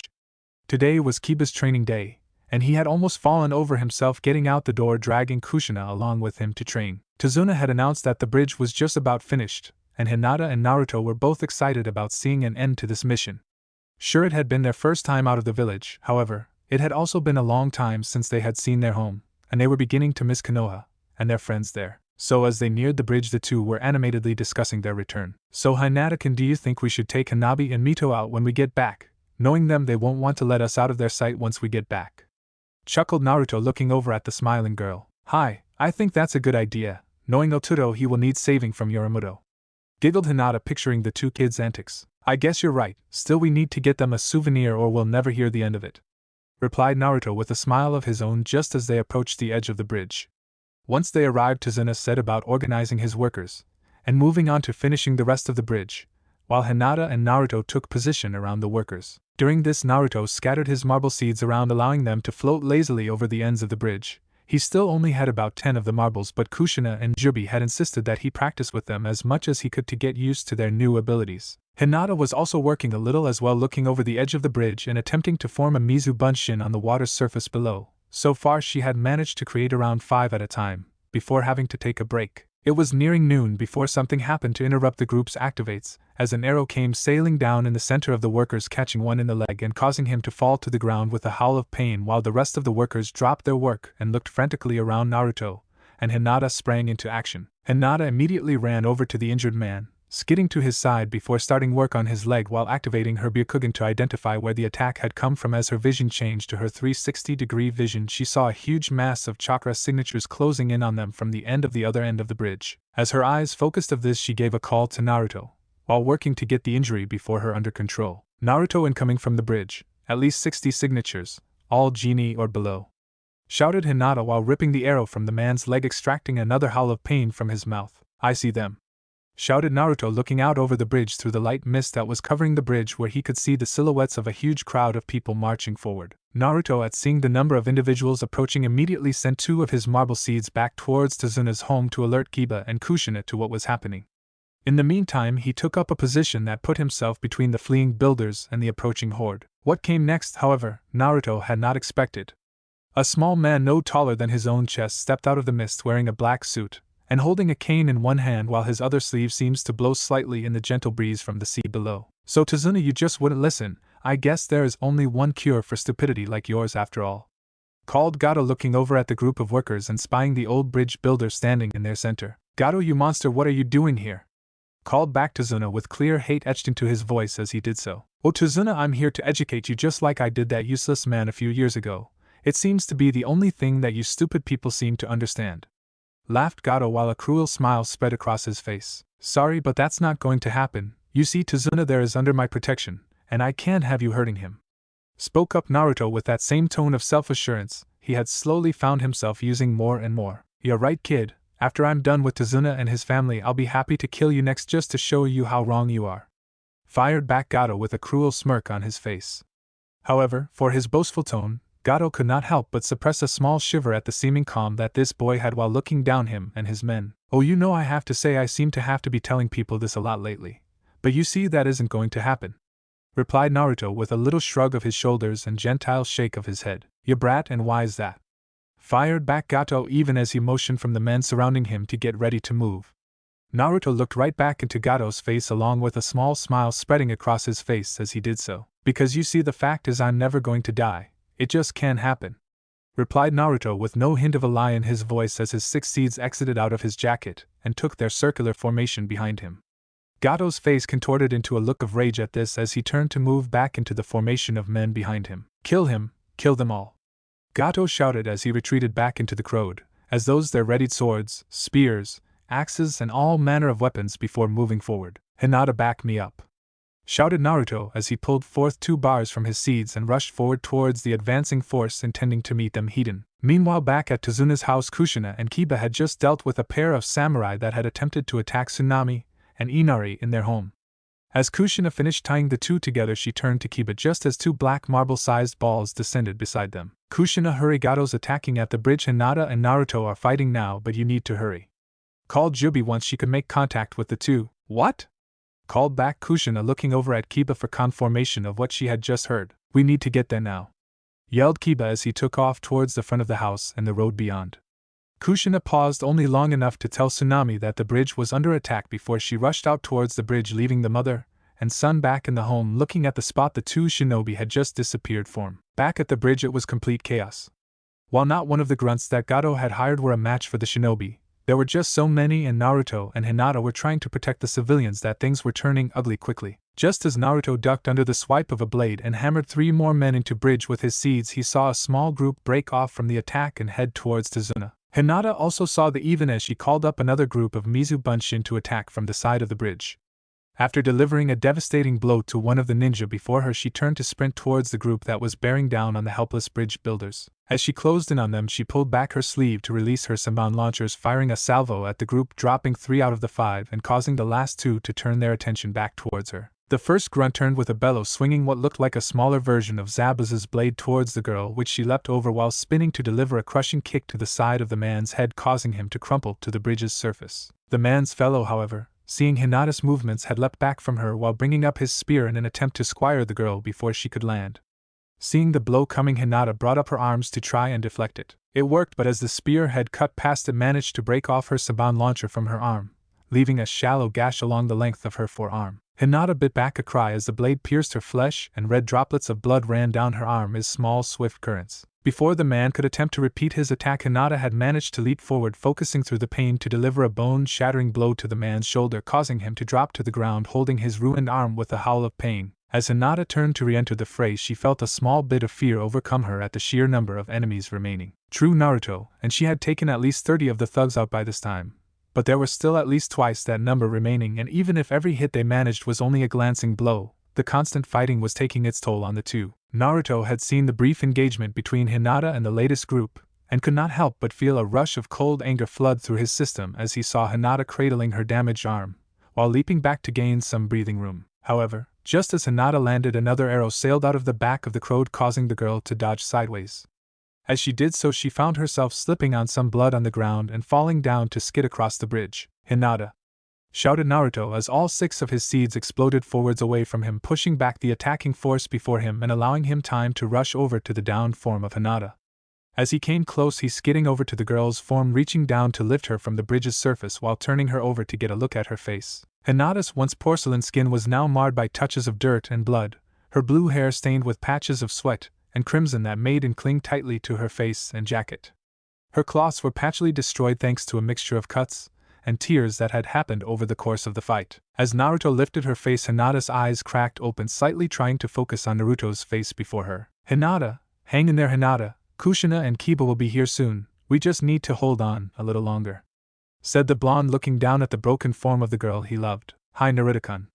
Hinata whispered back, fading in and out of consciousness as she did so thanks to exhaustion and blood lose. Naruto's face contorted at the look of pain upon Hinata's face, turning his gaze to look towards the group of attackers that were even then slowly reorganizing to attack them again. It will be okay, Hinata-kun. I won't let them hurt you anymore. I won't let them hurt my world anymore, spoke Naruto softly with a clear sense of anger in his voice as he looked at the approaching men. Just as Hinata was about to fade out of consciousness, she saw something that she couldn't understand. Naruto's eyes, they had gone from their shining purple to pure black, almost like Jubi's. The only difference was that what looked like small cracks of black seemed to be forming at the sides of his eyes. Before she could see more, exhaustion finally took her, and she fell limp in Naruto's arms, as the blonde gently lowered her to the ground. As he did so, he channeled his chakra into his hand as he stretched it out towards the girl's wounded arm, but unlike a usual medical jutsu, the light from Naruto's actions was pulsing with the same purple energy that his seeds did. After a moment, the blonde rose slowly, turning to face the remaining attackers, and look of pure rage upon his face. Before the men could make a move, he was among them, and the bridge became hell. A few minutes later, Kushina and Kiba had just arrived at the edge of the bridge, and gazed in a mixture of wonder and fear at what they saw before them on the bridge. Jubi! What is this? Asked Kushina softly, looking around at the scene before her. Kushina, that is what your Sochi meant when he said he wouldn't let the world take anyone else from him. replied the Jubi softly to the stunned redhead. Chapter 9. Talking, Thinking / Mental Conversation, Demon / God or the like. Jutsu. Oh, the times are changing. A few minutes later Kushina and Kiba had just arrived at the edge of the bridge, and gazed in a mixture of wonder and fear at what they saw before them on the bridge. Jubi. What is this? Asked Kushina softly, looking around at the scene before her. Kushina, that is what your Sochi meant when he said he wouldn't let the world take anyone else from him, replied the Jubi softly to the stunned redhead. A few moments ago on the bridge Naruto had just lowered Hinata's form to the bridge's surface. As the boy rose from the lightly breathing form of Hinata, the 6 orbs slowly descended around him before slowly spreading out on either side of him. The grunts that Gato had hired could only watch in strange fascination as purple wisps of chakra began to expel from each of the orbs and the boy's form. As they watched, the orbs began to crack and expand with waves of purple energy leaking out of the cracks and flowing down towards the bridge, closely followed by the black form of the orbs that seemed to be in an odd state between solid and liquid. As the substance reached the ground, it slowly seemed to build upon itself, slowly rising higher and higher from the ground in 2 columns that intersected and branched up back towards the orb's position, as it continued to float and leak out the substance. With sick fascination, the substance shot out 3 more branches, 2 moving parallel to one another and stretching from the center of the form, while a final one halted in connecting itself with the orb even as the ball began to contort and shift, allowing small tendrils of back to leak out and form their own shapes along its form. As a final flash of purple light erupted from the orbs, the thugs were forced to momentarily cover their eyes in an attempt to stave off the flash of light. As they looked back, what they saw horrified them. Before them stood 7 forms where once there was only one. In the center stood the boy they had been till then fighting, his eyes having taken on a terrifying black countenance, with small black cracks forming from the edges like small plant roots coming from his skin. While this was unnerving to the group, what truly had them worried were the other figures. Each of them looked like a solid black version of the boy, down to the smallest detail. Their black forms simply shifted slightly as if they were testing themselves, feeling this new life as it were. Besides their black complexion, only 2 things stuck out about the 6 figures flanking the boy. First was that where their eyes should have been, there were instead deep pools of what looked like a solidified form of that same purple energy from before. The only other difference that he could observe were their mouths. Where there should have been a mouth, there was only smooth blackness, although each was wearing a kind of mask. Before the grunts could do more than take in this odd vestige before them, the boy in the center had raised his right hand lazily up before allowing it to jerk slightly forwards. As if shot from above, the 6 figures shot forward as one as they allowed their hands to fall out behind them, even as the 6 came closer to the solders before them. Just as the 6 were about to meet the group, as when they seemed to open their hands, and long black tendrils seemed to bubble forth from their palms, slowly drawing back behind them. With a uniform swipe of their arms, the 6 black figures hurled their newly formed appendages forward. The tendrils had each stretched out to about 4 feet in length, while allowing for an innumerable amount of small thorn-like appendages to form on the central vine. The result of their attack was devastating. The first row of grunts were torn into by the whips, cutting through armor, flesh and bone with little to not resistance. A chorus of screams rent the air as crimson splattered around the bridge, painting its surface with its crimson rain. As the first row fell limply, or shrieking to the ground, the courage of the thugs completely went out of them. As they turned from the bloodied forms of their fellows to stare up into the bright purple glowing eyes of the figures before them, they saw no anger, no fear, no anything. The figures' gaze was simply looked on as if curious, as if they somehow did not comprehend very much what they were seeing. It was horrifying to look at the sea of screaming bloody figures, and see 6 figures so comfortable, so relaxed amongst the savagery of it. So with their courage broken, their ranks soon followed after, and the army of thugs became a stampeding crowd of cowards tumbling over each other in a desperate attempt to flee from the monsters before them. By the time Kushina and Kiba had arrived at the bridge, what they saw were the figures of Hinata and Naruto leaning back against one side of bridge. Naruto was leaning back with haggard breath, as he allowed the softly breathing form of Hinata to rest herself against him. What next drew the two's eyes was the rest of the bridge. Nearly 30 to 40 bodies were laid out across the bridge with different markings from the recent battle. The surface of the bridge was still wet in places, with crimson pools still sitting by some of the bodies. While at least half of the figures were obviously dead, the other half seemed to be in varying states of self-care. What drew their eyes next were the 6 figures that seemed to be moving in between the groups.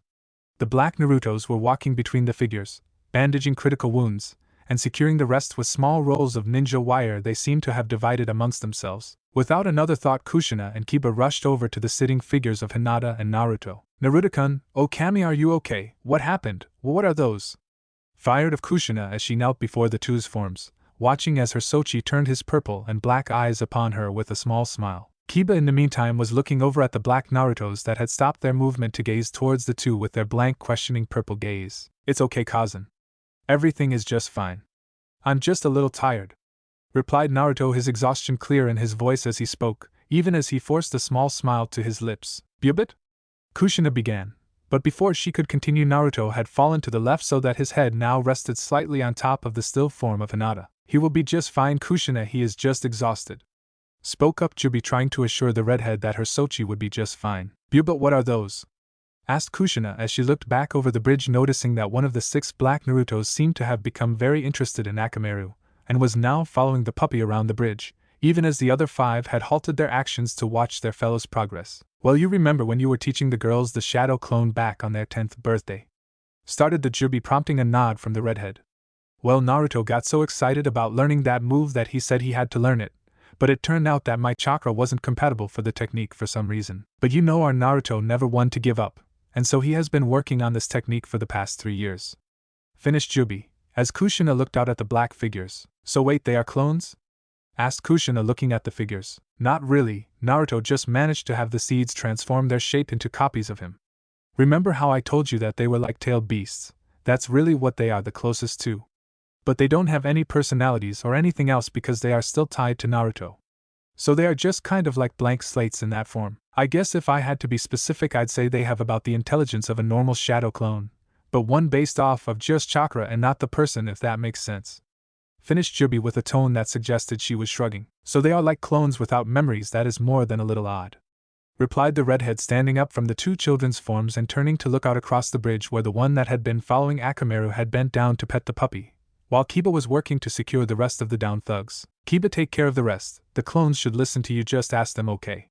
Shouted Kushina across the bridge to her final squad member, as she went over to approach a small gathering of bridge workers where she spied Tazuna. As she reached the group, she saw that they had gathered around a small form on the ground that lay pinned to the bridge by a single familiar black road. Gato lay dead before the bridge builders, a single rod having been driven through his spine, effectively nailing him into the concrete. Kushina had seen far worse deaths in her time, but the simple, brutal nature of this kill struck her in a way she was ill-prepared for. This was not just any kill, this was Naruto's kill. Her Sochi had taken this and many other lives not an hour ago. As she allowed her gaze to look back at the bridge, she also saw the signs of death from poison and gentle fist-style hits. With a pang, she realized that both Naruto and Hinata had taken their first lives this day. I just hope that they are going to be okay, said Kushina softly, looking over at the children's forms, the 2 having shifted slightly to hold each other in their sleep, small comforting smiles on their faces. I wouldn't worry about Naruto, Kushina-san. Spoke up Tazuna, looking away from Gato's body and towards the redhead behind him, prompting her to turn to face him once again. Why do you say that? Questioned Kushina. Well, you see, once he... Well... Here Tazuna could only gesture towards the bridge. He did that. Gato tried to escape, and one of those black things ran over and grabbed him before he could escape and dragged him back over to Naruto. Continued Tazuna as Kushina listened, being able to picture everything the man was telling her as she looked down at the body. He looked like he was barely able to stand, but one of those black things helped him walk over to where Gato was, and then he said something to Gato before he finished him. I don't know what he said, but after that he just walked over to Hinata and pulled her to the side, telling us that you would be here soon, and that everything would be alright now, said Tazuna, looking over towards the 2's forms as he did so. What did he say to Gato? Asked Kushina, listening to Tazuna's statement. Tazuna looked at the boy for a few more moments before letting out a breath and looking up at the sky before speaking. He said that people like him weren't allowed to harm his world anymore, said Tazuna softly, looking over at Kushina, who was now looking over at Naruto. His world, You know, I don't think I'd mind living in his world if it can make him smile like that, replied Kushina in a quiet whisper as she looked over at the smiling and sleeping form of Naruto and Hinata. Jubi, would you mind getting those clones to take those 2 home? Asked Kushina through her mental link with her marble orb. Yeah, no problem, I have to dismiss most of them soon though. To stay like that taxes Naruto pretty bad at the moment, and changing them all at once almost drained him completely, replied Jubi as 4 of the black Narutos began to crack and glow before they were pulled back into their seed form and floated back to Naruto's form, sinking into his jacket as they reached him. The remaining 2 headed over towards the sleeping forms of Naruto and Hinata. When they reached the spot in front of them, there was a small scuffle as the 2 Narutos seemed to fight over how to carry the 2. Fortunately for Hinata, the one carrying her had chosen bridal style, so her trip was comfortable enough. Naruto, however, had a less dignified manner of transportation, as his had decided that it was easier to simply lift up Naruto's feet before dragging him off. Luckily for Naruto, Kiba came to the rescue, laughing as he showed the clone a better way to transport the exhausted blonde. After a few attempts at miming, Kiba finally got the clone to understand what it was doing wrong, and nodded excitedly as it lifted the limp form of Naruto over its shoulder before looking at Kiba as if asking for approval. Kushina meanwhile was overlooking the bridge with a sad little smile of pride upon her face. It seemed Naruto was going to become something really special in this world, now if she could only get the rest of her family to see what they had lost. During this time, in another part of the elemental nations, two sisters stood outside on the bow of a ship watching as it swept its way across the waves towards the land of snow. Their mission of guarding a movie star Koyuki Kazuhana, who was quickly getting on both girls' nerves, hence them taking this opportunity to simply enjoy the trip and the scenery it offered them. So what do you suppose Kazan and Naruto Nizan are doing on their mission? Said Minami, stepping forward to rest her arms over the railing, looking out over the clear blue water that seemed to stretch out to the horizon, the sea air lightly blowing her deep red hair slightly in the wind. Behind her, Naruto adopted a puzzled little look at the back of her sister. What's the matter, Minami? I mean, come on, we're on our first crank, and we are getting to guard a real princess. All the other teams are going to be jealous of you. There's no way that anyone will get a mission like this, said Naruto, stepping forward and hopping a rung up, seating herself so that her legs dangled over the edge of the ship as the sea wind blew her long blonde hair over her face and back. Minami turned her red eyes up to look at her sister, even as Naruto worked to spit out a few strands of her hair that had found their way into her mouth. Naruto, that doesn't matter, I'm just thinking about them. Why does it always have to be contest with you and Nizan anyway? Asked Minami, wondering about her sister's behavior. This caught Naruto off guard slightly as she let her thoughts wander slightly on the subject. As the memories passed before her eyes, she remembered how much Mito looked up to Naruto, while no matter how hard she worked, her younger sister would never look at her with the same light in her eyes. Hey, all I'm doing it pointing out what's true. Besides, when did you start sticking up from Naruto? Weren't you always the one saying that he was goofing off? Fired back Naruto, turning her ocean blue eyes to look down into the red eyes of her sister. Minami felt a large pang of guilt as Naruto spoke, remembering her own actions towards their brother. I was wrong, I've told you that already, we both were, but you don't seem to want to see it. Why? Asked Minami, a true note of curiosity in her tone. Minami knew that something else was going on here. Naruto was many things, but she was never a cruel person. She only ever seemed to be agitated when it came to their brother. Whatever, he didn't seem so special to me. I mean, we were still way ahead of him, replied Naruto with a hint of pride in her voice.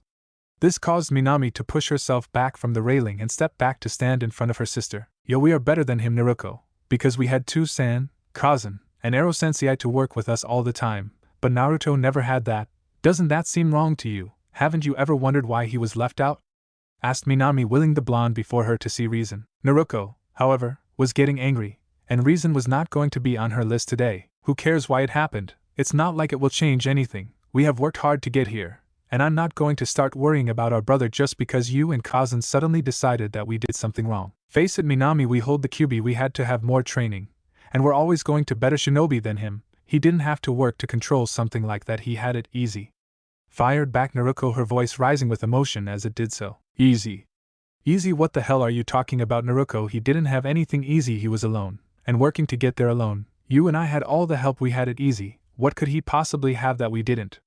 Asked Minami, feeling truly lost as to where this was coming from. What we had? Oh, I don't know, maybe our little sister's love, shouted Naruto, a few tears spilling from her eyes as she yelled at her sister. Minami looked like she had just been smacked in the face. Out of everything she could have heard, this was not what she had expected. However, after a moment it began making sense, but before she could think more, Naruto continued. Don't tell me you don't see it. Mito looks up to him like he is some hero, and he isn't anything compared to us. It didn't matter how much we tried, she never looked at me like she did at him. I tried everything I could, but I was always just second place when he was around. And why? What did he have that I didn't? I trained into the ground. I became an amazing shinobi. I did everything I was supposed to, so tell me why I couldn't be her hero but that goof of a brother could be. Shouted Naruto, with tears now clearly falling from her face. Minami still looking on with a clear shock upon her face. So yeah, I don't care what Naruto is doing. If it wasn't for him, I wouldn't have lost Mito. Screamed the blonde, this final statement coming out in a cracked sob. Well, what are you talking about, lost her? Asked Minami, not understanding what was being said. She had never seen Mito angry at her sister. Yeah, that's right, our sister Mito doesn't want anything to do with me. No matter what I say or offer, she just pouts and says no.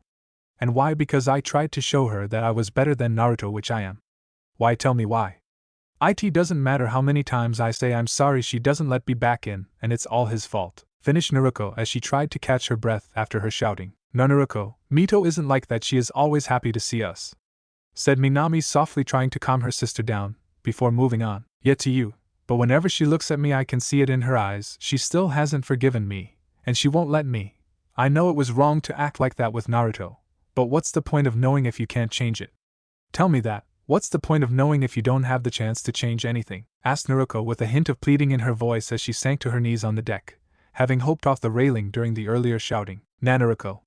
Minami tried to say, but the words wouldn't form, because in truth she didn't know what to say. I know I was a stupid kid, but damn it, why can't I be the hero to my own sister? I've worked myself to the bone every day, I've done everything I was told, why can't I be the hero to my own family? Spoke the blonde as her tears dribbled down to the deck. Minami could only look down at the shivering form of her sister, as she went down on her knees before her and pulled her into a hug. Kami Naruto, please tell me that's not what's going on here. You always tried to make everyone so happy that you always did what Tusan and Jiraiya said without question. You trained every day, no matter what it was, until you mastered it, just so that everyone would be happy and proud. Oh Naruto, you don't even see it anymore, do you? We don't need you to be our hero, we just want you to be our family, you don't have to protect us. Thought Minami as she held her sobbing sister, as gently stroked her blonde hair and whispered softly into her ears. Tu don't understand, I did everything I was supposed to. Why can't I be what I'm supposed to? Asked Naruto through her tears. It will be okay, Naru. It's going to be okay. You don't have to be a hero to us. We just want you to be Naruto, our stubborn and silly Nasan, okay? Spoke Minami, pulling herself back slightly to look into her sister's face as she did so. Naruto couldn't speak but nodded slightly. It was going to be a long road for her sister, but Minami hoped she would be able to help Minami realize what was really important for her. It was a week later in Wave, and the bridge was nearing completion. The battle had set the work back some, but more than that, the small nation was in a state of celebration at the demise of Gato. Team 11 was seen as the new heroes of Wave, and the team had allowed themselves a bit of time to relax. At the moment, our blonde-headed hero was seated at the kitchen table with his head resting on his folded arms as he muttered softly to himself. I create a new type of chakra from scratch. I trained for years to be able to master it, and spend all my time to create the most awesome new move, and now this is happening. Muttered Naruto as he looked around the kitchen/living room of Tazuna's home. Tsunami was busy cleaning and putting dishes away at the sink, but that is not where Naruto's eyes were focused.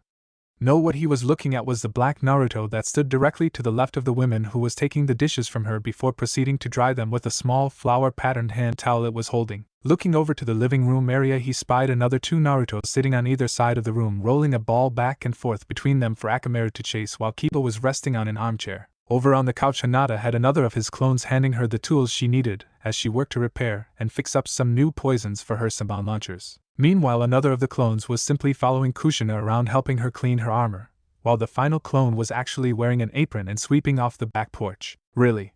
Shouted Naruto, seeing the last of the clones, causing all of the occupants around the room to look up at him, along with all of his clones to stop what they were doing and turning their bright purple round eyes his way with a gentle humming noise. Over the past week they had learned that for some reason the clones he had created were unable to talk. Jubi and Kushina had guessed it was because they were effectively just shells for the chakra to move around, and as a result didn't really have all of the necessary parts to actually create speech. They did, however, seem to hum slightly in response to questions. Whether this was due to a simple energy release of actual attempts at communication, however, remained a mystery. What is it, Naruto-kun? Asked Hinata, looking up from her work and towards her pouting boyfriend. Nothing, Hinata-kun. It's just I create this awesome new move, and now look at it, he said, gesturing around to the room, while the occupants looked around at the clones, suppressing a smile at the one in apron with effort. I don't know, Sochi, these seedlings of yours are pretty handy, replied Kushina, smiling as the seedling beside her turned his large eyes upon her and hummed in apparent enjoyment. Seedlings?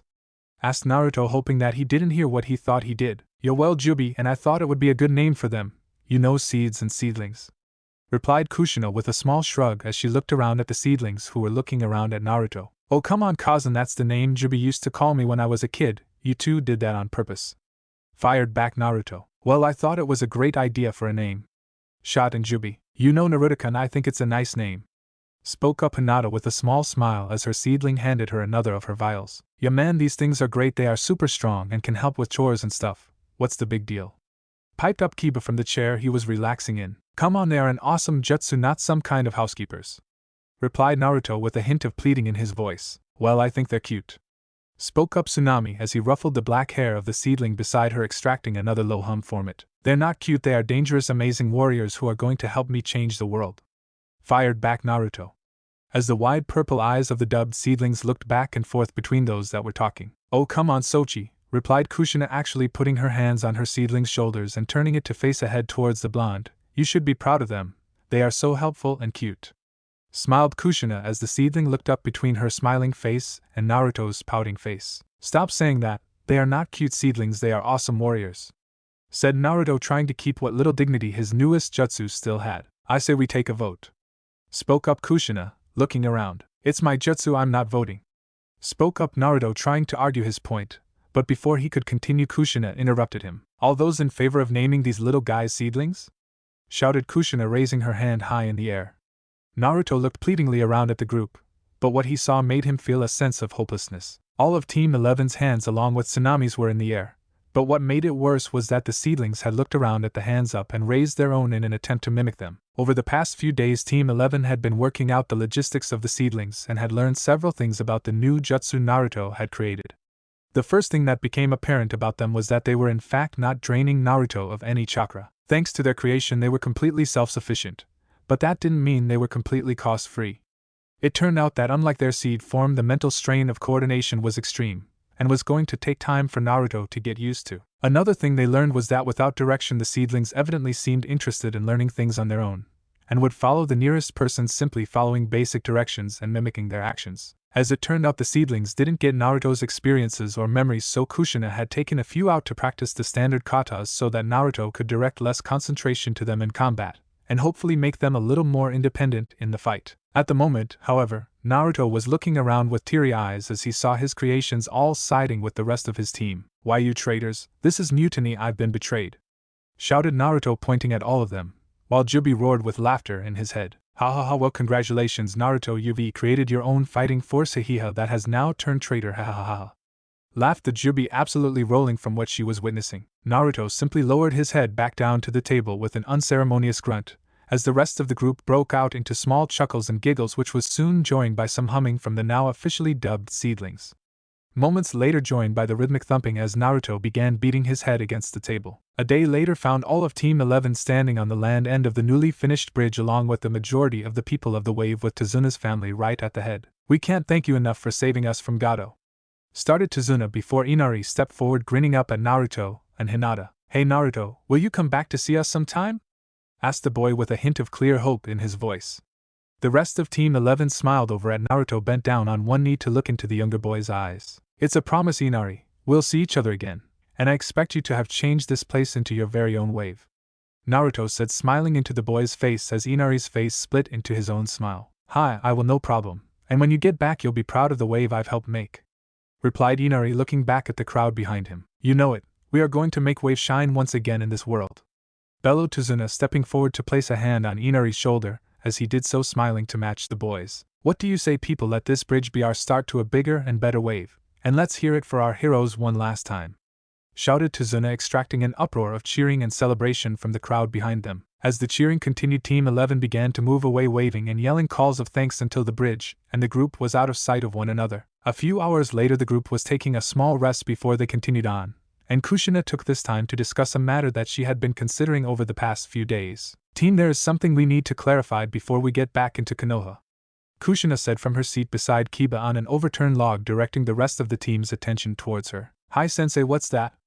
asked Kiba, looking up from where Akamaru was chasing one of Naruto's seeds around a tree, attempting to catch the elusive orb. During their travel, Kushina had suggested that Naruto reseal his clones, so as to make them faster, so at the moment Naruto was simply leaving them in their seed form, while Jubi ran drill with him as they ran. "It's about this mission. I want to know if you all are willing to allow most of the events surrounding this mission to remain just between us," replied Kushina simply, looking around into the questioning faces of her team. "Kushina-sensei, what do you mean keep it quiet? I thought we had to provide a mission report," asked Hinata, wondering what Kushina was talking about.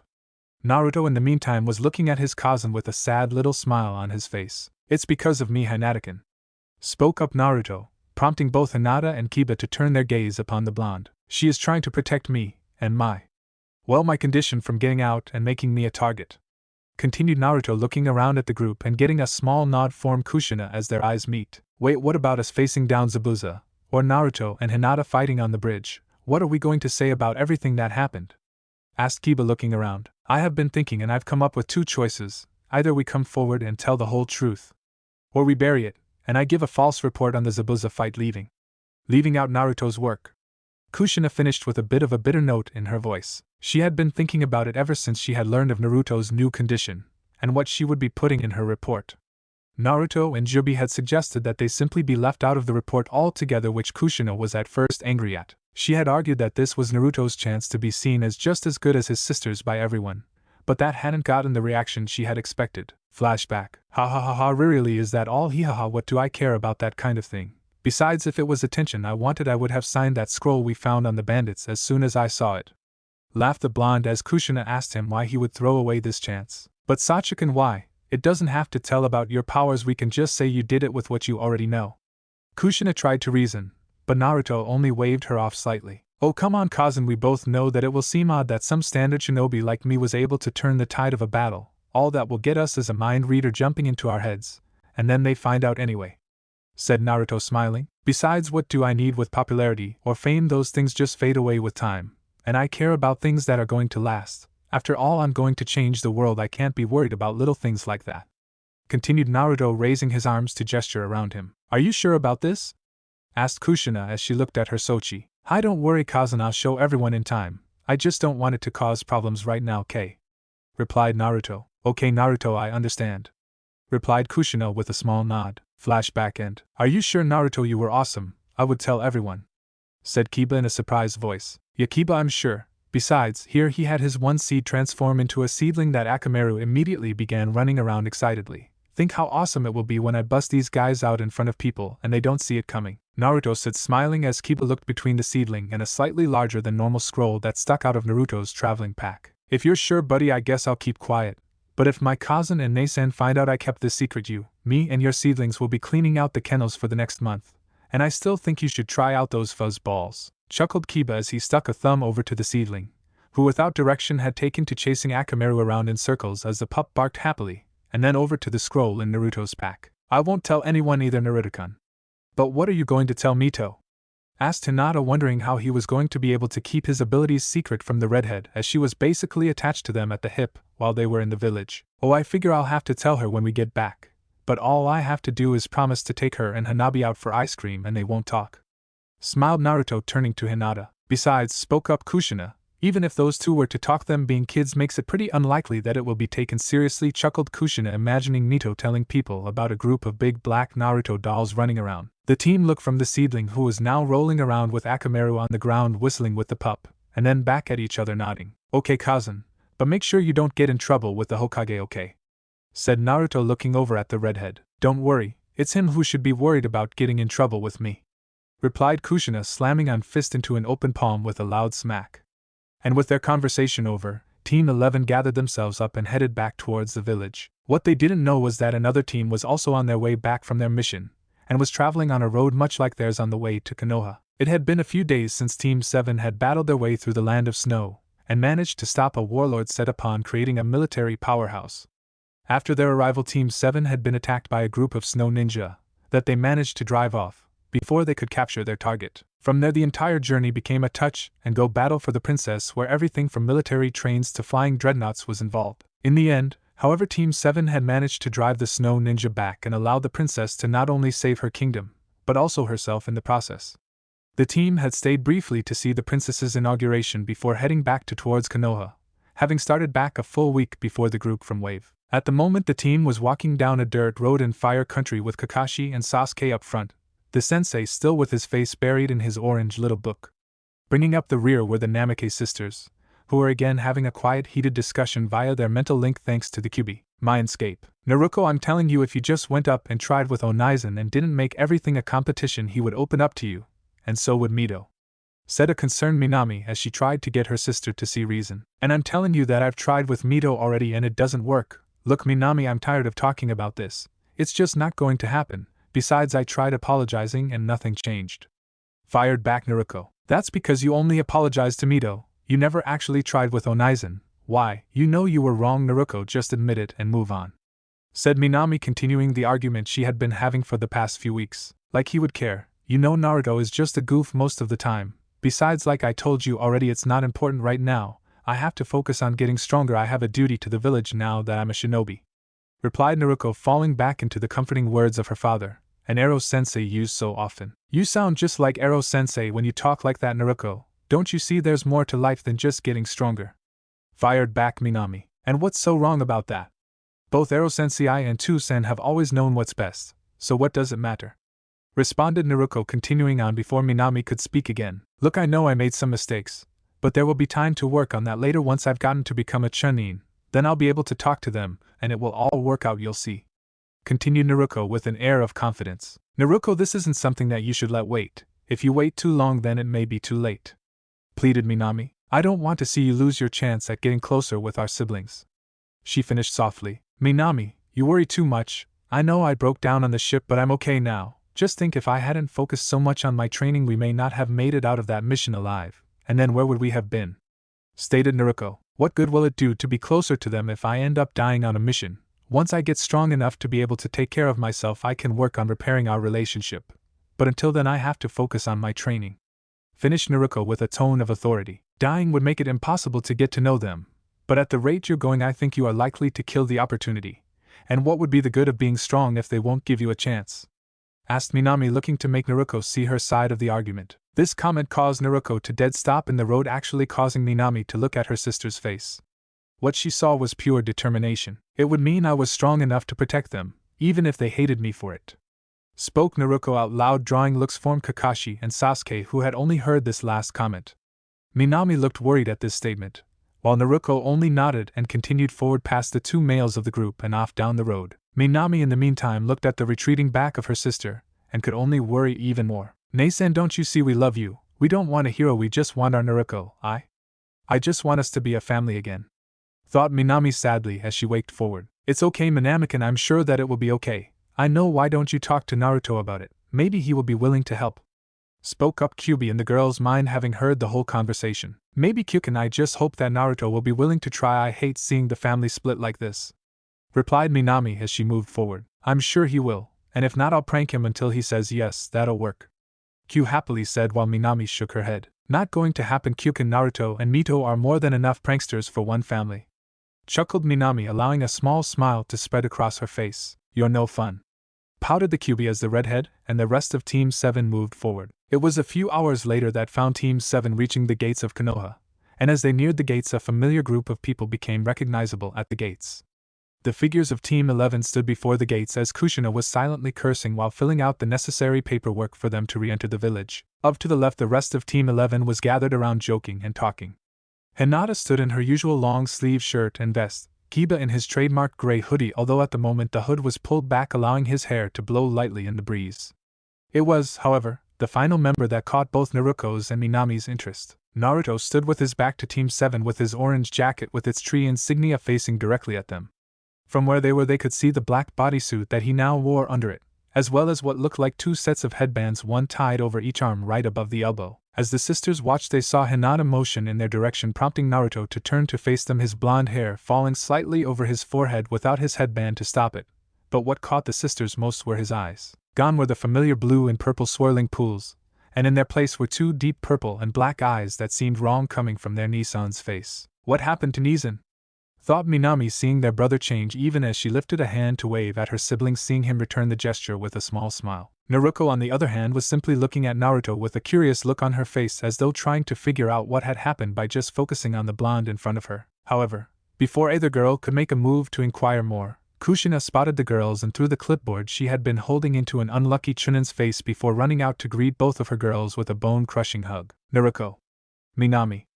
Oh, it's good to see you. Where are you coming from? Don't tell me you had your first crank. How did it go? Are you both okay? Kushina said, firing off questions while both girls slowly turned different shades of blue. Luckily for the sister, Naruto called to her a moment later. Hey Kazan, I think you need to let go, or you might not even let them be conscious for much longer. Called Naruto, chuckling slightly at the sight before him.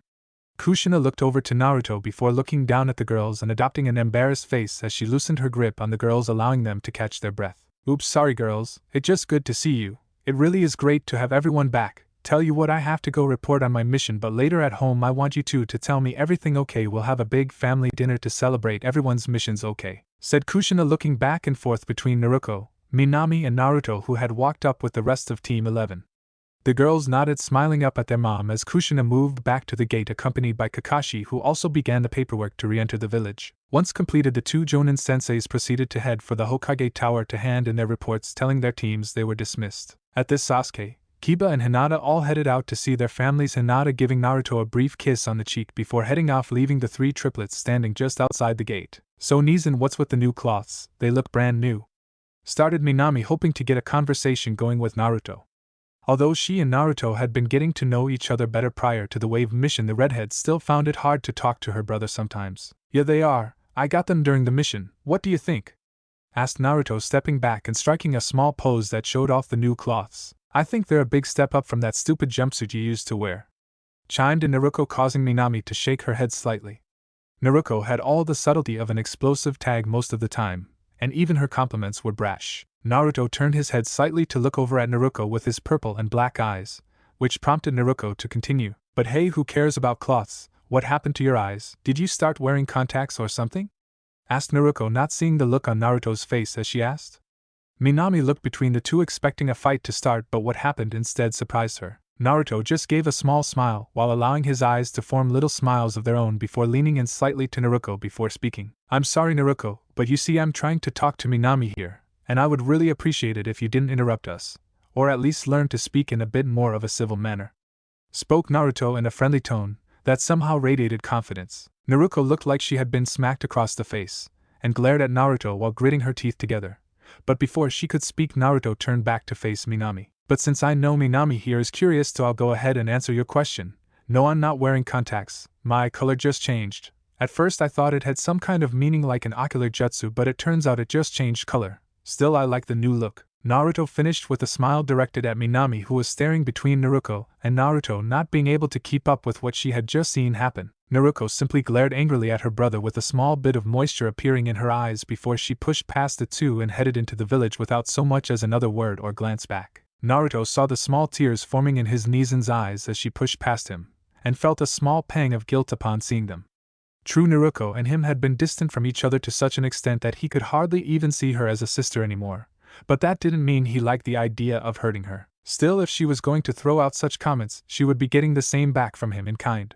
His acceptance had done nothing but have them move further away, and in his new world one thing he would not do is repeat the mistakes he had made in his old one. At this point, Naruto turned his eyes back to his other sister, who was looking at him with a worried little look. "Sorry, Minami, I didn't want to hurt her, but I'm not willing to just let things like that slide anymore," said Naruto to his other sister. "It's okay, Nisan. I guess it just caught me off guard. I mean, you show up with different cloths, different eyes, and now you're even acting a bit differently. I guess I just didn't think your first crank would change you this much," replied Minami. "Yeah, I guess a lot did happen during the last few weeks," said Naruto, looking back down the road and starting for a moment, as a thought re-entered his mind. "Hey Minami, will you come with me really fast? I need your help with something?" asked Naruto, turning to face the redhead with a small smile on his face. Minami looked back at him before nodding, deciding that it was a step forward in getting to know her Nizan, and maybe learn what had happened to him. Naruto proceeded to lead her a small distance into one of the training fields a small way off from the village.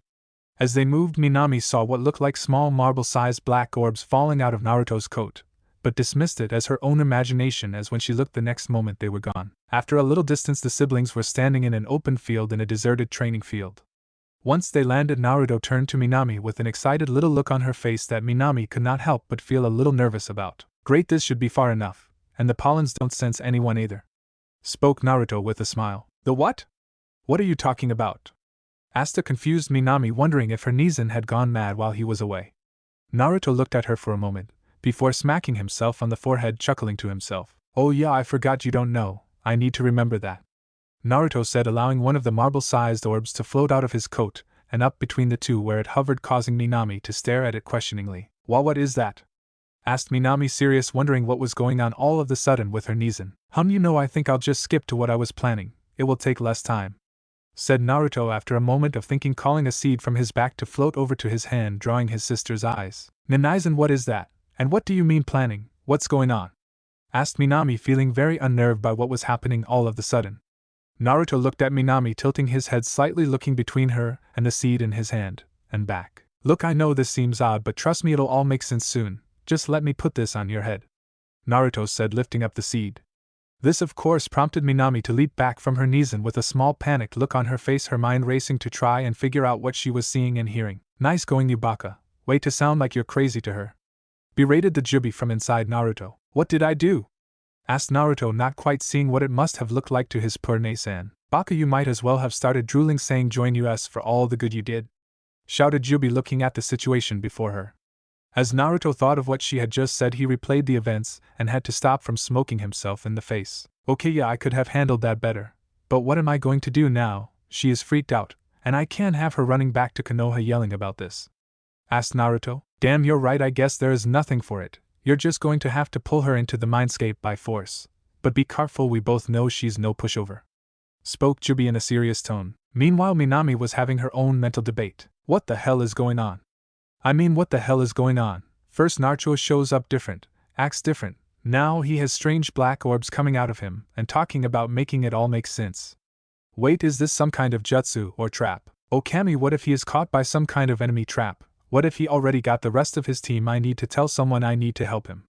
Shouted Minami inside of her head, trying not to panic even as her mind raced. It's okay, Minami-kun, I'll help you get your brother back. All we have to do is subdue him first, then take him back. Spoke of Kyubi, trying to help the girl. Thanks Kyukin, you're right. Hold on Nizen, I'll take care of this.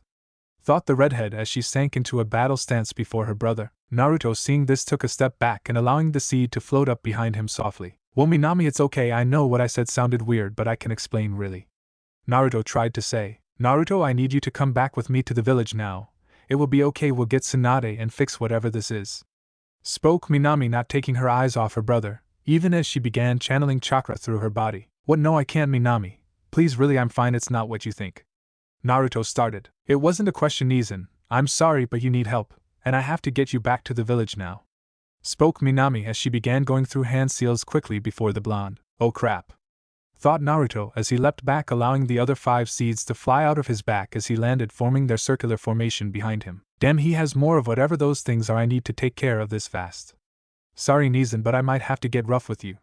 Though Minami as she landed on the final hand seal before leaning back before spitting out several shots of concentrated water with a cry of water-style great cannonball jutsu. Several balls of water, each the size of a cannonball, shot forward towards Naruto across the field.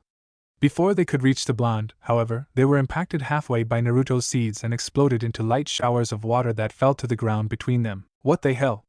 Thought Minami, seeing her attack fail before she formed a cross-shaped hand seal and called up some of Kyubi's chakra to summon a small army of shadow clones. With a popping sound, the field was now host to around 50-some copied of Minami, all taking out kunai, and look at the blonde they now surrounded. Sorry Nizen, but this is for your own good. Called Minami as she and the shadow clones rushed forward. Minami stopped, however only after a few steps, as she began to get the memories from her shadow clones nearest her brother. Images of strange black figures with purple eyes kept flashing in front of her, and from where she stood on the edge she could see the periodic burst of smoke that signaled a dispersed clone. Before she could act, however, one of the figures burst out of the group, rushing towards her. Acting on instinct, Minami slapped the seal located on the inside of her wrist, and moments later she had a windmill shrunken in her hand that she was hurling towards the oncoming figure. As she let the weapon fly, she got a moment to see the figure before her clearly. It looked like a solid black version of her brother with 2 round glowing purple eyes set in its face, even as it rushed towards her. She watched as her shuriken flew true and caught the creature in its left shoulder squarely, but before she could calibrate, her heart sank as the windmill shrunk and cut through the creature's arm without even slowing it down. The arm flopped to the ground as the shuriken continued on, but the creature seemed not to even have registered the hit as it closed in on her. Leaping back, she flew through hand sign before firing off another blast of water from her mouth that impacted the creature squarely in the face, causing it to halt its advance for a moment. Again, however, her victory was short-lived as she saw the creature merely shake its head slightly before turning to look at her before once again charging forward towards her. So justice, don't slow these things down, must have something to do with those orbs. Thought Minami, slapping both her wrists, calling forth more windmills shrunken to launch one after another towards the creature that was again upon her. However, the creature seemed to have learned from its earlier assault, and was now actively dodging the oncoming attack as it closed and only taking glancing blows. What alarmed Minami more, however, was that as she watched the creature's arms seemed to be growing back from the stump of a shoulder she had created. Seeing this, Minami cursed slightly under her breath. Damn it, they heal too. What the hell are these things? I guess I have to get in there to put it down for good. Minami thought as she summoned her final sealed weapon. What she now held were a pair of four-pointed collapsible shuriken. Unlike their windmill brothers, however, these shuriken blades were straight, and looked more like elongated straight swords with smooth handles polished to a shine. Without a wasted moment, Minami charged forward, and with a flick of her wrists both shrunken with blurred spinning discs of steel, that stayed on her palms held by a minuscule amount of chakra. As the two figures closed in on one another, Minami leapt into the air, twisting her body, as she did so spinning to add her weight behind her spinning blades as they cut into the figure before her. Her first blade proceeded to cut through the body of the creature, cleanly gouging a large mark into its chest, causing it to fall back slightly. Minami allowed herself to smirk a little at finally causing the creature to fall back. The creature in the meantime looked over at Minami and tilted its head slightly before doing something that frightened Minami to her core. From the creature's remaining hand, what appeared to be a web of black vines began to erupt from it, forming a strange outline that slowly began to take shape. A moment later, Minami looked on in shock as the creature held what was obviously a crude version of one of her windmill shuriken in its hand before it hauled its arm back, heaving the creation towards her. "Shit!" yelled Minami as she saw the shuriken whip past her a few feet to the left. So happy was she that the creature seemed to not know the proper way to throw a shrunken. Minami didn't notice as another of the creatures came rushing out of the battle towards her. She only took notice in time to make swift slice towards it. This creature, however, didn't stop its charge, and the momentum it had built up served to increase the damage of her hit, causing the blow to literally slice the creature in half, its two sides falling to the ground a few feet past her, carried forward by its own momentum. As she turned to face forward, however, the original creature had closed the distance, and was now stretching its hand forward to grab hold of her head. Before she could do more than shout, the creature had reached forward with its remaining hand and poked her squarely in the forehead, and next thing she knew, everything went black. "Okay, I was really thinking about leaving it here, but I decided you've had enough cliffhangers for 1 week, so I'll cut you a break for now." Minami opened her eyes, looking around her, suddenly seeing a peculiar sight. Behind her was the outstretching blackness of her mindscape with its familiar cage, and the QB peering out at her and around. However, before her and slowly working its way forwards was what looked like a grassy meadow and blue sky. As she watched, the blackness of her mindscape was slowly eaten away by the new green and blue right up to the very edge of the QB's cage.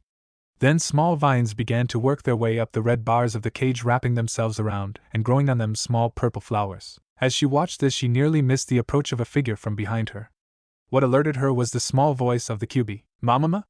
spoke Q with a soft little voice heavy with emotion and hope as the women that Minami had seen during Naruto's exam stepped forward with bare feet across the grass up to the red cage before her. Her purple hair swayed gently as she moved forward, and her face was covered by a happy smile even as small cascades of tears fell from her eyes as she walked forward into the cage.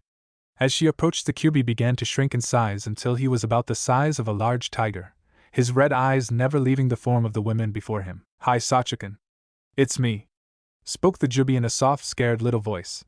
For decades she had waited for this moment, a chance to see her children, to speak with them, just to hold them, and now she could not help but fear what would happen if her Sochi would not accept her. Her distress did not last long, however, as with an excited cry the Q leapt forward with an excited call and began nuzzling his face into Jubi while wrapping his tails around her and pulling her close. "Mama! It's you, Mama!" called Q happily as he and Jubi embraced each other. Minami in the meantime was looking on, feeling like her head was about to explode at what she was seeing. Before she could do more than stand, however, a hand found itself on her shoulder, prompting her to look to her left to find its source. What she saw was the sheepishly smiling face of her Nissan, who was rubbing the back of his head as he looked at her. "Sorry about that, Minami, but it would have kind of ruined the surprises for Jubi. Still sorry that I scared you," the blonde said towards his sister. Minami looked at her brother's smiling face, before looking back at the cage and its inhabitants with a questioning look on her face. "But you, she, where, how?" started Minami before she descended into a fast-paced bit of gibbering. "I think I might have broken her," chuckled Naruto, looking at his clearly lost red-headed sister with a smile. Thanks a ton for watching, Shinobi Squad.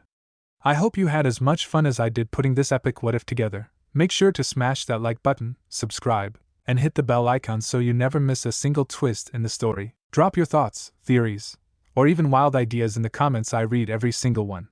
And hey, if you're craving more awesome Naruto content, go check out the other videos on the channel. I've got plenty of heat waiting for you. Until next time, stay sharp, stay awesome, and remember, even a shadow clone needs love. Peace out, Shinobi.